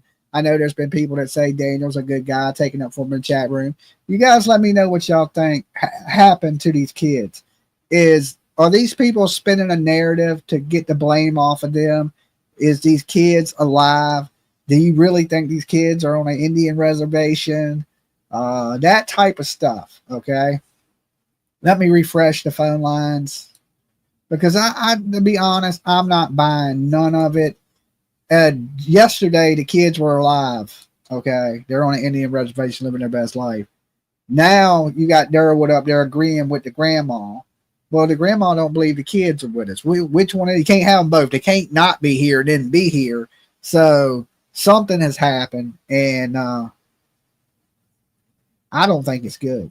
I don't think it's good. And I believe both of them parents know, and Derwood is hearing from Daniel's side and Daniel's line. Malaya's probably lying. Dolly. Jimmy's son, Cobra Kai. Cobra Kai. Sweep the leg, Johnny. What's good, brother? Hey, yeah. I'm sorry. Go ahead. I said I haven't heard from you in a while. What you been up to? It's been a year since we've talked. I'm still down in Padre Island, Texas, fishing and living the life, brother. But I called in to say congratulations first and foremost, because 70K is right around the corner. Yeah. And if I might, with your permission, to give you my cut of the jib on Jack and Lilly Sullivan. Go ahead. Take over. They're guilty as sin. Uh-huh. This thing stinks from the beginning. This dude said and gave her an alibi right out of the gate. He goes, oh, I was awake. Oh, I was kind of asleep. I looked at her. She was, I went out. I looked in the backyard. 30 seconds later, he returned. She's on the phone to the RCMP. Her mom got the first call. They can track that call. She called her mom, and her mom said, we're going to get a hold of the chief. Yeah. You can't, you know what happens. You see what happens. Your life will be over as you know it. We can't, oh, no. We can't have this. We're going to, but as far as them taking those kids anywhere safe, no. That didn't happen. Mm-mm. They moved them, and that's why they didn't find them. 10 days, 12,000 man hours. They spoke to the lead search on the party, and she said, I've been doing this 22 years in this area in Nova Scotia. Mm-hmm. Never had a case where we had this much land mass to cover. She said, when an interviewer asked her, well, do you think the children are in the woods? She says, yes, I do. She says, well, why didn't you find them? Well, she says, it's hard to say. They could have laid down. They could have crawled under something. Mm-hmm. She said, unfortunately, many things could have happened. Well, ditto. I agree with you there. But look, that dude is not telling the truth. Now, whether he did it or not, most likely she did it. He covered for her. Mm-hmm. Because you don't go and call your mom first, and then you don't call the cops 30 seconds later. Normally, you'd walk out and go, where are my kids? And you'd be freaking out. You wouldn't be wasting your time calling the cops, which, by the way, the only metropolitan area is Halifax, 70 miles away. They live out in the back 40 for real. Mm-hmm. So you put them in the car, you take them somewhere else. Wouldn't have been hard to disappear them. It's a huge area. Do I want to say they're with us? Of course. but we've had this party before. Not party, wrong word. Take that back. I apologize to you and your audience. Never could use that word again in this circumstance. I'll use another word. They're liars. Yeah. We've seen this show before. How about that? It's just a sequel. Yeah. They're absolute liars. Mm-hmm. I mean, and then I'll just end it with this. All you had to do was look at the Breaking Bad episode that they were living in. Yeah, I agree. And then when they interviewed Dan, Dan's like, well, I know there's a lot of people out there wondering what happened. Well, is that even how you would even answer anything whatsoever? Then he goes, well, I took, the lie detector test, and I gotta admit, I was really, really nervous. Well, yeah, of course you were nervous because you're as guilty as F. And so is she. And I'll tell you something else. I mean, no offense to the Canucks. I love the North and I love my fellow Canadians, but your law enforcement absolutely sucks pond water. I don't know what the hell is wrong with RCMP, but you guys, other than the search, if you just wrap it up, just the saying the search, they did that much, okay. But the technologies we have today for LiDAR, ground penetrating radiation, and like that one dude that she was talking to about satellite imagery and stuff. Hey, we've got so much stuff that the general public doesn't even know, and they can put their hands on all this. But you know what always comes down to? Competency and the money to do it. And I'll tell you the other thing, 2 months is way too long. It's a 48-hour window. You know it, I know it, and anybody that knows anything about true crimes, the golden number is 48, bro. Yeah. 48. Yeah. Not 48 days either, 48 hours. What happens? This comes to folks, you can look this up for yourself, all right? I'm not shooting from the hip here. This isn't John Wayne. This is the real deal. Just look it up for yourself on the FBI stats on these things. That's where that number came from, 48. After that, it's all downhill.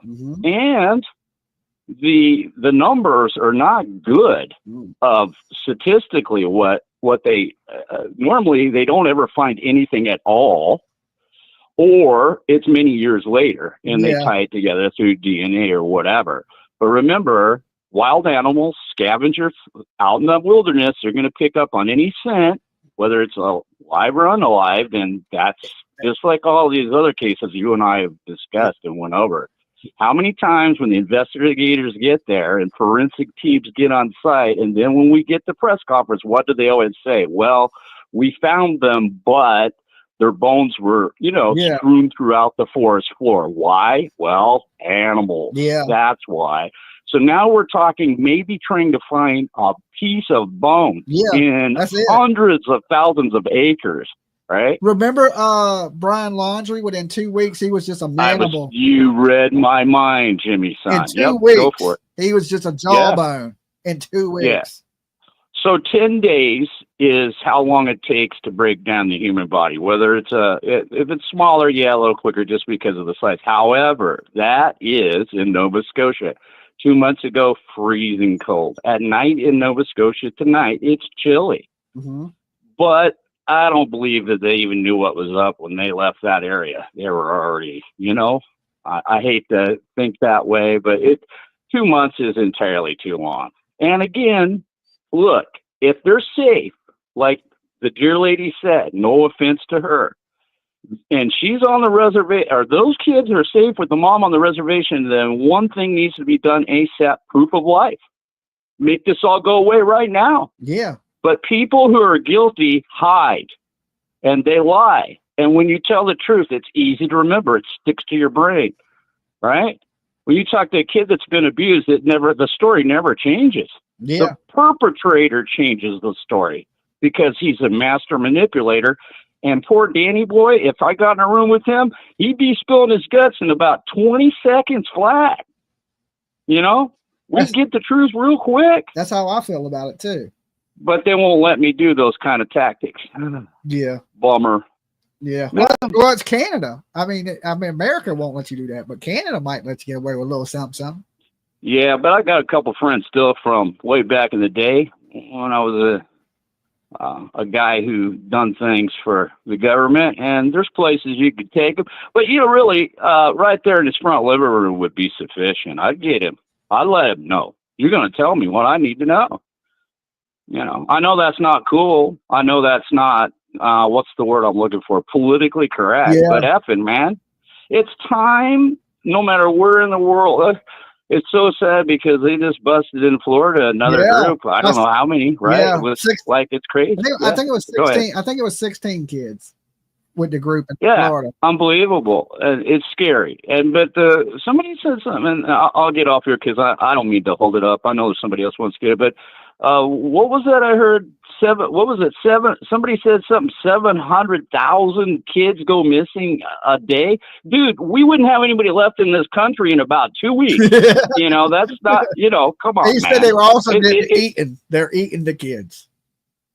Oh, yeah, well, actually, I was spit out a good cup of coffee on that one, dude. Yeah, I was like, that's a new one for me that they're eating them, but yeah, I mean, I wouldn't doubt it. Yeah. I wouldn't doubt it. He must have been talking to Trump. Or he must have called him up and said, "Hey, what do you think?" How he goes, "Well, you know, up there in Ohio, they were eating the cats, dogs, and they were eating the dogs, and the kids." Yeah. Yeah, I mean, I don't know. It depends what channel you watch. A lot of these conspiracy channels talk. Well, I'll wrap the call up with this, my friend. This is kind of weird, but you'll be interested. It's an interesting factoid. So there's a certain place on planet Earth. It's in it's in the African region. Let's put it that way. They honestly believe through magic, if you take a kid's life, you take its head, you boil the head, and then you eat whatever you can off of that because it gives you power.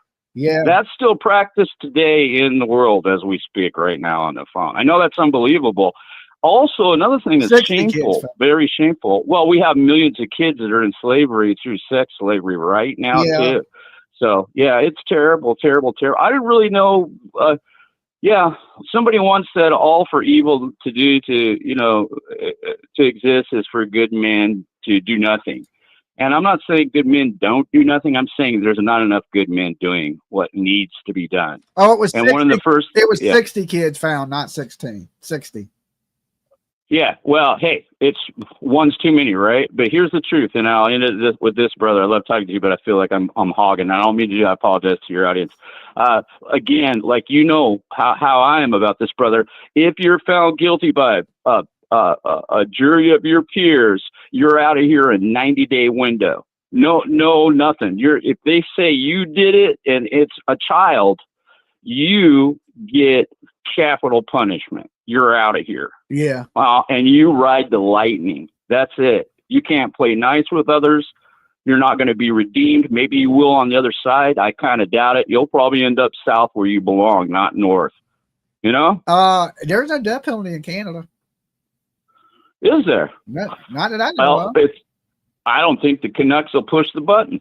They don't. I don't think they execute. I just think, well, they just hired a dude that's running the show that's almost worse than the last guy for them. So, you know, Alberta, they've been trying to get a deal with, they told Trump, hey, man, make us the 51st state. You know, if you've ever been to Canada, it's an awesome country. The people are awesome. I'm going to go this year. I'll probably be into Canada sometime this year. Joe Neal says this guy should be in charge of the world. Well, Joe, thank you for that, but no, I think not. But I appreciate that thought, brother. Hey, man, I'm going to get off here. All right, hey, man, Johnny. Congratulations, Jimmy, son. I mean that. And guess what? 4 years, a little over 4 years with you, bro. Yeah, and it's been a minute. Yeah, it's been a minute. Yeah, it's been a minute. All right, God bless you, PJ. You take care of this man, and I pray for you. And the reason why is because we need you around, brother. And I'm glad you made it back from, your heart situation. And, I'm just really happy for your success. You work so hard for it. You just keep climbing, brother, and nothing's going to stop you. All right, man. I'll see y'all. Y'all take care. God bless y'all. Peace. All right. That was Johnny Sweep the Leg. Johnny been around since the beginning of this channel, 4 years. Okay. So yeah, some of y'all have taken this long ass journey with me, and I couldn't do it without you, right? I couldn't do it without you. And it's good to hear from Johnny. I'm glad he's doing okay. And I agree. You hurt children. We need to get you off this planet on the express train. Okay. Like we putting you at express, you get to skip the line kind of stuff. You know, Canada's a little bit different. They don't believe in executing people, right? I mean, to each their own. The state I live in, they did away with the death penalty. Johnny's down there in Texas, they execute everybody. You blink, they execute your ass. I think that's how law should be. You know what I'm saying? But you know, when people get an eye for an eye, and especially when it comes to kids, that's Dolly. Hi, it's Susan from Maryland. Hey, Susan. Hey, Dolly. I like your background. Thank you. It looks great. Thank you. And congratulations. My feelings about this tonight or this morning is that, do you remember, did you ever follow the Anthony Tote trial in Florida? No. Okay, because y'all were talking about composition earlier, and when they went in the house, this man stayed in the house with his family, his wife and 3 children for like almost a month.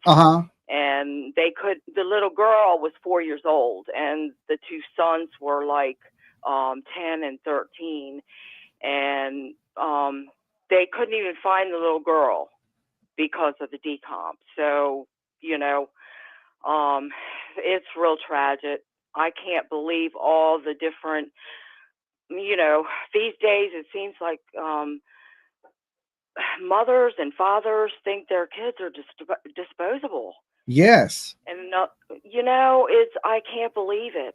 It just boggles my mind. Another thing is that did you hear about this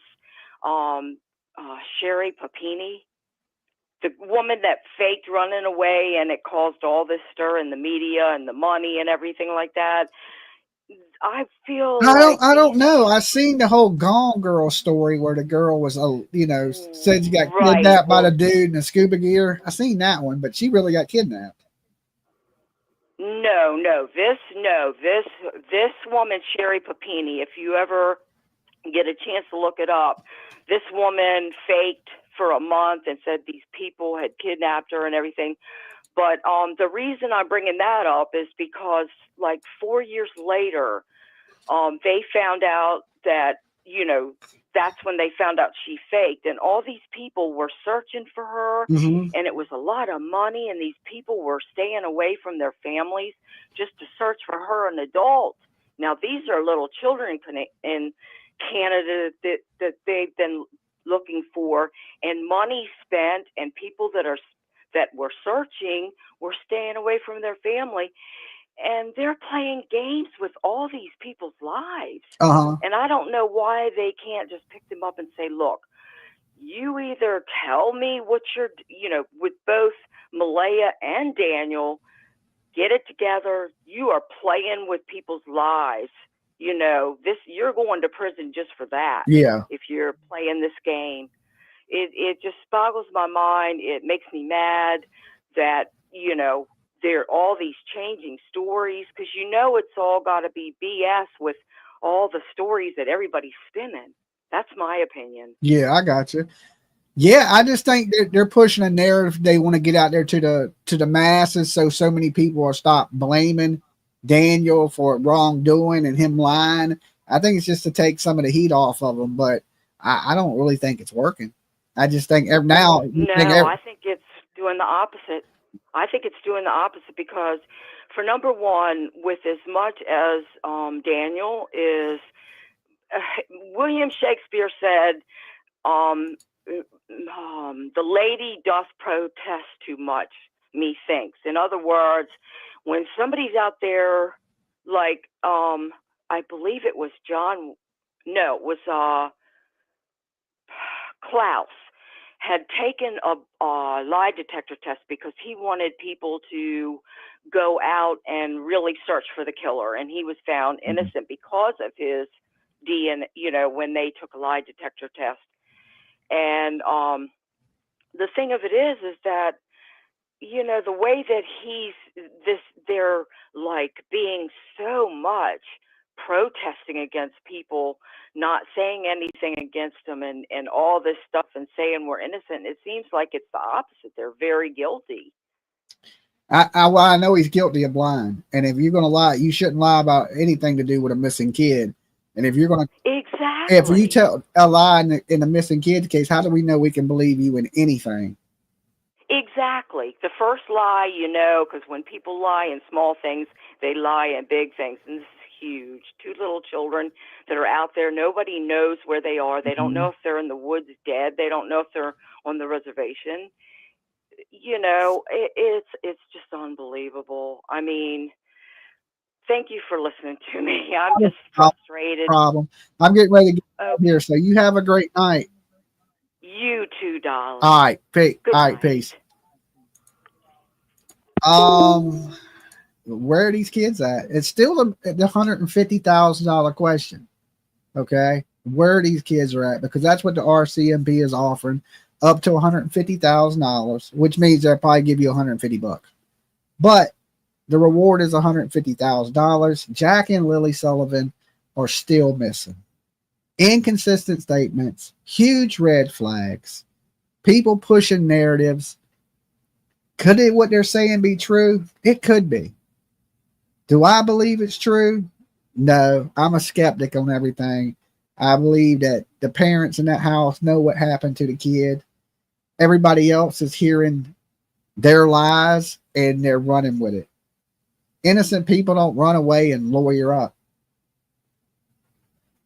Mothers just don't abandon their kids. Mothers check on their kids. Good mothers do anyway. I can't speak for all mothers, right? And there would be more concern from a true parent. Now, the way she's acting shows she didn't give a shit. If she didn't give a shit now, she didn't give a shit then.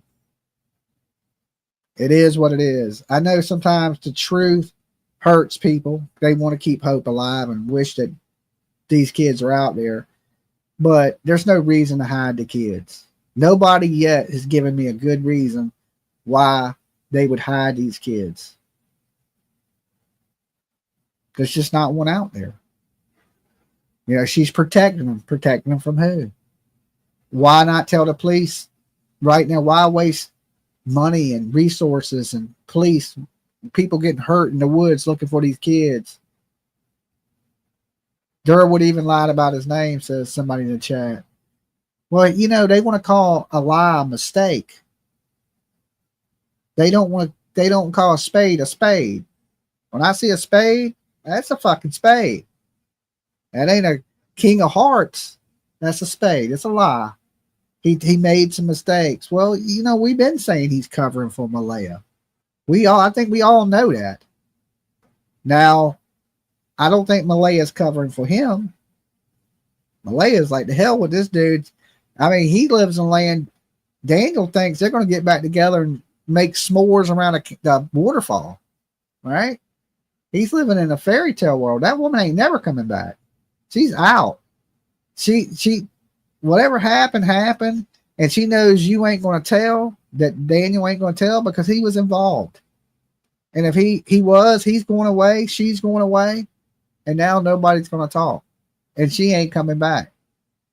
Malaya used Daniel. I would say you're absolutely right there, Jessica Lynn. I would say you're right, that she used this man and she don't care 2 shits about him.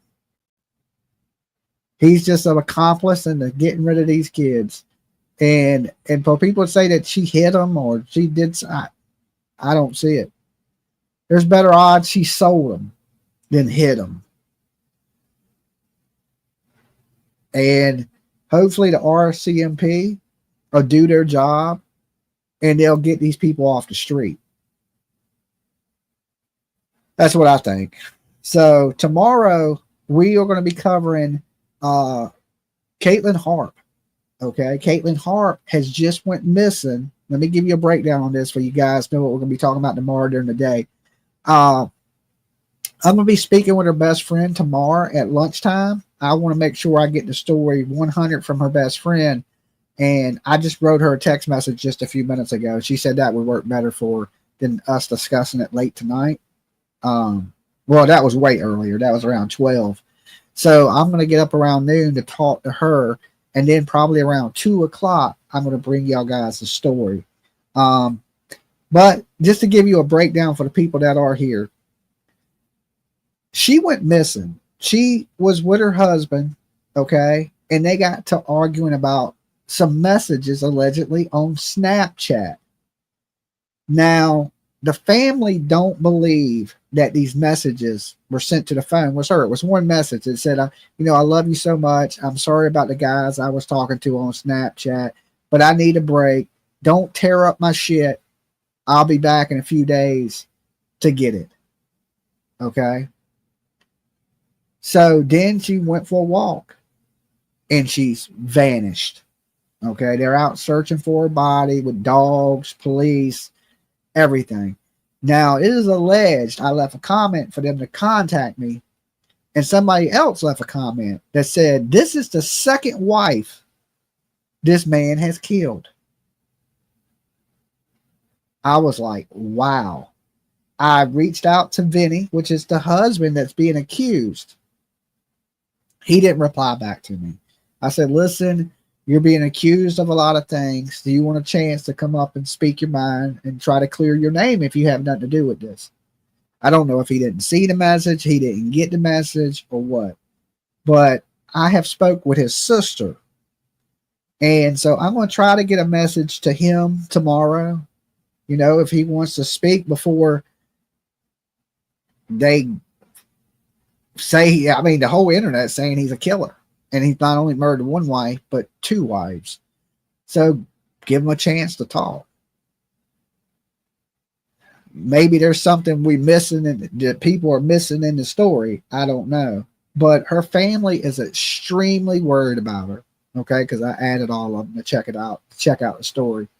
And her sister's worried to death.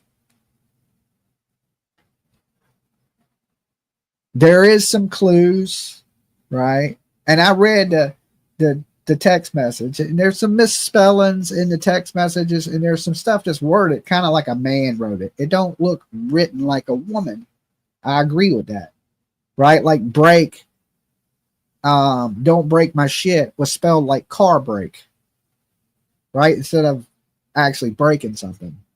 So I was thinking, I don't know if a woman would have wrote it. It's just the way it was, the grammar in it, like, and how it was said didn't sound like something coming from a woman.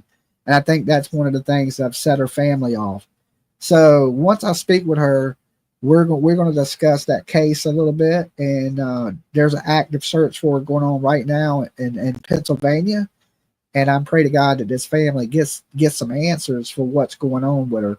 So be on the lookout for that tomorrow. And her name is Caitlin Harp.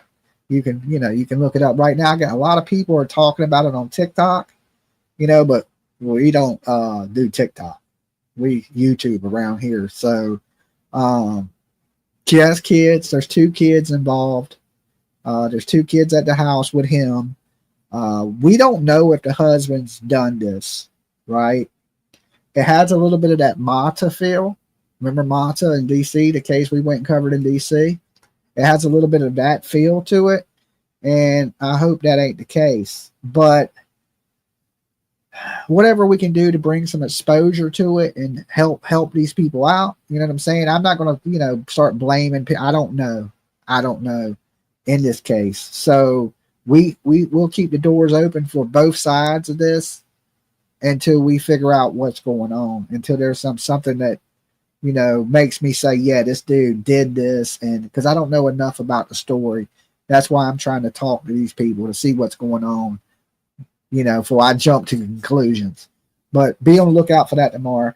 And remember this, check out the merch store, buyDollySoap.com. Good way to get your ass clean, wash your cracks, right? Dolly Soap, best soap out there, lotions, body wash. It helps the channel. Make sure you like the video, share the video, and drop some comments. It helps us in the algorithm, brings awareness to all these cases that we talk about. And some of them are very important. Every life matters. Also, if nobody else loves you, Dolly does. Peace.